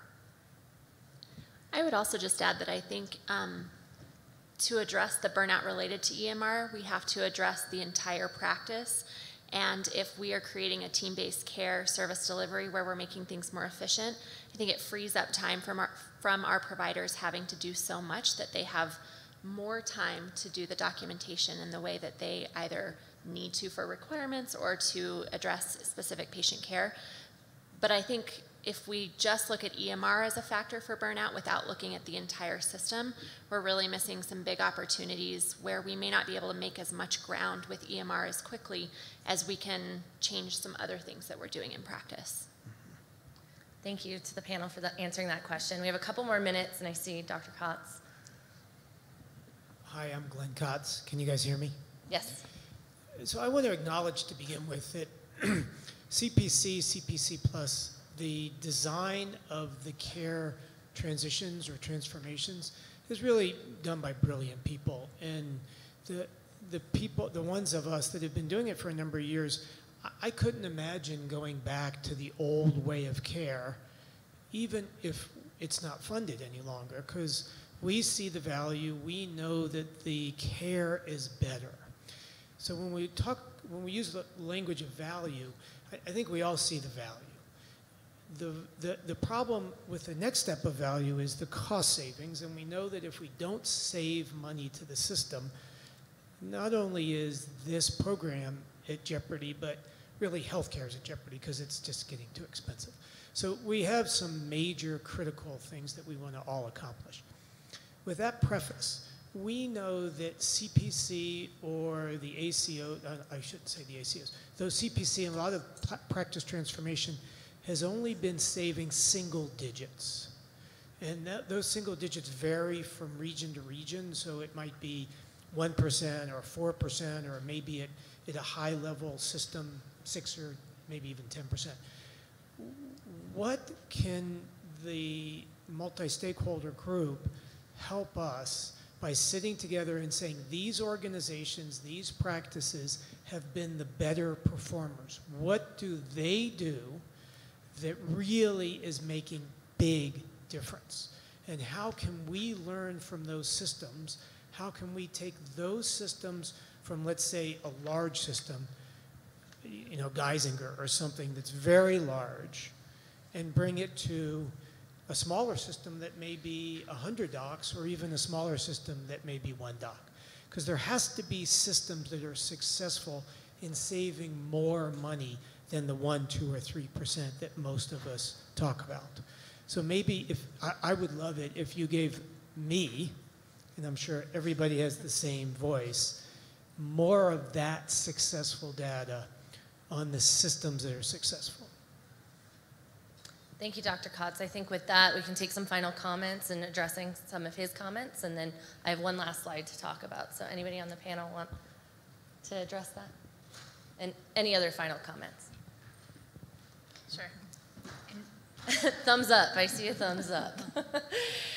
I think those are great comments, and I think that you know, when we think about total cost of care, we are looking at making larger investments in primary care, expecting that where we see the cost savings are in reduction of unnecessary ED visits, in reduction of unnecessary hospitalizations.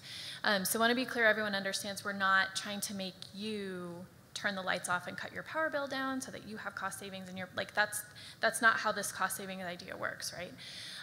So of course, those things that happen outside your practice are impacted by a number of factors. And I think Deb touched on one a little bit, some of the conversations that we had in the multi-stakeholder group in the past about the freestanding emergency departments in Colorado and what that does to ED usage, and what that does to cost, and sort of what the role is of practices and payers and state regulators in trying to address that cost driver, for example. But I think certainly we do want the multi-stakeholder group and these learning collaboratives to be a place where we can take best practices that have identified cost-saving activities and spread them broadly. I want to point out too, though, that even though we are kind of measuring our cost savings in the short term, we would also expect that we would see additional cost savings over the long term. Because when you're really ramping up your preventive care, it may take a while to see the result of that in your dollars, right? And so even as we have to look at the short-term cost savings as we're doing our evaluation and measuring the success of the program, we know that the investments we're making are going to bear fruit for a much longer time than that. So this is not the end of the conversation between payers and practices. We have a next meeting scheduled for August 24th. That is going to be in Denver. My contact information is at the bottom of this slide. You can also contact your practice facilitator. They know who I am, and let them know that you're interested. Some ideas about why you're interested, and we're accepting people to participate in this meeting and ongoing meetings across the entire 5 years. So please give a round of applause to our great panel. Thank you so much. And I think we're going to adjourn. We have a short break. Cindy? Yeah, we now have an 8-minute break. Our next session will begin at 1:40. CQMs will be in this room. PFAC will be right next door. And then the advanced integrated behavioral health session, taking the next steps, is going to be on the other side of the hotel, again through the lobby. So thank you all very much.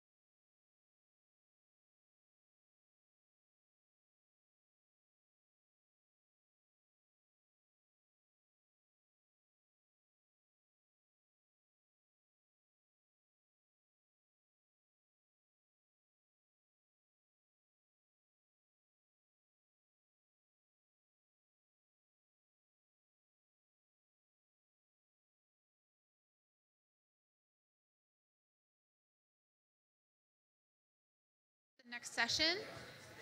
So I am happy to introduce Tom McCloskey. He's an ambulatory care pharmacist with Primary Care Partners. And then later, we'll be hearing from Dr. Herr, who's the medical director for the practice transformation team at Rocky Mountain Health Plans. So with that, Tom, I'll let you take it away. Thank you so much, Britta. Welcome to everybody. I'm sure there's just lots of learning going on here, and I wish you luck in retaining it all. Take good notes. We've covered a lot of things, and we're going to drill down to a couple of specific aspects of improving patient care within the model of CPC Plus. And this in specific are two different topics. One is high-risk medications in the elderly, and the second one is the colorectal cancer screening and meeting the measures, so to speak, with regards to these. Remember that we're going to talk about what's called CQMs, clinical quality measures, but we're going to throw that acronym out a lot. So if you hear that, it's just measuring good quality care, I think, just to think about it that way. As she introduced me earlier, Britta, I'm working at Primary Care Partners, and I service an ambulatory care pharmacy practice within two different, actually three if you can count the pediatrics, actually four if you count the Tabwash, actually five if you count Red Canyon. So I'm tasked to cover a lot of different clinics, and medical questions come up to me, pharmacy questions. And so I'm servicing approximately 27 physicians and doctors of osteopathic medicine, as well as 14 plus mid-level providers. And then I get the occasional nurse and MA question, as well as sometimes my care coordinators ask me questions about things that are drug-related, although they are great resources with regards to that. Just a little bit of background as far as our EHR, we use Allscripts. And then we've used some other tools that add to that. Most notably, the new thing is Eagle Dream, which is kind of a graphical user interface system that allows us to pull medical and demographic data on our patients and specifically link that to physician practices, and it helps us manage quality. And this talk doesn't address a lot about how those things are incorporated in our practice, but that is certainly an aspect of our care that's going to really move us forward about being able to track some of these metrics. We can go back to Dr. Herr's credentials later, but he's in the audience and he'll be following up me after my presentation. If you have questions for me or questions for Dr. Herr, if you would hold those until after the presentation of both of ours, and then we can address them at that point. So thank you. This I was told that somebody else was going to cover with regards to our CPC Plus drivers, and I would have you just be aware that these measures are done to improve quality at the practice and panel level, and they also encourage active participation and shared learning across the spectrum of healthcare services. So it's really crucial that we work as a team, and I think that's been reiterated a number of different times in the presentations today. So I hope you've been paying attention to that. The other thing is to effectively use data. This is really, it's the wave of the world. We're moving towards it's an instrumental part of providing improved care by mining data, finding out what our patients need, finding out deficits within our patients' care, and then moving and taking action to try to improve their care. So that's kind of how these things work. Our objectives, I'll go over those briefly. My talk is specifically going to talk about the clinical implications regarding the use of high-risk medications in the elderly. I'll oftentimes refer to these as potentially inappropriate medications. This has been a long-standing subject and kind of an interest of mine ever since I became a pharmacist in 1995. So it's nice to go back to refresh my memory with regards to the things that we used to have to do versus the things that we're doing now. And sometimes we should have done the things back in the 90s that we're going to try to do now in the 21st century. So, and Dr. Herr is going to talk about the range of acceptable tests for colorectal cancer screening. And you should be able to describe the pros and cons for the various screening tests that are available with regards to that disease. And we want you to understand the specifications of those measures. So let's get on to the first CQM, that is the use of high-risk medications in the elderly. My subtitle to this is Meeting the Metrics for Medication Safety in the Greater than 65 Patient Population. Now, when we first were informed of this being one of our metrics, our clinical advisory committee decided that this was going to be one of the CQMs that we would pursue. And I kind of came in after the fact, so I had nothing to do with that decision. But you see it spelled out here with regards to how they describe it in the, I guess, the government requirements, both by the National Quality Forum and the CMS. It's a process and a complex care standard. And it's described here as the percentage of patients 66 years or older who were ordered high-risk medications. Two rates are reported. One, the percentage of patients who were ordered at least one of these high-risk medications, and then there's a second metric, which we're not pursuing at this time, but that's if there's two or more that are included in that. So just be aware, we're just going to be talking about the first one of that. So what I'm going to talk about will both hopefully energize you if you're pursuing this specific CQM, and also it'll serve to mirror what we actually imparted in our practice at Primary Care Partners. I think one of the crucial parts of anything when you're asking people to do stuff is to motivate them and provide them with the real reasons why you're doing this. Because it's one thing to have to check a box, or it's another thing to make sure that you're not doing something that you feel like, well, it's an imposition on how I would like to practice medicine. But clearly there's some evidence that's out there. The National Committee on Quality Assurance has actually done a pretty good job of paring these down to a specific number of medications. I mean, they could have done the entire list of medications that are deemed potentially inappropriate for our patients. And so we're not getting off easy because there's a lot of work to be done, but we're also trying to drill into the things that are most specific and can provide the best patient, the most cost-effective and effective patient quality improvement. Now, I'm going to just get my tea if you don't mind. I'm not stressed at all.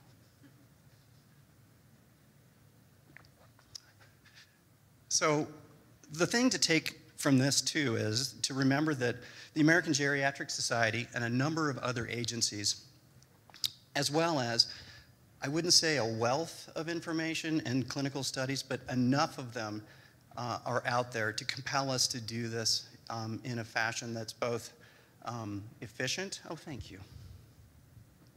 Appreciate it.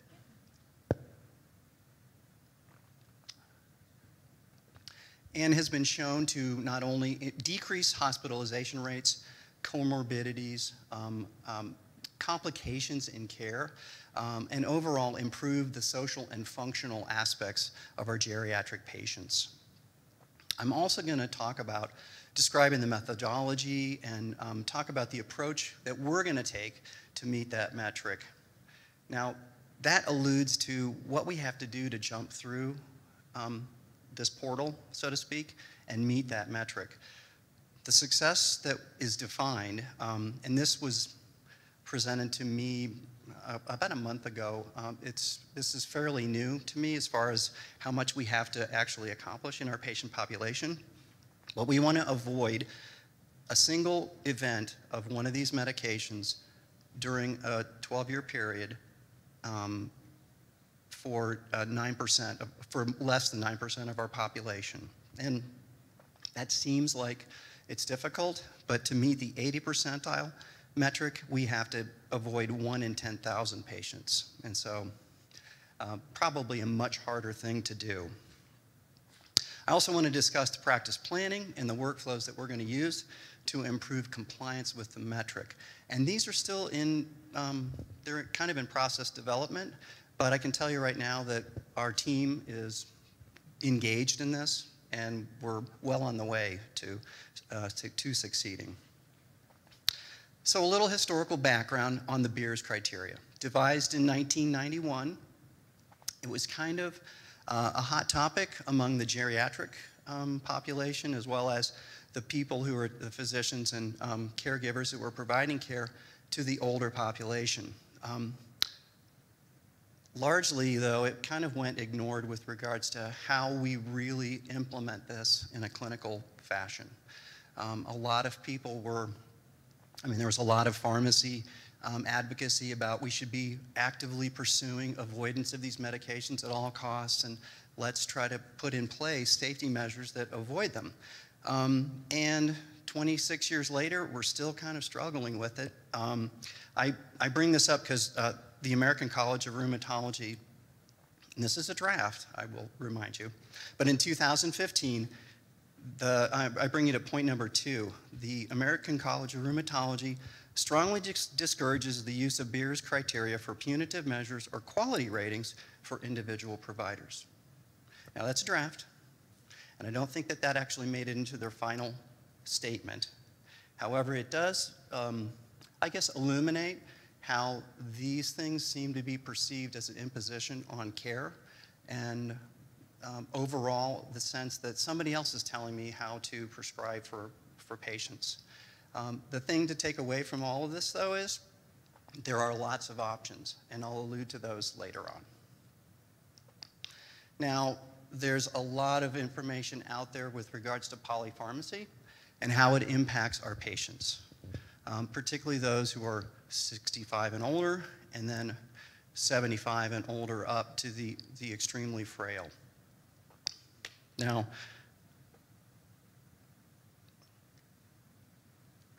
excuse me. While everybody wants to save money, and the data, though, is not extremely robust, but there's enough out there to suggest that if we can avoid a number of these medications, not only can we improve the care of quality, but we can actually save money. The estimate most recently that I read was $7.2 billion annually within this elderly patient population in the United States. Seems like a pretty big pool to try to scoop out of and possibly provide other services for these patients instead of dealing with adverse effects. Now, unfortunately, in spite of the evidence, and 26 years plus that we're out, some studies have suggested that up to 35% of patients are still prescribed these potentially inappropriate medications when they come into an emergency room setting. And that's not necessarily in the United States. A lot of this information is coming from other sources and not in the North American continent. But still, I can tell you from my own personal experience, they're out there and they happen. And admittedly, they're not easy to avoid completely. They do pop up. And oftentimes it's just a patient was started on a medication when they were 63, and now in their registry, they're 65, and we've got an outlier. And so what do we do? So at the heart of all of this, and I hate to give you guys the bad news, but it's not going to get any easier. This is a woodcut from Hakasukai, Japanese artist. And just imagine us as healthcare providers in the little boats. Because every day, 10,000 people in the United States are reaching the age of 65, which means that approximately 3.6 million people every year are reaching this demographic. Now, granted, not everybody who's 65 is elderly, frail, or at risk for polypharmacy or an adverse event related to their medication. But the odds are increasing as our patient population gets older. That number is going to double in another 33 years. Even more worrisome is the thought that the patients who are over 85 are going to quadruple by that same period of time. And I know that you probably, in your day-to-day practice, experience complex, elderly, frail patients. Now, can you imagine quadrupling that in the course of your clinic day? It's a little bit sobering. So the object is try to make our process and our practice as safe and as simple as possible with regards to avoiding things that could have been preventable. And clearly, adverse events related to medications is a key to that. I do allude on the bottom of this slide with regards to the complexities of medical care. That same patient population, they reach 65, they're not necessarily going to retire either. A lot of them are going to need to stay functional throughout that, oftentimes working into their 70s and possibly beyond. To do that, that means that they're going to probably need medications to manage their stress, to manage their lipids, to manage their COPD, and their diabetes. And that's all happening slowly but surely as the baby boomer generation gets older. So just a thought. So we approached trying to meet this metric from a multimodal standpoint. One of the things that I talked about earlier was you can't ask people to do something unless they know what it is that you want to do and why it is that you want to do it. And so informing providers and clinical staff about the issues that I just spoke about, the fact that we can prevent adverse events, the fact that we can simplify patients' therapy, the fact that we can actually improve the quality of their lives are driving factors behind motivating our providers, as well as our office staff and the other clinical support team. So a key part of that was not only to inform them of the benefits of this, but also the fact that there are options. And the pharmacology is, I think, an important part of that. I'll give you a little bit of a snippet of what it was that was presented to the providers within our practice, just so you get a sense of it. There are some tools out there that describe a lot of this information as well, and you can search that out on your own, or I can provide you with references after the talk. Another important part is to work smarter, not harder, and utilize our electronic health record system, as well as some of the other tools that our information technology can provide us. We want to data mine for those patients. We want to make sure that those patients are identified, and then if possible, at point of care, when they're in for a checkup or a follow-up for something, that these things can be acted on and possibly resolved. The other thing that hasn't quite happened yet, but I think it's an important part of this, is to involve specialists in the community to help us with this process. I think everybody in the primary care setting has probably experienced a situation where they've got their patients' medications completely dialed in and they're just cruising along, and then something happens, they go see a specialist, and something gets added to their medication. Whether there's really good collaboration or knowledge of what is going on with that patient's medication profile, something can hiccup. And what we'd like to do is make sure that the outside providers, the specialists that are involved in caring for all of our patients, know that we'd like to avoid these medications, and if you have to invoke one of them, please let us know so that it's part of the information process and not just a footnote in the note as far as what was prescribed.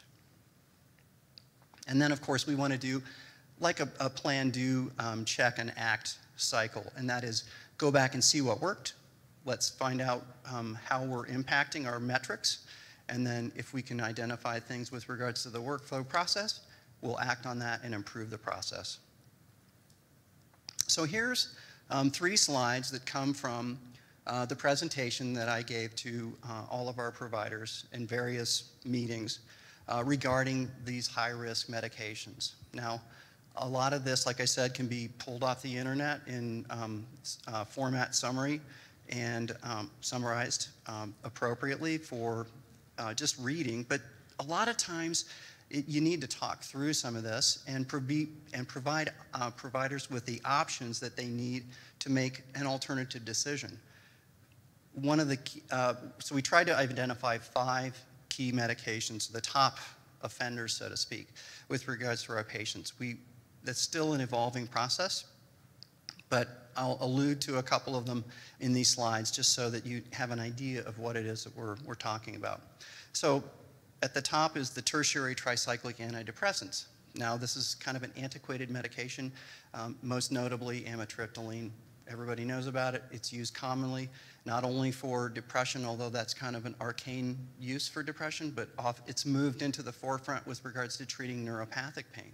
And so we're seeing lots of patients who have chronic pain that require treatment with a tricyclic antidepressant, and they're highly effective for this. Unfortunately,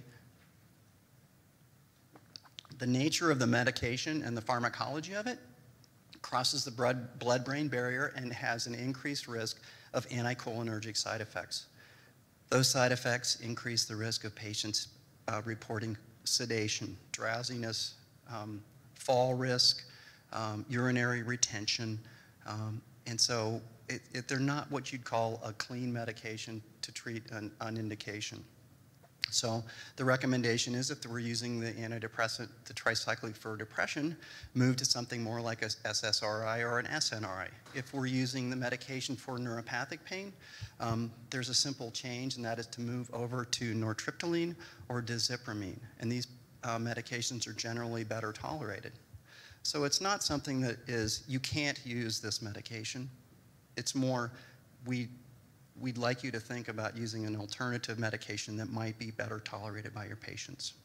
And it's a fairly simple switch. One of the things that was surprising in this process was, and I'll point out the bottom section, which is barbiturates. And barbiturates have really kind of fallen away with regards to their therapeutic use, particularly for control of seizures or for sedation. But interestingly, we found that butalbital, the second item that's in that list, is hidden in a very common migraine treatment medication, Fioricet, Asgec, or Fiorinol. And so these are going to be things that we'll have to try to deal with in the long run, because everybody reaches out for their pen for a migraine acute treatment and prescribes this. That's going to trigger an outlying event. And so we'll have to try to come up with strategies to try to improve and minimize the use of that medication. Another thing that came up was, and I think everybody in primary care is probably going to be affected by this as well if they're trying to seek compliance with this CMS or this CQM metric, and that is the non-benzodiazepine hypnotics. This will trigger if there's a greater than 90-day supply of any of those three medications listed. That's Ambien, Sonata, and Lunesta. Now, there are some options, but again, this is one of those situations where it's not clear-cut. Yes, it'd be great if we could recommend any of the 5 medications and herbal supplement, including valerian and serotonin, or 5-hydroxytryptophan, as an option for our sleep, but patients with insomnia. Unfortunately, the American Academy of Sleep Medicine doesn't feel the same way about that. In fact, the other 3 drugs that are listed as examples to be avoided, those are actually at the top of the list for the AASM recommendations, even though the supporting evidence is both weak and the recommendation is low. Lastly, in regards to this class of medications, a couple of other really common ones that we're going to probably struggle with to try to avoid, and that includes the highlighted medications diphenhydramine and promethazine, first-generation antihistamines. Again, these have that same anticholinergic liability that complicates the care of the elderly patient. They're more susceptible to that effect, and so should be avoided if possible. So looking back at trying to work on workflows and how we can incorporate these strategies and try to improve patient care, we developed a registry using the Eagle Dream software. But we also can work on other mechanisms and methods. And it's probably going to look different for all of you depending on what kind of systems you're using and what kind of IT support that you have at your fingertips. This is going to involve scheduling a patient visit, oftentimes because patients need to be kind of had the system or the situation explained to them. We can't just call the 75-year-old patient who's been on a medication for 20 years and say, hey, by the way, the government says that we can't let you use this medication anymore, and we would really like to see you change your medication, and so you can go pick up your prescription at Walgreens. That's just not going to fly, and I think a lot of this is going to take patient education, but certainly for the benefit, because it opens up that conversation about, do we really need to be using some of these medications? Are there different approaches that we can take to help you with the treatment that you need? The other thing is, it's important to notify our providers at the point of care so that the intervention can happen right then. I also would like to push for the use of information technology guardrails, and unfortunately a lot of electronic medical records do not have that support. I think it would be awesome if you could, at the point of care, look at your patient's profile, and if you were thinking about providing a prescription for Furanol, have it flagged and say, this patient is 63 years old, or this patient is 75 years old. We would recommend that you choose these options. It's coming, but until it is, we have to keep our radar up. And I guess the last thing is that we really want to make sure that we do track the metrics so that we assure our success in this. Otherwise, we're just kind of flying freely and hoping that we're doing the right thing. I think overall, this clinical quality measurement works in the best interest of our patients and certainly will improve care in the long run. And so with that, I'm going to have you hold questions, and I'll turn it over to Dr. Herr.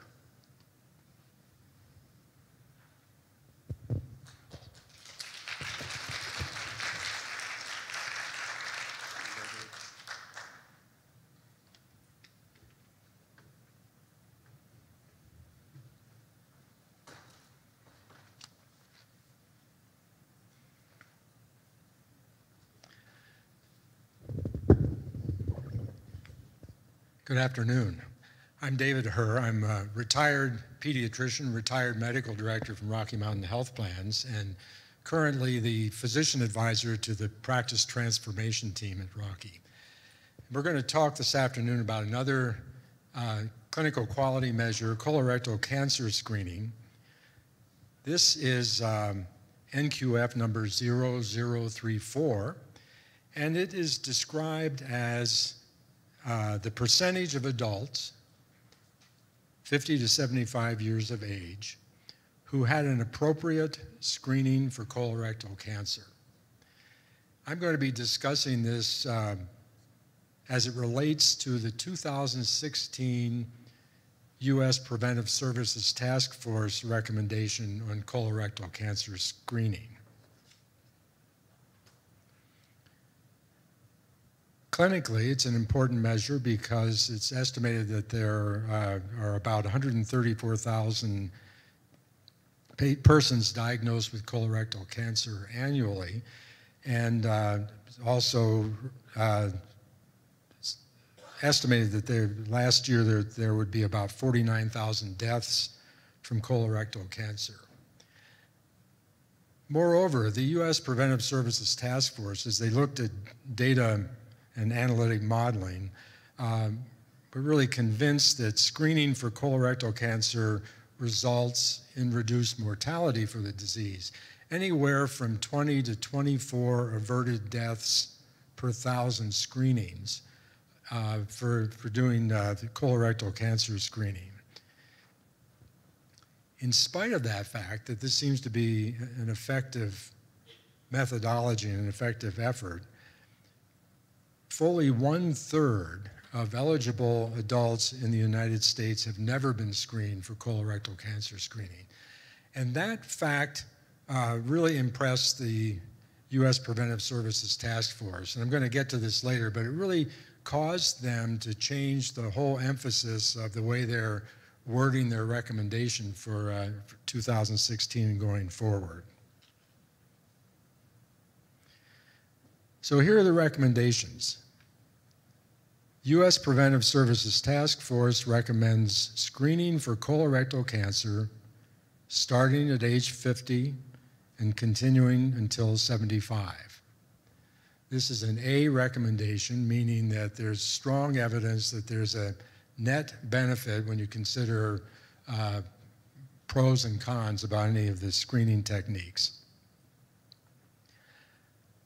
Furthermore, they stated that the decision to screen for colorectal cancer in adults aged 76 to 85 should be an individual decision, taking into account the patient's overall health and their prior screening history. This makes it a C recommendation, meaning some people benefit, some people don't benefit from a recommendation, and they've pointed out that in particular, people in this age group who have never been screened are likely to be helped by having screening performed. The 2016 recommendation is an update from the task force's 2008 statement. And as you may recall, that 2008 statement had a different feel and a different emphasis about it, because it seemed to be recommending different tests in sort of a rank order. And I know when I first saw this 2016 recommendation come along, it seemed to me that something was missing, because I was used to looking at that 2008 statement. You got the feeling that there were better and worse tests to be done, and that was part of the recommendation. So based on a number of things we'll get to, the task force decided to really go for a change in emphasis this time around. And when you read the body of the recommendation, look at their thought process, their decision-making about this is that there are multiple screening strategies that are available, all of which have an effect in saving lives from colorectal cancer. And they specifically decided when they were putting this recommendation together that they were not going to prioritize, they weren't going to rank the various tests. And the statement they've made is the provider and the patient should decide which strategy is most suitable based on their reading of the evidence. It's really kind of moving this level of decision-making from the task force to you all. Because 1/3 of eligible adults have never been screened, their overall objective in this 2016 recommendation is to have the goal of increasing the number of persons screened for colorectal cancer, period, regardless of which test is used. So that's really the change in emphasis. And their bottom line statement, and this is a quote from the body of the recommendation: the best screening test for colorectal cancers is the one that gets done. So to look at the various screening strategies that are out there, the tests that are available and strategies available are divided into two groups: the stool-based tests and then direct visualization tests. Among stool-based tests, the one that's been around the longest is fecal occult blood test. This has been upgraded over the years. Now you often see it referred to as the high sensitivity fecal occult blood test. It's done annually. It's inexpensive. It doesn't require prep. It doesn't require time off from work. Has a sensitivity of 87%, specificity of about 96%. And actually, this is the one screening test for colorectal cancer that's been actually studied in some depth in terms of long-term effects on mortality, just because the test has been around the longest, I believe. And studies show that this test itself, which is the simplest of them, decreases mortality to a significant degree. Similar to this is the fecal immunochemical test, referred to as the FIT. This one does a chemical test rather than looking for testing for whole blood. It's looking for the chemical components of blood. Has the advantage that it's not affected by diet or medication, so it's a little bit easier to use that way. Again, the fecal immunochemical test is recommended to be done annually. It's inexpensive. The Medicare fee for this is $21. Requires no prep, no time off from work, and as I was saying, it's not affected by diet or medication. Next on this list of stool-based tests is one that did not appear in the 2008 list because there wasn't enough data at that time to recommend it. This is the fecal immunochemical test plus DNA markers, the FIT DNA. You've probably been hearing about this. I think it's pretty heavily marketed. This is a test that looks, it does the FIT test itself and then adds an assay for DNA markers of cancer cells. The recommendation is that it's performed every 1 to 3 years. Now, Medicare says that they pay for it once every 3 years. So be careful about that when it comes to people having this covered. Again, has the advantage that it does not require prep. This one is expensive.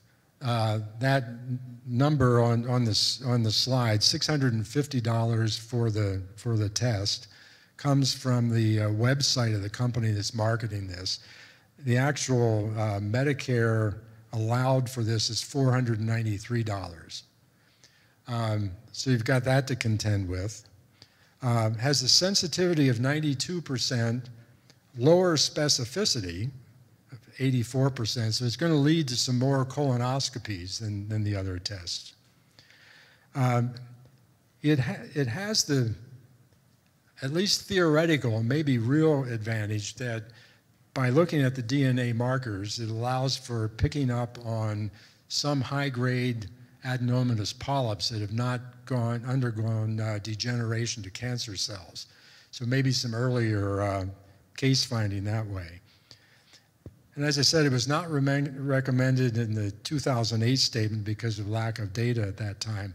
Since that time, it's been approved by the FDA for marketing, and more importantly, it's been approved by Medicare for payment. So this is a covered test, even at the $493 level. Although I noticed that the company that's marketing this does caution patients who go to their website that they really ought to call their insurance company before they have the test done, which is probably good advice.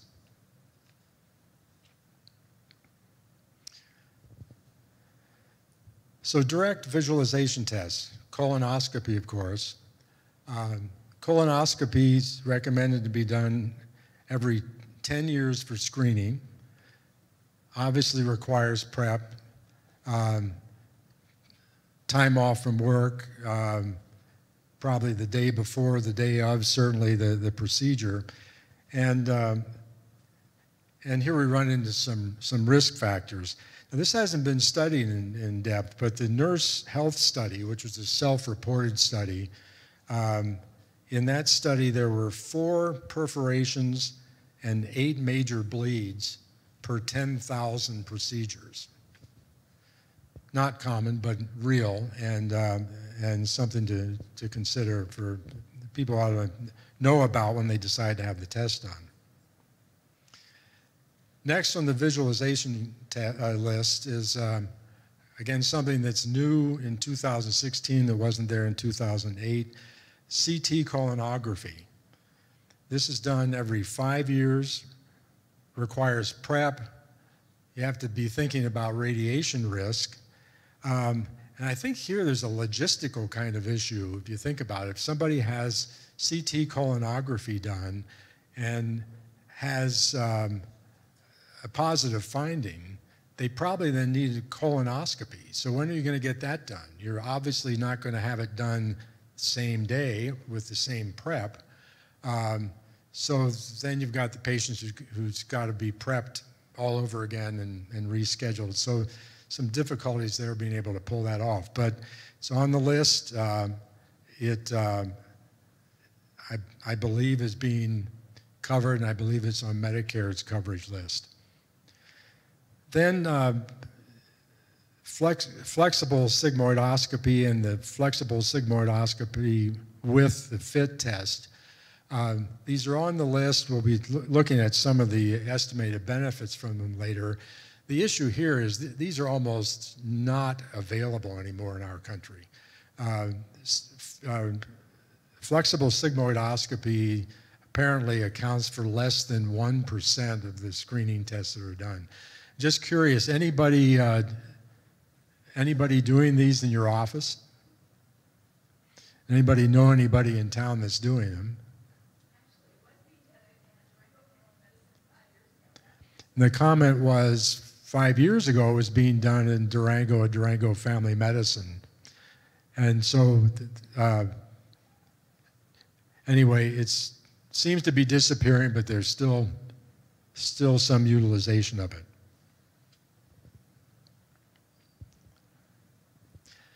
Now, for completeness' sake, I should also mention this is that there's a serology test out there.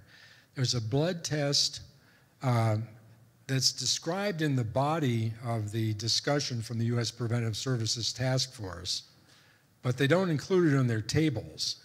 And curiously, while they've taken this stance that any testing is better than no testing, basically, when it comes to the actual table that you look at, they left this blood test off the table. So they didn't quite mean that they're recommending all tests that are out there, I think. But in terms of the serology test, this is new. It has been approved by the FDA. There's been just one study that they could find to really look at the results. And in that study had a sensitivity for detecting cancer of only 48%. So everything else is up in the 87, 88, 89%. This sensitivity is 48%. And I think that's why at this point it didn't show up on the tables from the task force. Also, as I did some checking around, I can't see that this is being reimbursed at this point. But you may hear about it because it's been FDA approved. You may even get some marketing information about it, but I have no idea what the cost of it is, and it does appear that it's not being compensated for, so beware.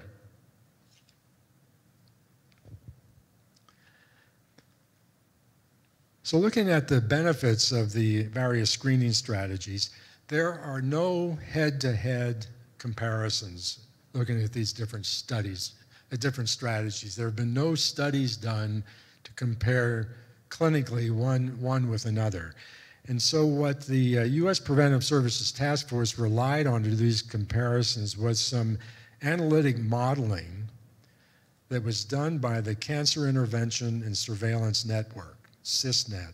And that's what you see on this graph that you're looking at now.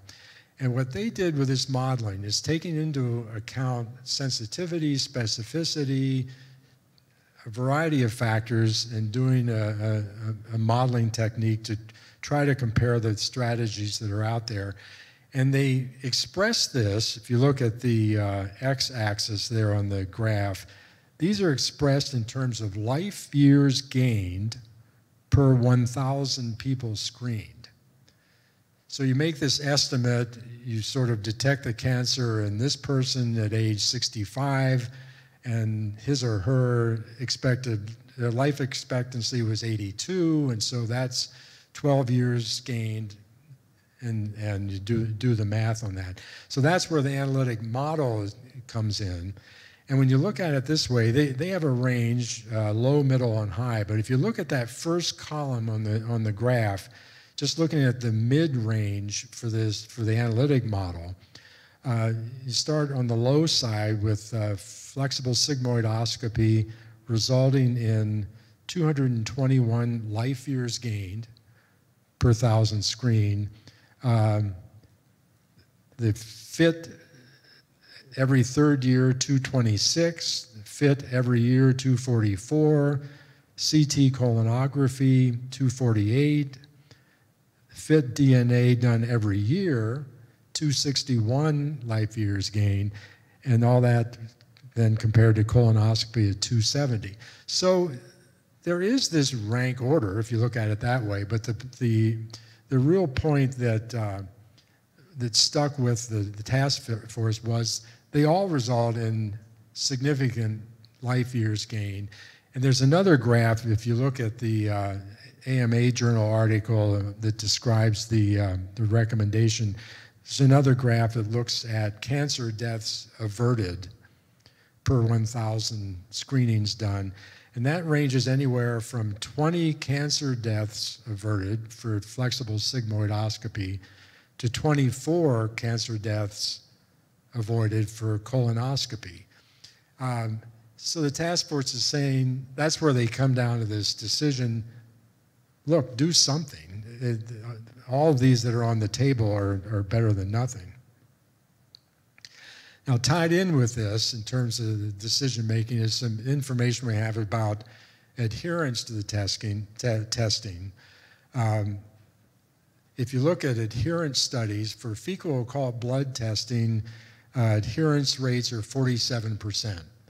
So you send people home with the cards, it happens 47% of the time. I'm surprised it's that high, to tell you the truth, if you're sending people home with Hemocult slides. Colonoscopy adherence, 28%. So I think the takeaway from this is, one thing I think that gets to be important is that we think about the conversation we're having with patients when we're talking about screening. I may have decided, because it was my personal decision and my screening regimen is that I've been having colonoscopies done. That might be my bias of where I think people ought to be going. But to go to somebody and say, you know, the doctor recommends that you have colonoscopy done, maybe we ought to be going and saying, the doctor or I strongly recommend that you be screened for colorectal cancer. It's important in your preventive regimen. Let's talk about which strategy is the best for you. And in that conversation, the patient's going to obviously say to you, well, what do you think, doc? Because they always do, and that's fine. Share that, but try to pick up on the fact that some people are going to be hesitant for all sorts of reasons about having colonoscopy done, and rather than letting it drop at that, let's talk about there's some other things we can do here that are not going to take you away from work for a day or two, that don't involve the prep if that's what's concerning you. Get people into the area of starting the screening process. So I think changing that conversation that we have with patients is really the important takeaway.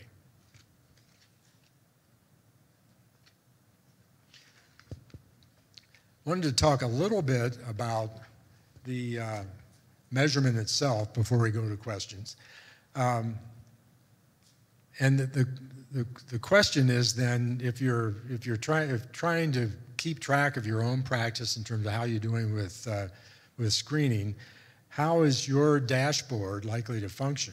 And I can tell you right now, I don't think any of you have in your EHR dashboard the capability to capture the FIT DNA testing or the CT colonography, because those were not part of the specifications until very recently. If you look at the specs that were out there from the CMS document, you could not capture these two particular tests. That has now changed. There's always a lag period. The recommendation from the task force changed in 2016 in the summer.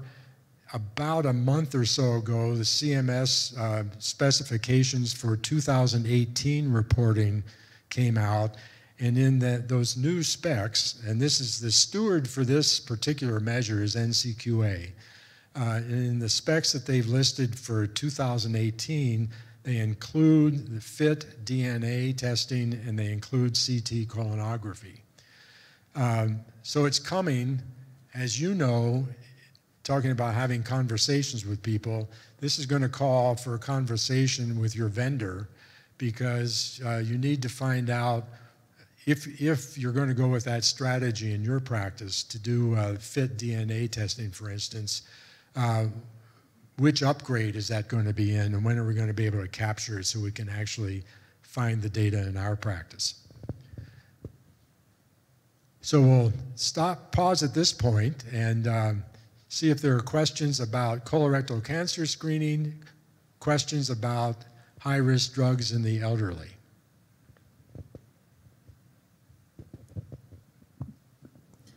Dr. Herr, this is specifically for you. Does the task force recognize virtual colonoscopy as an option for colorectal cancer screening?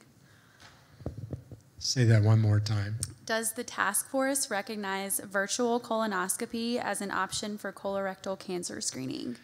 That is on the list this year. And so in their philosophy of all of the above are appropriate, then CT colonography is one of the strategies that they would say is an appropriate screening test for colorectal cancer.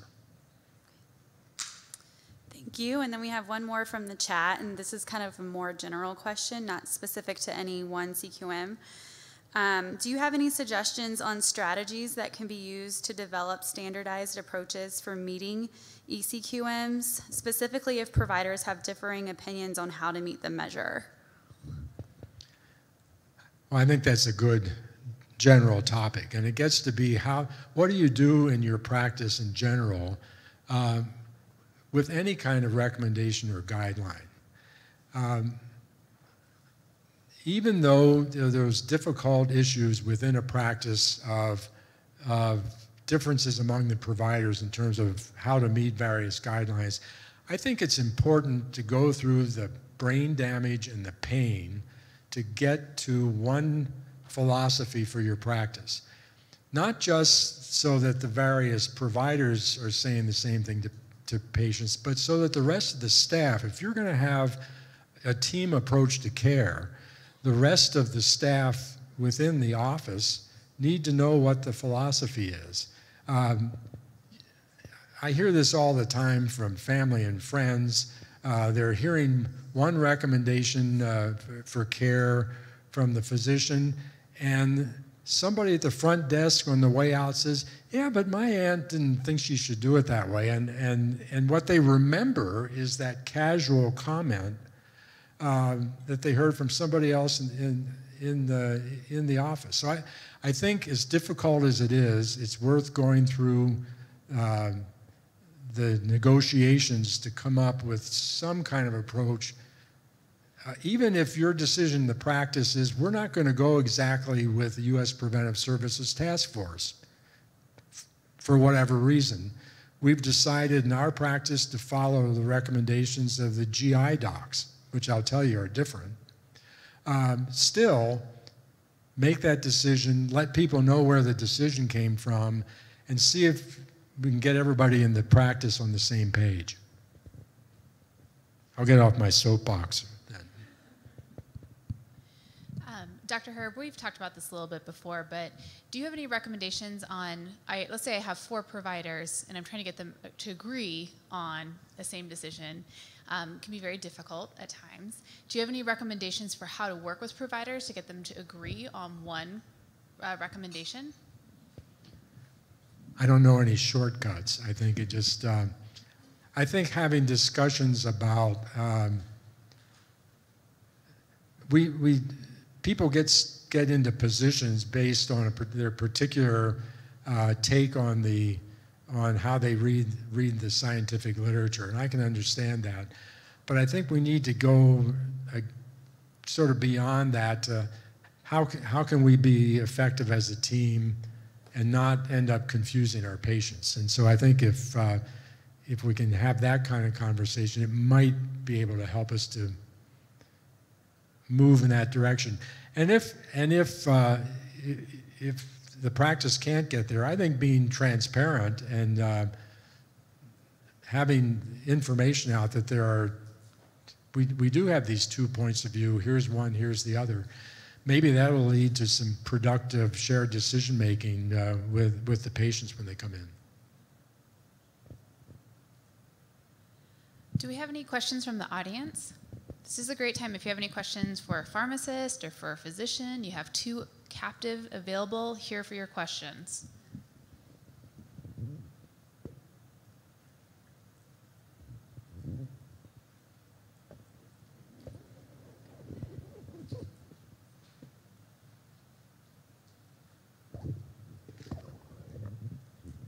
So for Tom, this may be a project that we work on collaboratively, but I want to learn how to document when I'm cornered with a patient and my medication options are limited to medications that are on the Beers list. So are there resources or do we need to develop them? I'm not aware of any formal template, so to speak, with regards to documentation other than making certain that the conversation was had, that risks versus benefits were discussed with the patient. I think that would be something that would be a good collaboration to make sure, especially if we're moving patients from one medication that they may be stable on and happy with. Unfortunately, we're dealing with the metric as it is. We can't say, well, we're going to pick and choose and say, this patient is doing well, why would we want to change it? We may have to accept that we're going to try to get underneath that threshold so that we meet the metric. But again, I think having the conversation, and sometimes patients aren't even aware that there are other options. They were just started on this 20 years ago, and they've been doing fine. But you might, when you delve into it, actually unroof something that they may actually, they're not doing so well when they wake up in the morning, or they've been on a medication and now they're having urinary retention and they haven't really discussed that with you. It just hasn't been something you just figure, well, I'm just getting older. That's just what happens to old fellas, and so we just deal with it. But I'll do a little more research and provide that as well. But yeah, I think that's a good. Just kind of thinking along the lines of our opiate risk tool, what we're using on that end of things, maybe we can start developing something similar for the other medications. Right, and the American Geriatric Society has a program called GEMS. The problem is that it's extremely cumbersome. It takes a provider or an ancillary or additional support staff to spend a couple hours sometimes having the conversation with a patient that has polypharmacy, and to evaluate which medications are benefiting the patient, which ones are really just layered on and were started a while back, and now the benefit of that in the going forward at this stage in their life may or may not be valuable. So, good point. Thank you.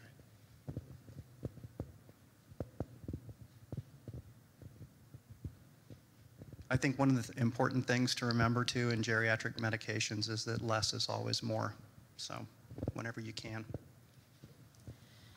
Thank you guys so much. So we have a little bit of extra time here, so I actually want to open the discussion up to if you guys have questions on other CQMs that you're working on. We do have multiple resources in the room. We have representatives from QHN here. We have providers, and we have pharmacists, and we have our data people. So if you have questions, and we also have each other, and this is a really good opportunity to hear what other practices are doing if you are struggling with a process or how to implement a CQM. So does anybody have any questions or something that they would like to ask of the group? There's also coffee in the back if everyone needs to kind of wake up a little bit, because I know you all have CQM questions because we get them all the time.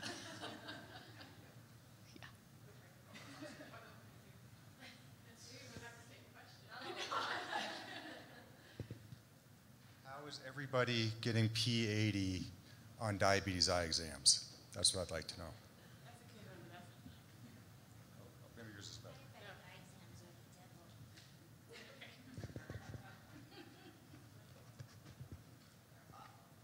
can answer just a little bit of that, what we've kind of started doing in our practice, but we haven't been doing it long enough yet to see if it's going to improve our numbers on that, because we're primary care, so it is difficult to know whether our patients have had their eye exams until they've come in and we've been able to ask them. So QHN, we hope that's going to help a little bit. So we pulled the list of those patients that are right now non-compliant. I went through, it was time consuming, but I went through every patient, looked to see if they had a future appointment coming up. If I couldn't find anything documenting that they had had one, then I kind of put a note to the provider on that next appointment that they were due for the diabetic eye exam.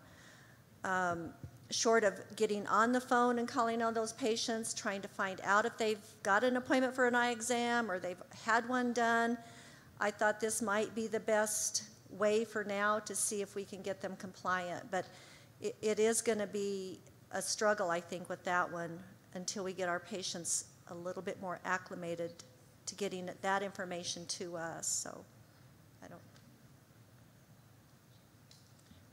This information might be out there, maybe I just missed it, but when are we going to get information on benchmarks on depression remission? In the fall? Fall being...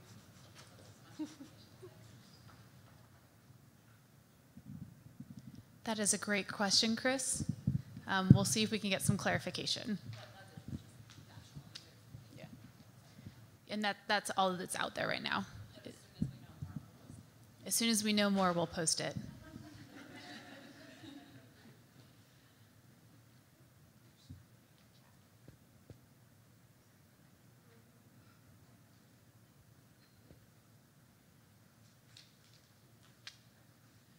One other thing I'll add around the diabetic eye exams, for those of you on CPC Plus Connect, you might have seen there's very lively conversations happening around this on CPC Plus Connect right now. So part of it is around the benchmark conversation. So, you know, that feels very high, and that's been elevated to CMS, so we don't need to talk about that fully. But part of it is also around workflows and strategies and what people are doing. So that's another place you might want to go to for those of you who aren't using CPC Plus Connect or missed that stream over the last week or two. It's been really active.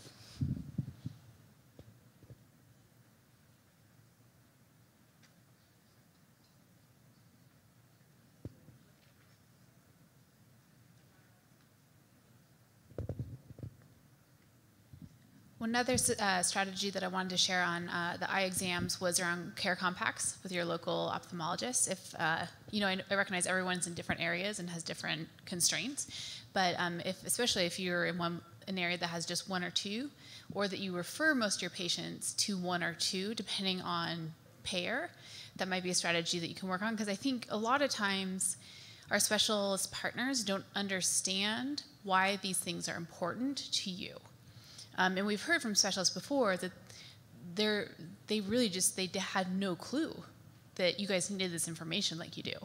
And if you have that conversation, it's tied to payment, it's tied to patient care, that might be a conversation that's worth happening. So another suggestion.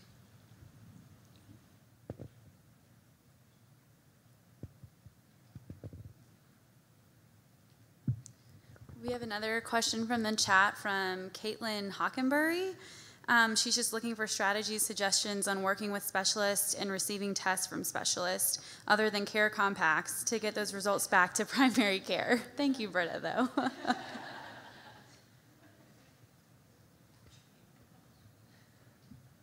So what has everybody done to work with specialist partners before, besides care compacts?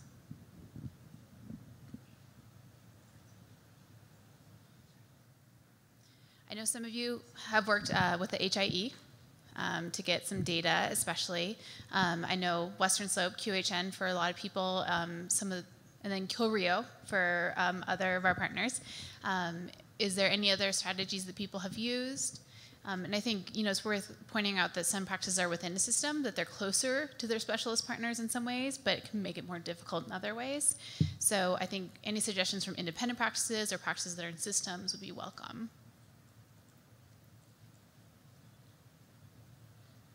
So this is a thought that came maybe 4 years ago related to some of this. So it's an old thought, But one of the practices I was working with back then partnered with a specialist. I think it was a cardiologist, so sorry for my memory lapse, but that person came into the office once per month and did some of their specialty visits at that practice. So it's kind of like behavioral health integration, but integrating other specialties in your practice and partnering with providers that might not necessarily be fully integrated in your practice, but you could bring in on that kind of timely basis to do some of those things.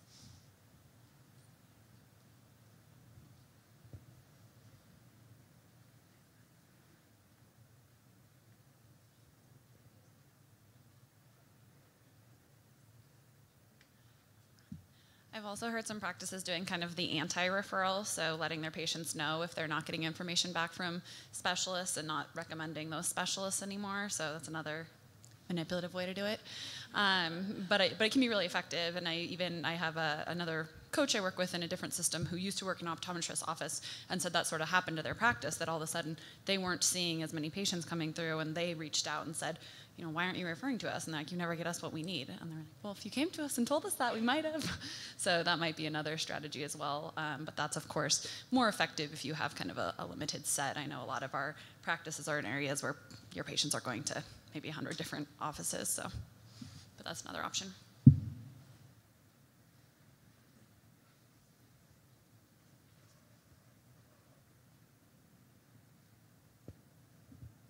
So I work with practices in TCPI, which is all specialists. So this is a topic that we talk about all the time, and they don't necessarily understand how advanced primary care has gotten and why you need the data. So opening those lines of communication is very important, and even though care compacts may seem like a nuisance or why would we do that, I would start out with the providers that you refer the most to, and then the ones that you may notice are the biggest issues, and just sitting down and saying, this is why we need it, and just that clarification will lower the silos, and then you may see more communication be able to have a working process. They're also working on electronic transfer of summaries of care through Advancing Care Information in the Quality Payment Program. So they are also trying to get that information back to you utilizing the EMRs.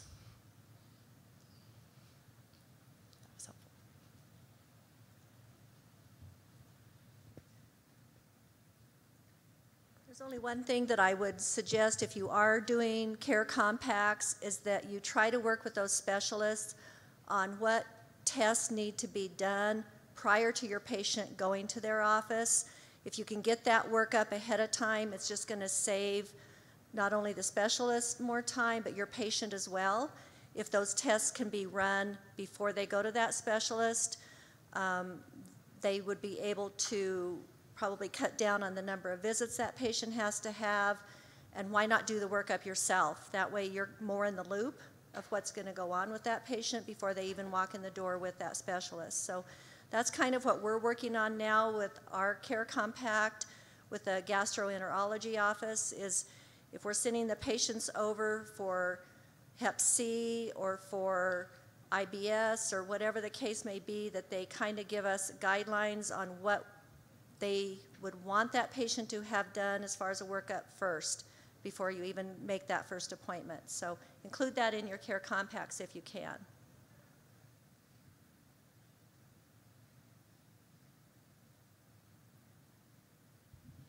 All right, well, unless there are other burning questions from the group, we'll go to break early. So we are going to rejoin at 3:05, so you have 15 minutes for the closing plenary. Thank you everyone so much, and thanks to Dr. Herr and to Tom.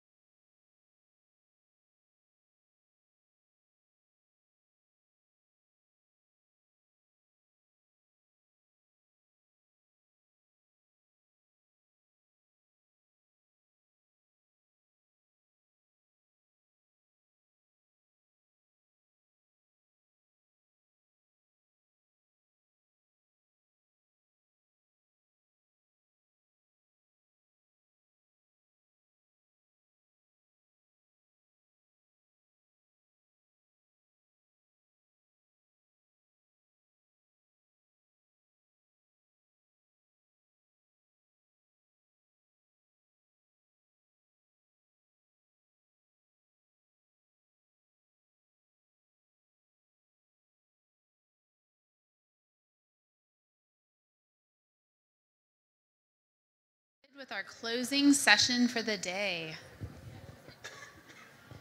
So I want to welcome you to our closing plenary, where we're going to be hearing from 3 diverse practices on how they supported their complex patients with care management programs and how those programs have really changed over the years. So I think with this session, we really want to help practices that are new to this work understand that what you're implementing now can change over time and will change over time. Conversely, for practices who are more advanced, who have been doing this work for a while, these groups are also going to talk about where they're going next with their care management programs. So really where they've been and where they're going. So this session is going to talk about care management, so targeted, proactive, longitudinal care management, and short-term episodic care management. We discussed this already. All right, so first up, I'm going to have our 2 participants from Glenwood Medical Associates introduce themselves. Hello, my name is Rachel Rippey, and I'm the Director of Business Services for, there I am. My name is Rachel Rippey. I'm the Director of Business Services for Glenwood Medical Associates, and I have worked there for going on 9 years. I've been involved in the quality improvement team since Beacon, so I went through Beacon, and we are PCMH Level 3. We're going through our recertification again.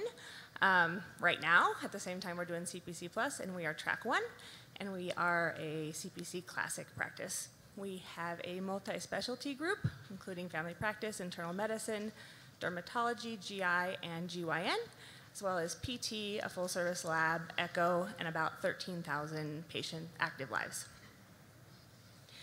Hi, my name is Yvette Blanc. I'm the Director of Nursing for Glenwood Medical Associates. We have a team of 27 on our staff. We vary from medical assistants to LPNs, RNs, and also specialize in work comp management as well. So very glad to be here. Thank you. Dr. Kotz? I'm Glenn Kotz. I'm in Basalt, Colorado. I'm a family doc. We have a solo practice with 1 FNP, 1 PA, 1 psychologist, part-time care manager who's also a registered dietitian.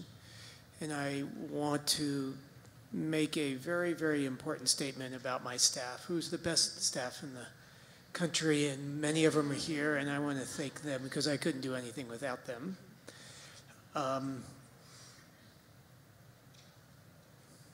All right, thank you. And I'll second that about the staff. Not that all your staff aren't great too, but they're also great. And Lori Lynn. Hi, good afternoon. My name is Lori Lynn. I am the Director of Ambulatory Case Management for the Banner Health System. We have 9 clinics that were in the CPC Classic program, and we currently have 12 clinics in the CPC Plus program, 11 Track 2, and 1 Track 1 clinic, which is our residency program. Started in mid-year 2013. We currently have 7.6 RNs that are embedded throughout the CPC clinics. We have a couple of social workers, a diabetic education program, and some case management assistants that work with our team. We also collaborate with a clinical pharmacy team and behavioral health throughout our sites. And we currently cover about 88,000 lives and have approximately 50 plus physicians and mid-levels. Like I said, diverse. So, all right, well, let's get started with the descriptions then. So actually, Lori, could you start off and tell us about how you developed your care management program, who does care management, and what was the process for complex care management when you guys first got started? Sure. I'm relatively new with Banner, so I had to rely on my staff to provide the historical perspective. But we started in 2013 with 1 case manager, and basically within about a 6-month period, they had hired on 7 case managers to embed in the clinics. Currently, we have, like I said, the 2 social workers and 7 RNs that are out in the clinics. The social work float between the various sites, and we have a registered dietitian that also covers a variety of locations, providing one-to-one and individual or group class structure. The program was developed really around the CPC concepts. So very much, you know, taking the milestones, I believe they were called initially, and developing the program requirements around that. So we have a pretty robust process for doing transition of care, for ED, OBS, and inpatient discharges. We receive information both from internal and external sources to do that, and then have a process for both episodic and longitudinal care management. Great, thank you. So Dr. Kotz, do you want to talk about, from the perspective of at the time you were a solo practitioner, how you guys got started with care management and what that looked like? We got started many, many years ago, probably somewhere around 2008, give or take. And we started with a philosophy that we wanted to remove all the barriers to care for individuals. So our care management started with our staff, our nurses, taking control over referrals, follow-ups, risk assessment. This was all before EMR data was really stable. Registry data was present. So we've been able to use that for the past 9 years in the sense that our nursing staff will close all the loops before there's any openings in the loops. They make, the referrals occur in the office most of the time, and then we'll follow up on a closed loop there.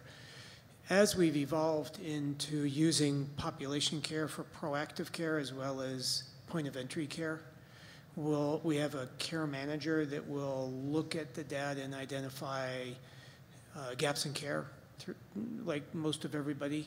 We'll also look at risk levels, how we're doing with our chronic disease states, and trying to identify which patients need to be seen that we're missing, as well as what needs to occur at visits. We also have a different risk category that we have the highest acute care patients that are concerned that will be hospitalized within the next month or two that we separate out and we review as a team twice a week. So to clarify, just for practices who are just getting started, when you guys first started, though, the nurses did the care management, and then you evolved into having a specific care manager, correct? Yes and no. So we have a specific care manager, though the nurses still do a lot of the care management and care coordination, so it's still a dual system. Great, thank you. All right, and then for Glenwood, talk about how this looks different in a multi-specialty clinic. So when we first started, I think we're probably on our 3rd or 4th generation of how we actually do care management. And I guess the answer for what we do now is everyone does care management. We're in a weird spot where we are not big enough to have lots of resources, and we're not small enough to have a small patient population. So we started out with one part-time transitional care nurse back in about 2011. She was a part-time GI RN or LPN and a part-time transitional care nurse, and then that position evolved into a full-time transitional care nurse. So we have an RN that does that full-time now. We also have a full-time referral coordinator where all she does is referrals both internally to our specialists and externally to all the other specialists. And then as far as the care management that's done that doesn't fall into those two groups, we do it with our MA teams and our providers and anyone else who happens to come in contact with a patient. Great, thank you guys. So as you developed your care management programs over the years, what are some barriers that you faced, and how have you really addressed those over time? So Glenwood, you guys want to go ahead and start? I'm just going to call you Glenwood instead of, sorry, I know that's not your actual names. No, that's totally fine. I think we all probably share a lot of the same barriers. There are multiple quality programs that everyone is participating in. We all want to adhere to the spirit of the law, not the letter of the law.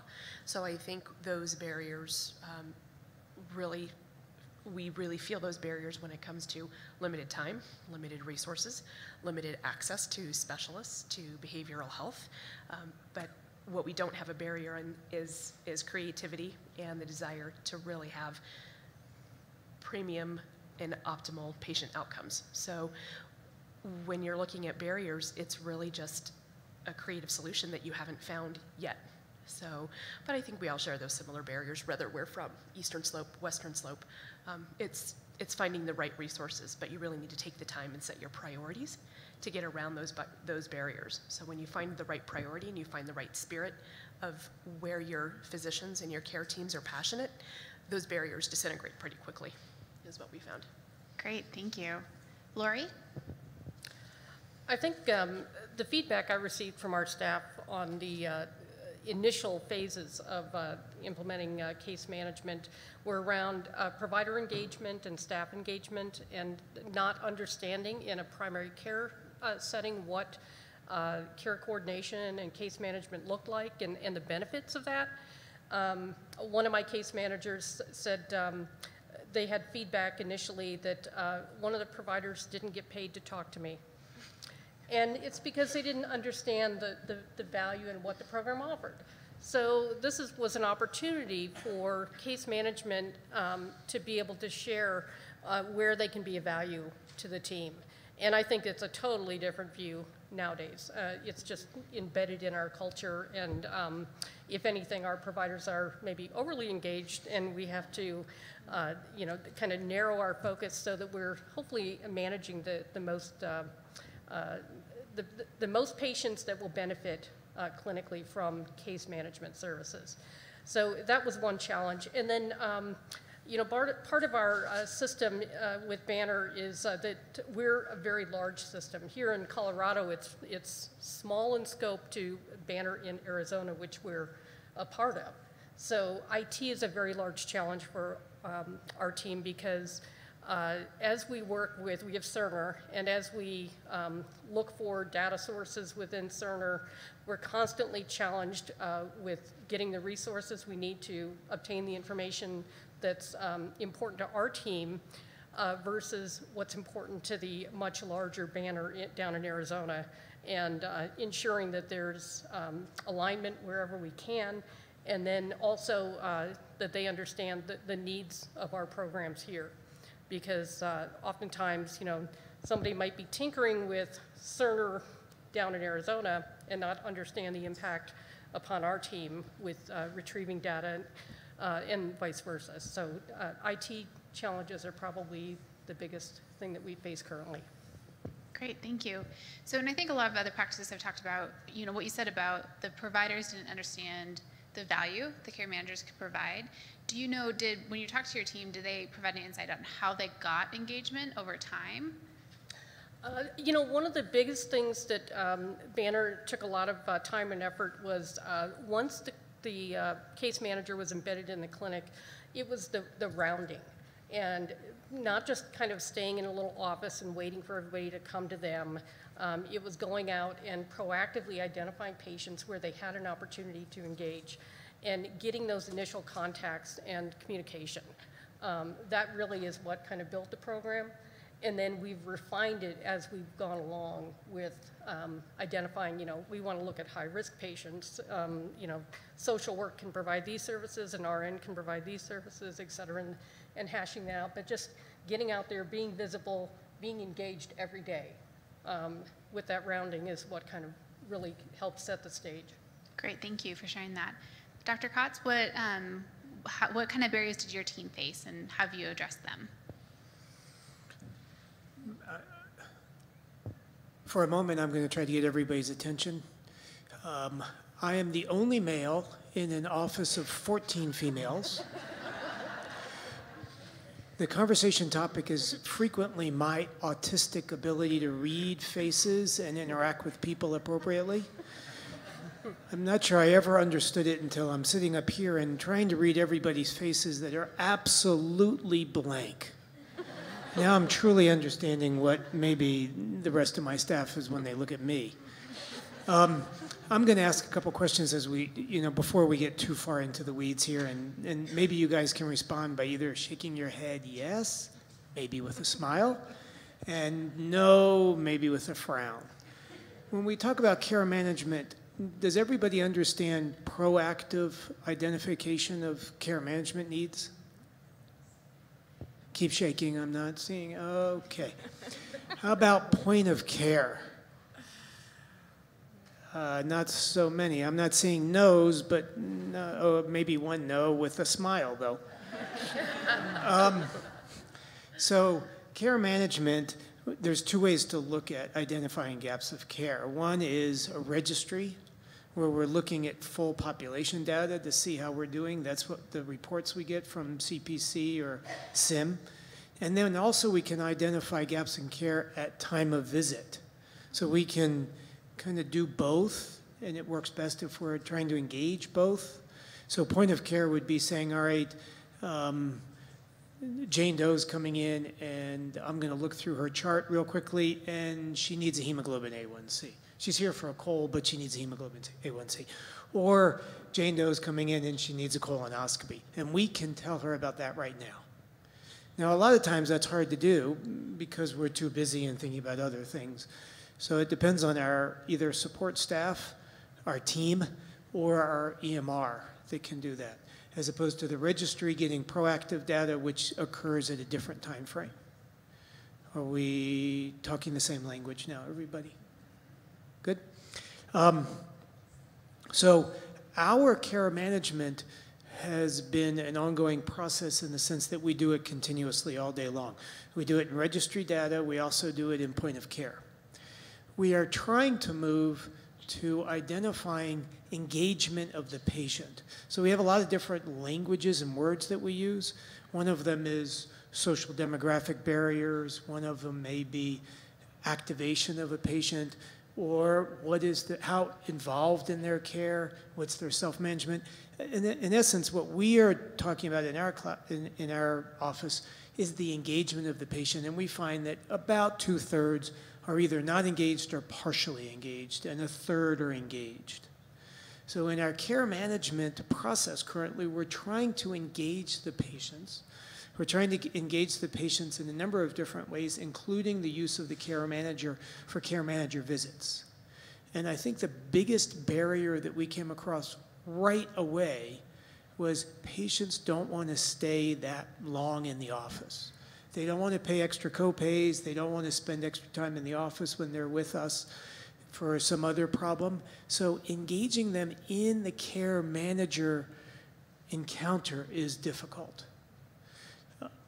We have not conquered that yet. We're still trying to work on that.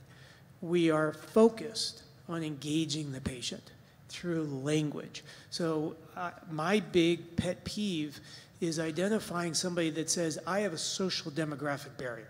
They may not say that, it may be us.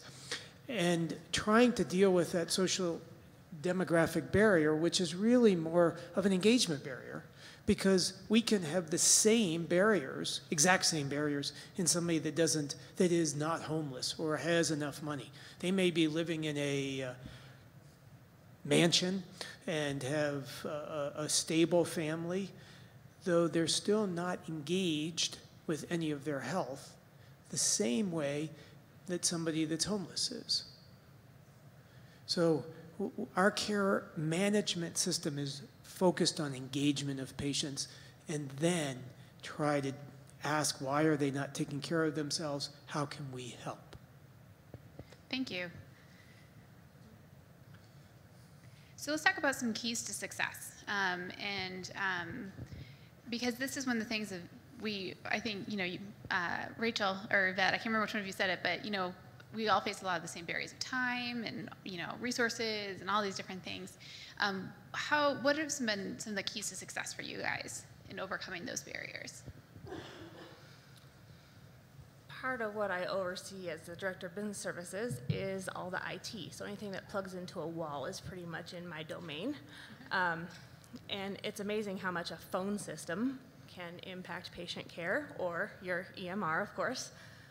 But one of the first things that we did, which was probably about a year-long project, it didn't seem like that much, and I can take zero credit for it because I was not in my current position when it happened, but we connected with QHN, and we have an interface into our EMR for it. So our transitional care nurse gets notification of when all of our patients are admitted or discharged from the hospital, as well as our ED. So that was a huge victory. And when you look back at the process, now it's just commonplace. We just look in our EHR for all of our QHN data. But if you haven't got set up with QHN, you should.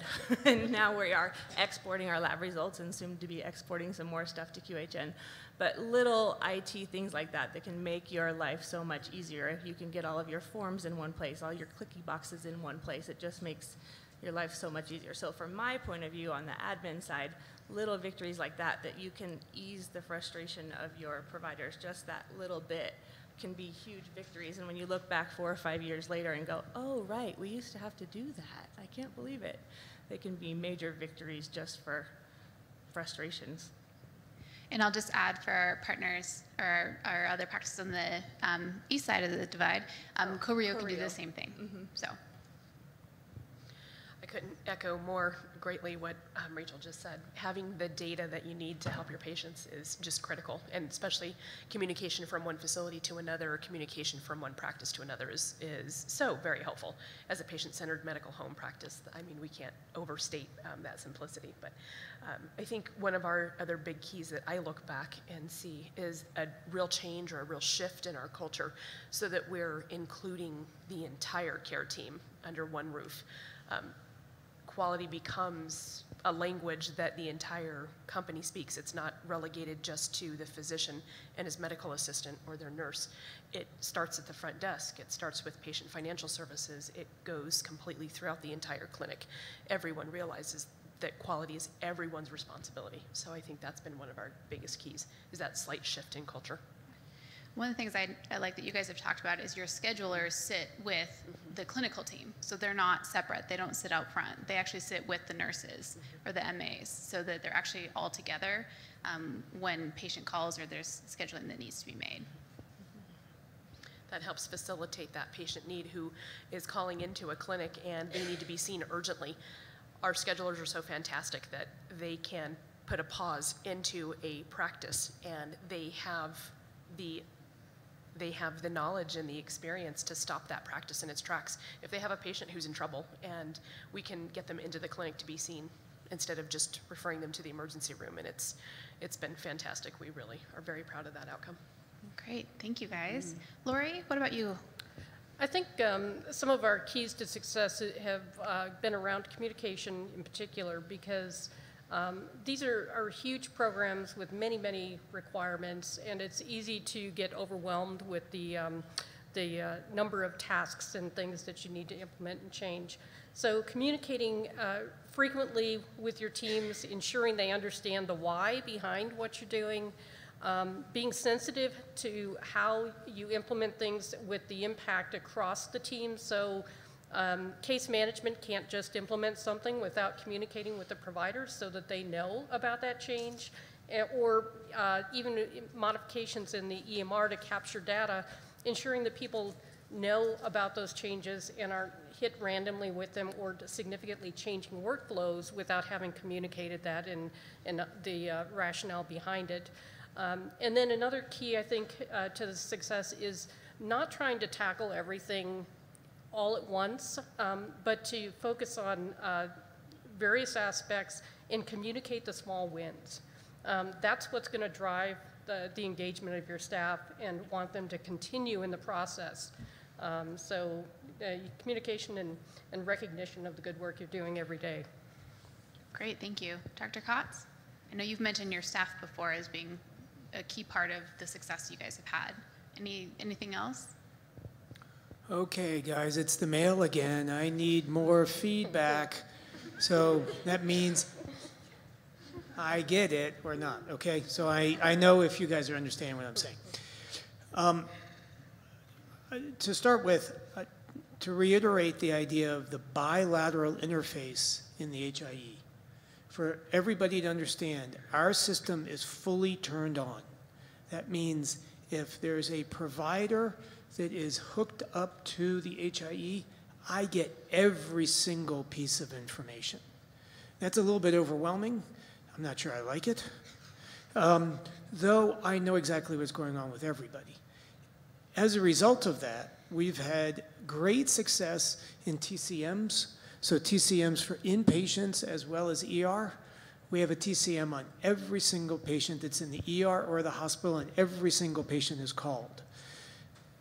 Like everybody else, we're not always perfect at being able to get everybody in. Some people say, well, you know, I'm going to this specialist or that specialist, I don't want to come and see you.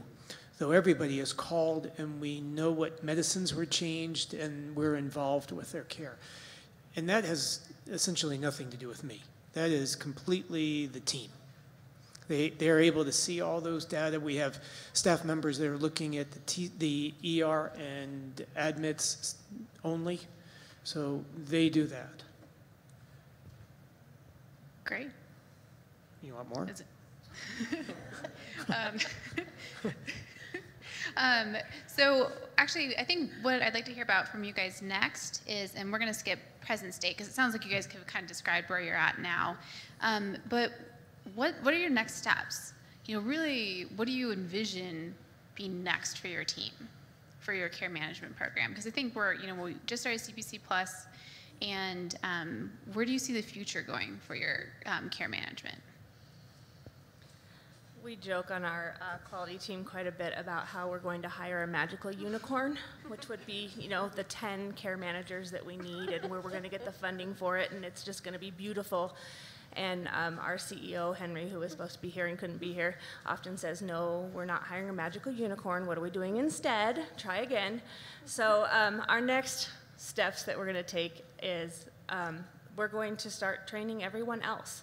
So anyone else that's interested in qualified in care management, we're going to, at our next PFS, Patient Financial Services Huddle, we're going to watch the videos on motivational interviewing. Because when a patient calls to yell and scream about their bill, that is the perfect time to use those motivational interviewing skills and find out what the real issue is. And the real issue could be that they came in for their visit and their health concerns were not addressed. And then we have a problem. There's a gap in care that we need to address and bring them back in and see if we can help resolve the problem, which is the real issue in the first place. So making sure that, you know, our receptionists are involved. I have one very good-looking, young, bilingual receptionist that all of my little old ladies that come in really, really like to talk to. He is the perfect person to have call these little ladies to see if they'd like to come in and get their labs done. Because they will come in just to see him. So we're getting really creative on who we use. They just love him to do care management. So, and of course you have to be really careful and make sure that they are, you know, working within their bounds. But we're just going to train everybody and get the whole team involved. So that's where we're headed next. Great, thank you. Really utilizing those creative skills. I like it. I'm really excited about our slight changes to simplifying our high-risk stratification plans. That is something that has just been brought on, again, IT. Talent has helped us really provide a data mineable platform for all of our high-risk stratification. So that's what we're looking at doing right now and really driving home that high-risk management for all of our teams. I'm really excited about that. Couldn't also be more excited about Ivy Davis helping us out with all of our project management for our CQMs. We're now in a phase where we are assessing all of and evaluating all of the hard work that she's put into organizing our CQMs. So that's where we're going with our next chapter. So I'm very excited. Great. Lori? Okay, we have a few areas we're working on. One of them is making sure that we're all working top of license. So we're looking at the actual work that our care managers and our case managers do. We're looking to implement several health coaches that could do some of the patient communication versus having a social worker and RN do that. Really big focus on data management right now. We have multiple sources of data, both internal and external, coming at us, and a lot of it's valuable, but we just simply don't have the resources to be able to effectively review and cross-reference different reports from internal and external resources to be able to look at every single patient. So trying to hone in on what is the most effective use of our time in reviewing data, what's actionable, and how do we communicate that to providers and their teams so that we can actually impact the areas we want to focus on. Great, thank you. Dr. Kotz, do you have anything to add to what you were talking about earlier with the communication? Yeah. Thank you all for looking at me. I appreciate it because it does help my ability to communicate. There's three things that we're doing to piggyback on Dr. Mausch's stuff that he's talked about. Our engagement with the patients, with each person in the office, starts with agenda setting. And we're trying to do it a little bit differently in the sense of not just agenda setting, what's going to be discussed, but agenda setting to try to engage the patient. And we find it's a big push in the office over the past 6 months, and we plan to do that for another year or so. That includes all care management conversations. That's one thing that we're working on. Another thing that we're working on is who in the room has children? That's not that many. For those that don't have children, the way that children mature is that they will do some wonderful thing. They walk. And then you realize, oh, well, gosh, they started pooping in their pants again or something. So they do this kind of dynamic. And so does care management, so does change in an office. You know, we'll make some great change, and then we find that we've dipped down in some other way. And in our office, we've done a lot of great change over the past 6 months, and we found that in that some of our specific reports have gone down. So one of the things that we're going to do is try to engage the patients at the same time as making sure that their blood pressure is controlled or whatever the marker is. The problem with that is that by engaging the patients a little bit, we're giving them a little bit more power in the relationship, and they have more likelihood to say, I'm not going to take that medicine. So there's a little bit dynamic. The final thing is, and this is a little bit of a provocative kind of thought process, and we just started this dialogue in the car ride on the way down here from the mountains. It's something we've been thinking about. We have resources. Each office has resources. Those resources are essentially money and people. We have a lot of patients in each practice that are not ideally managed. How do we give those resources? When do we stop giving those resources? So, for example, we have somebody that is a high-risk patient. We have given resources for a year. We have done everything we can, and they have done nothing to change their engagement. Do we continue those resources? Or do we allocate those resources to a new person that's a high risk that has not had those resources? That's a very difficult question. And we do not have an answer, though it is something that as we mature in these systems, we're going to have to ask ourselves, where do we allocate those resources? Thank you. Well, okay, at this point, so I'm going to see what questions you all have for our panelists. I think we've had a lot of great discussion so far, or sharing, not much discussion. So what questions do you guys have? And is there anything from the chat as well?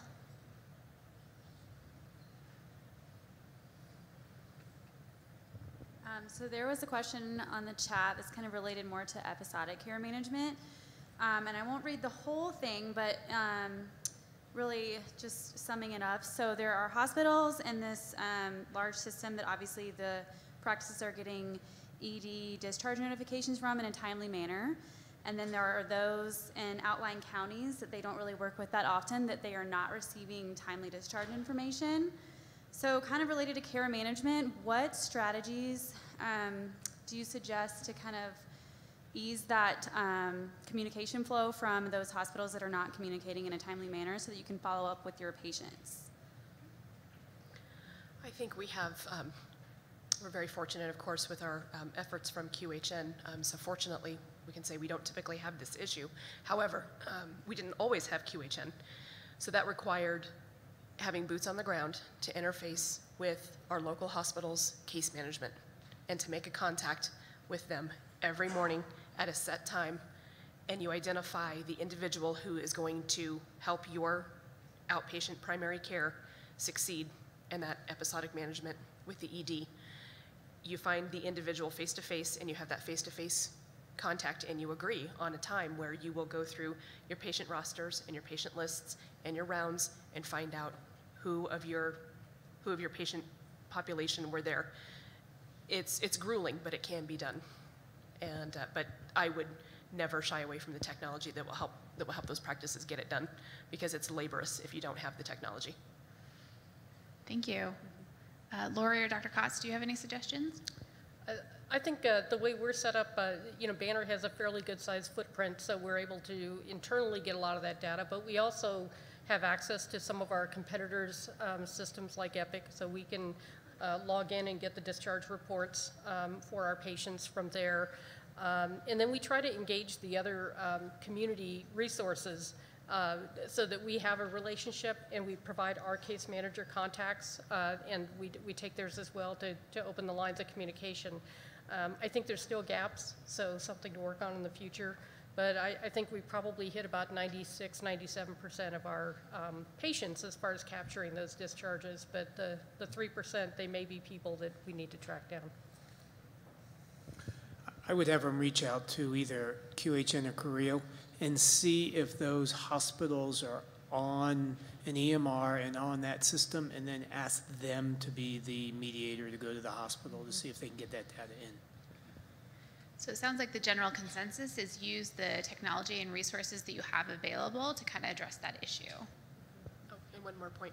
Don't forget to utilize your patients as well. If you're interfacing with your patients on a daily basis and you want to know whether or not they've been in the emergency room, let them know that you need to know and that you're interested. Once your patients know that you're interested in that information, they will call you and tell you. It's a great point. Okay. Do we have any other questions?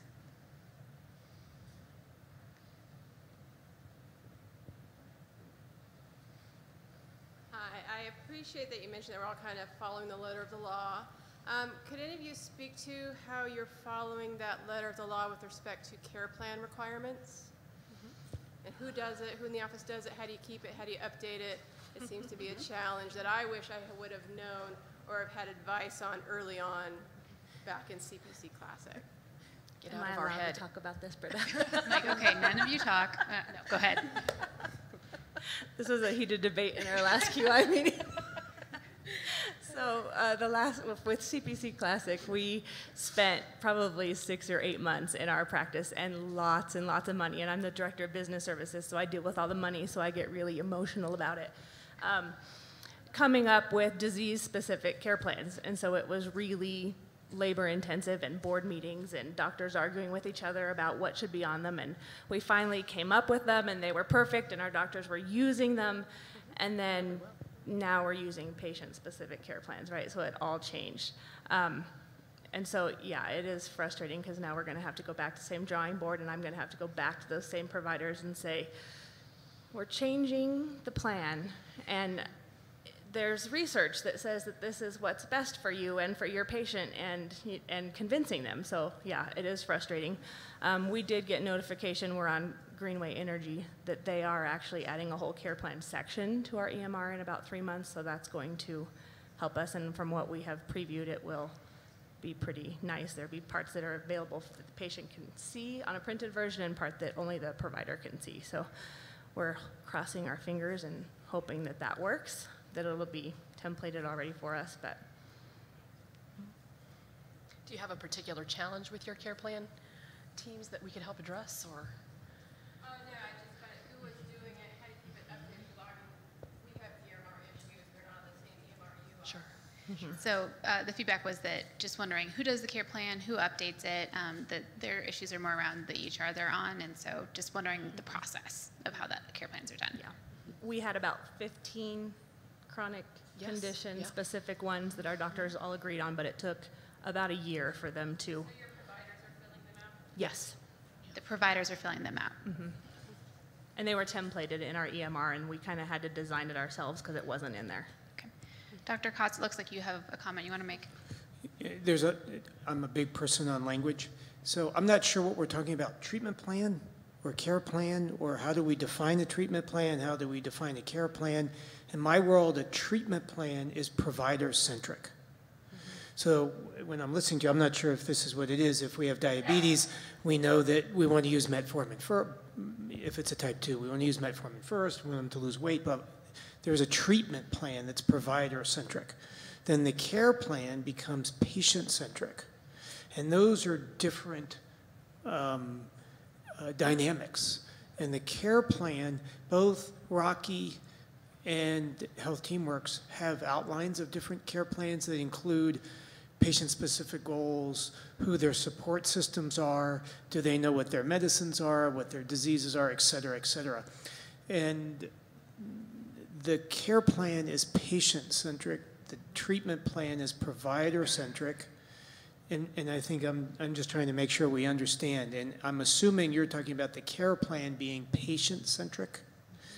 And then, you know, what is the visit? So when somebody comes in and, you know, we all deal with the same issues. Somebody comes in, they're diabetic, and they have a hemoglobin A1C of 12. And our deal is, oh my God, you know, we're going to get penalized. It's above 9. This is bad care and all that stuff. And the patient is not that concerned about the hemoglobin A1C of 12. That is not their agenda. Their agenda is something else, whatever it is. And how do we change our dialogue with them to move away from the patient, from the provider-centric dialogue? Because we say, all right, well, you're not taking your insulin. You need to take your insulin. Or, you know, you're taking your pills and I'm going to give you more pills. The reality is they're not going to tell us they're not taking their pills or whatever that is, and move to the patient-centric care plan and seeing what their agendas are and their goals. So it's, again, I'm just trying to separate and make sure the language is the same that we're talking about. Thanks. Lori, do you have any input on that question? We at Banner, we have a treatment plan, typically with the providers completing that. And then we have care plans, which are patient-centric, which live within a module of our EHR. So it's a comprehensive plan that's managed by the case management team, and it's viewable and can be updated by the entire clinical staff once it's put into the system. So they can see the patient goals, the interventions, and modify the goals as needed throughout the system. And we, for the case management portion of it, we have an expectation that, for example, if you're a longitudinal patient, typically you're going to get a call at least every month from our team and review and update that. If it's an episodic, it could be a one and done, or you know, it could be a few weeks, just depending on the nature of what's required. Great.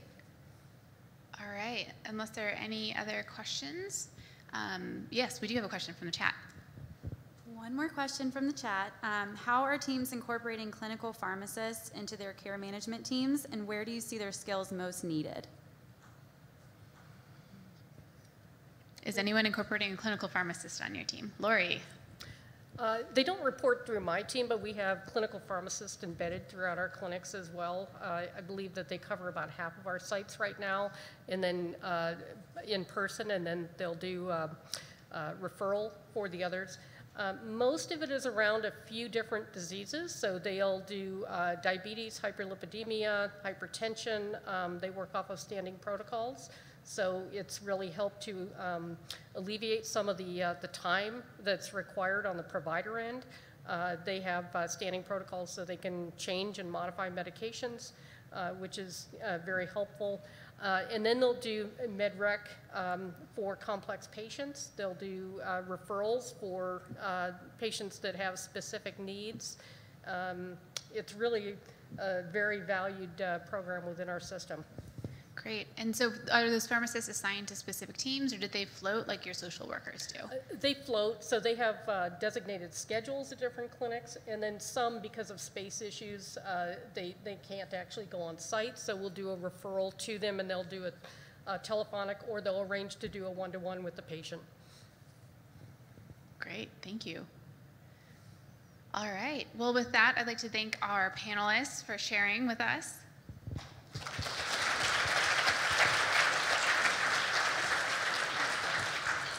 And then I want to spend 5 minutes discussing amongst those at your table to talk about what's something that your practice does well to tailor care management, and then what are some strategies you heard that you would like to adapt or test in your practice in the next few weeks? I want to take this opportunity to remind you about your action plan that you have, and update those with any thoughts or any goals that you have after today. There's been a lot of content, and we recognize that, so those action plans can really help you think about, okay, next Monday when I come back to work and I'm trying to remember what we talked about on Friday, what would I like to implement from that day? So I'll give you 5 minutes.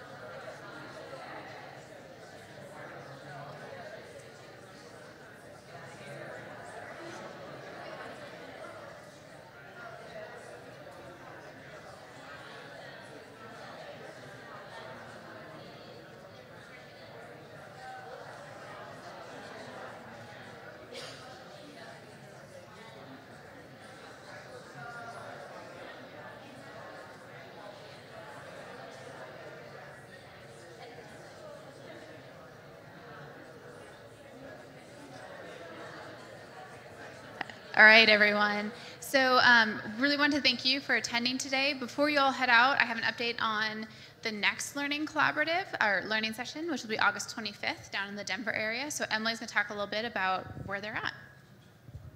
So I know you are all on the edge of your seats to go to another learning session. So I have an announcement. It is August 25th. It's going to be a Friday. We're going to be at the Crowne Plaza Denver Airport Convention Center. It's not actually at the airport. It's before that, so you don't have to drive that extra like 45 minutes out there. But there is a room block, and it expires August 15th. So good job for Hannah for negotiating that late room block. But if you are planning to come, we do have that discounted rate. So be sure to look for emails from the Rocky Mountain Health Plans team or Hannah, depending on which side of the mountains you live on, your practice is located, and that room block information will be in there. If you just want to call the Crowne Plaza yourself, the passcode is HTW, so just like Health Teamworks, HTW. In addition to that, we are looking for practice speakers to participate during the learning session, as always.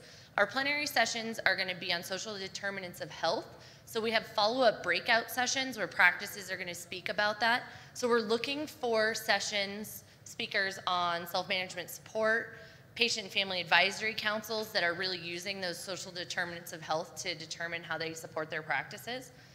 Using comprehensive health assessment data, so any practices that have used that data in their regions, we'd love to have you come speak about that. Following that, our plenary session is going to be a shorter session on data that's going to have 6 different practices that are going to rotate 5 minutes each and talk about how they're going to use their data in their practice. So you get kind of a snapshot of that data, and then the breakout sessions are going to follow up with that and take a deeper dive into some of that data. And then our last session, which I heard during this previous session, we're going to be talking about medication management and how to integrate pharmacists into your practices. So we're really excited about the agenda. So if you are interested in speaking, please reach out to your practice facilitator and let us know. Thanks so much, Emily. So with that, my last note is to please fill out your evaluations. You can either leave them on the table or put them in the basket on your way out. And please all travel safe, and we'll see you in about a month.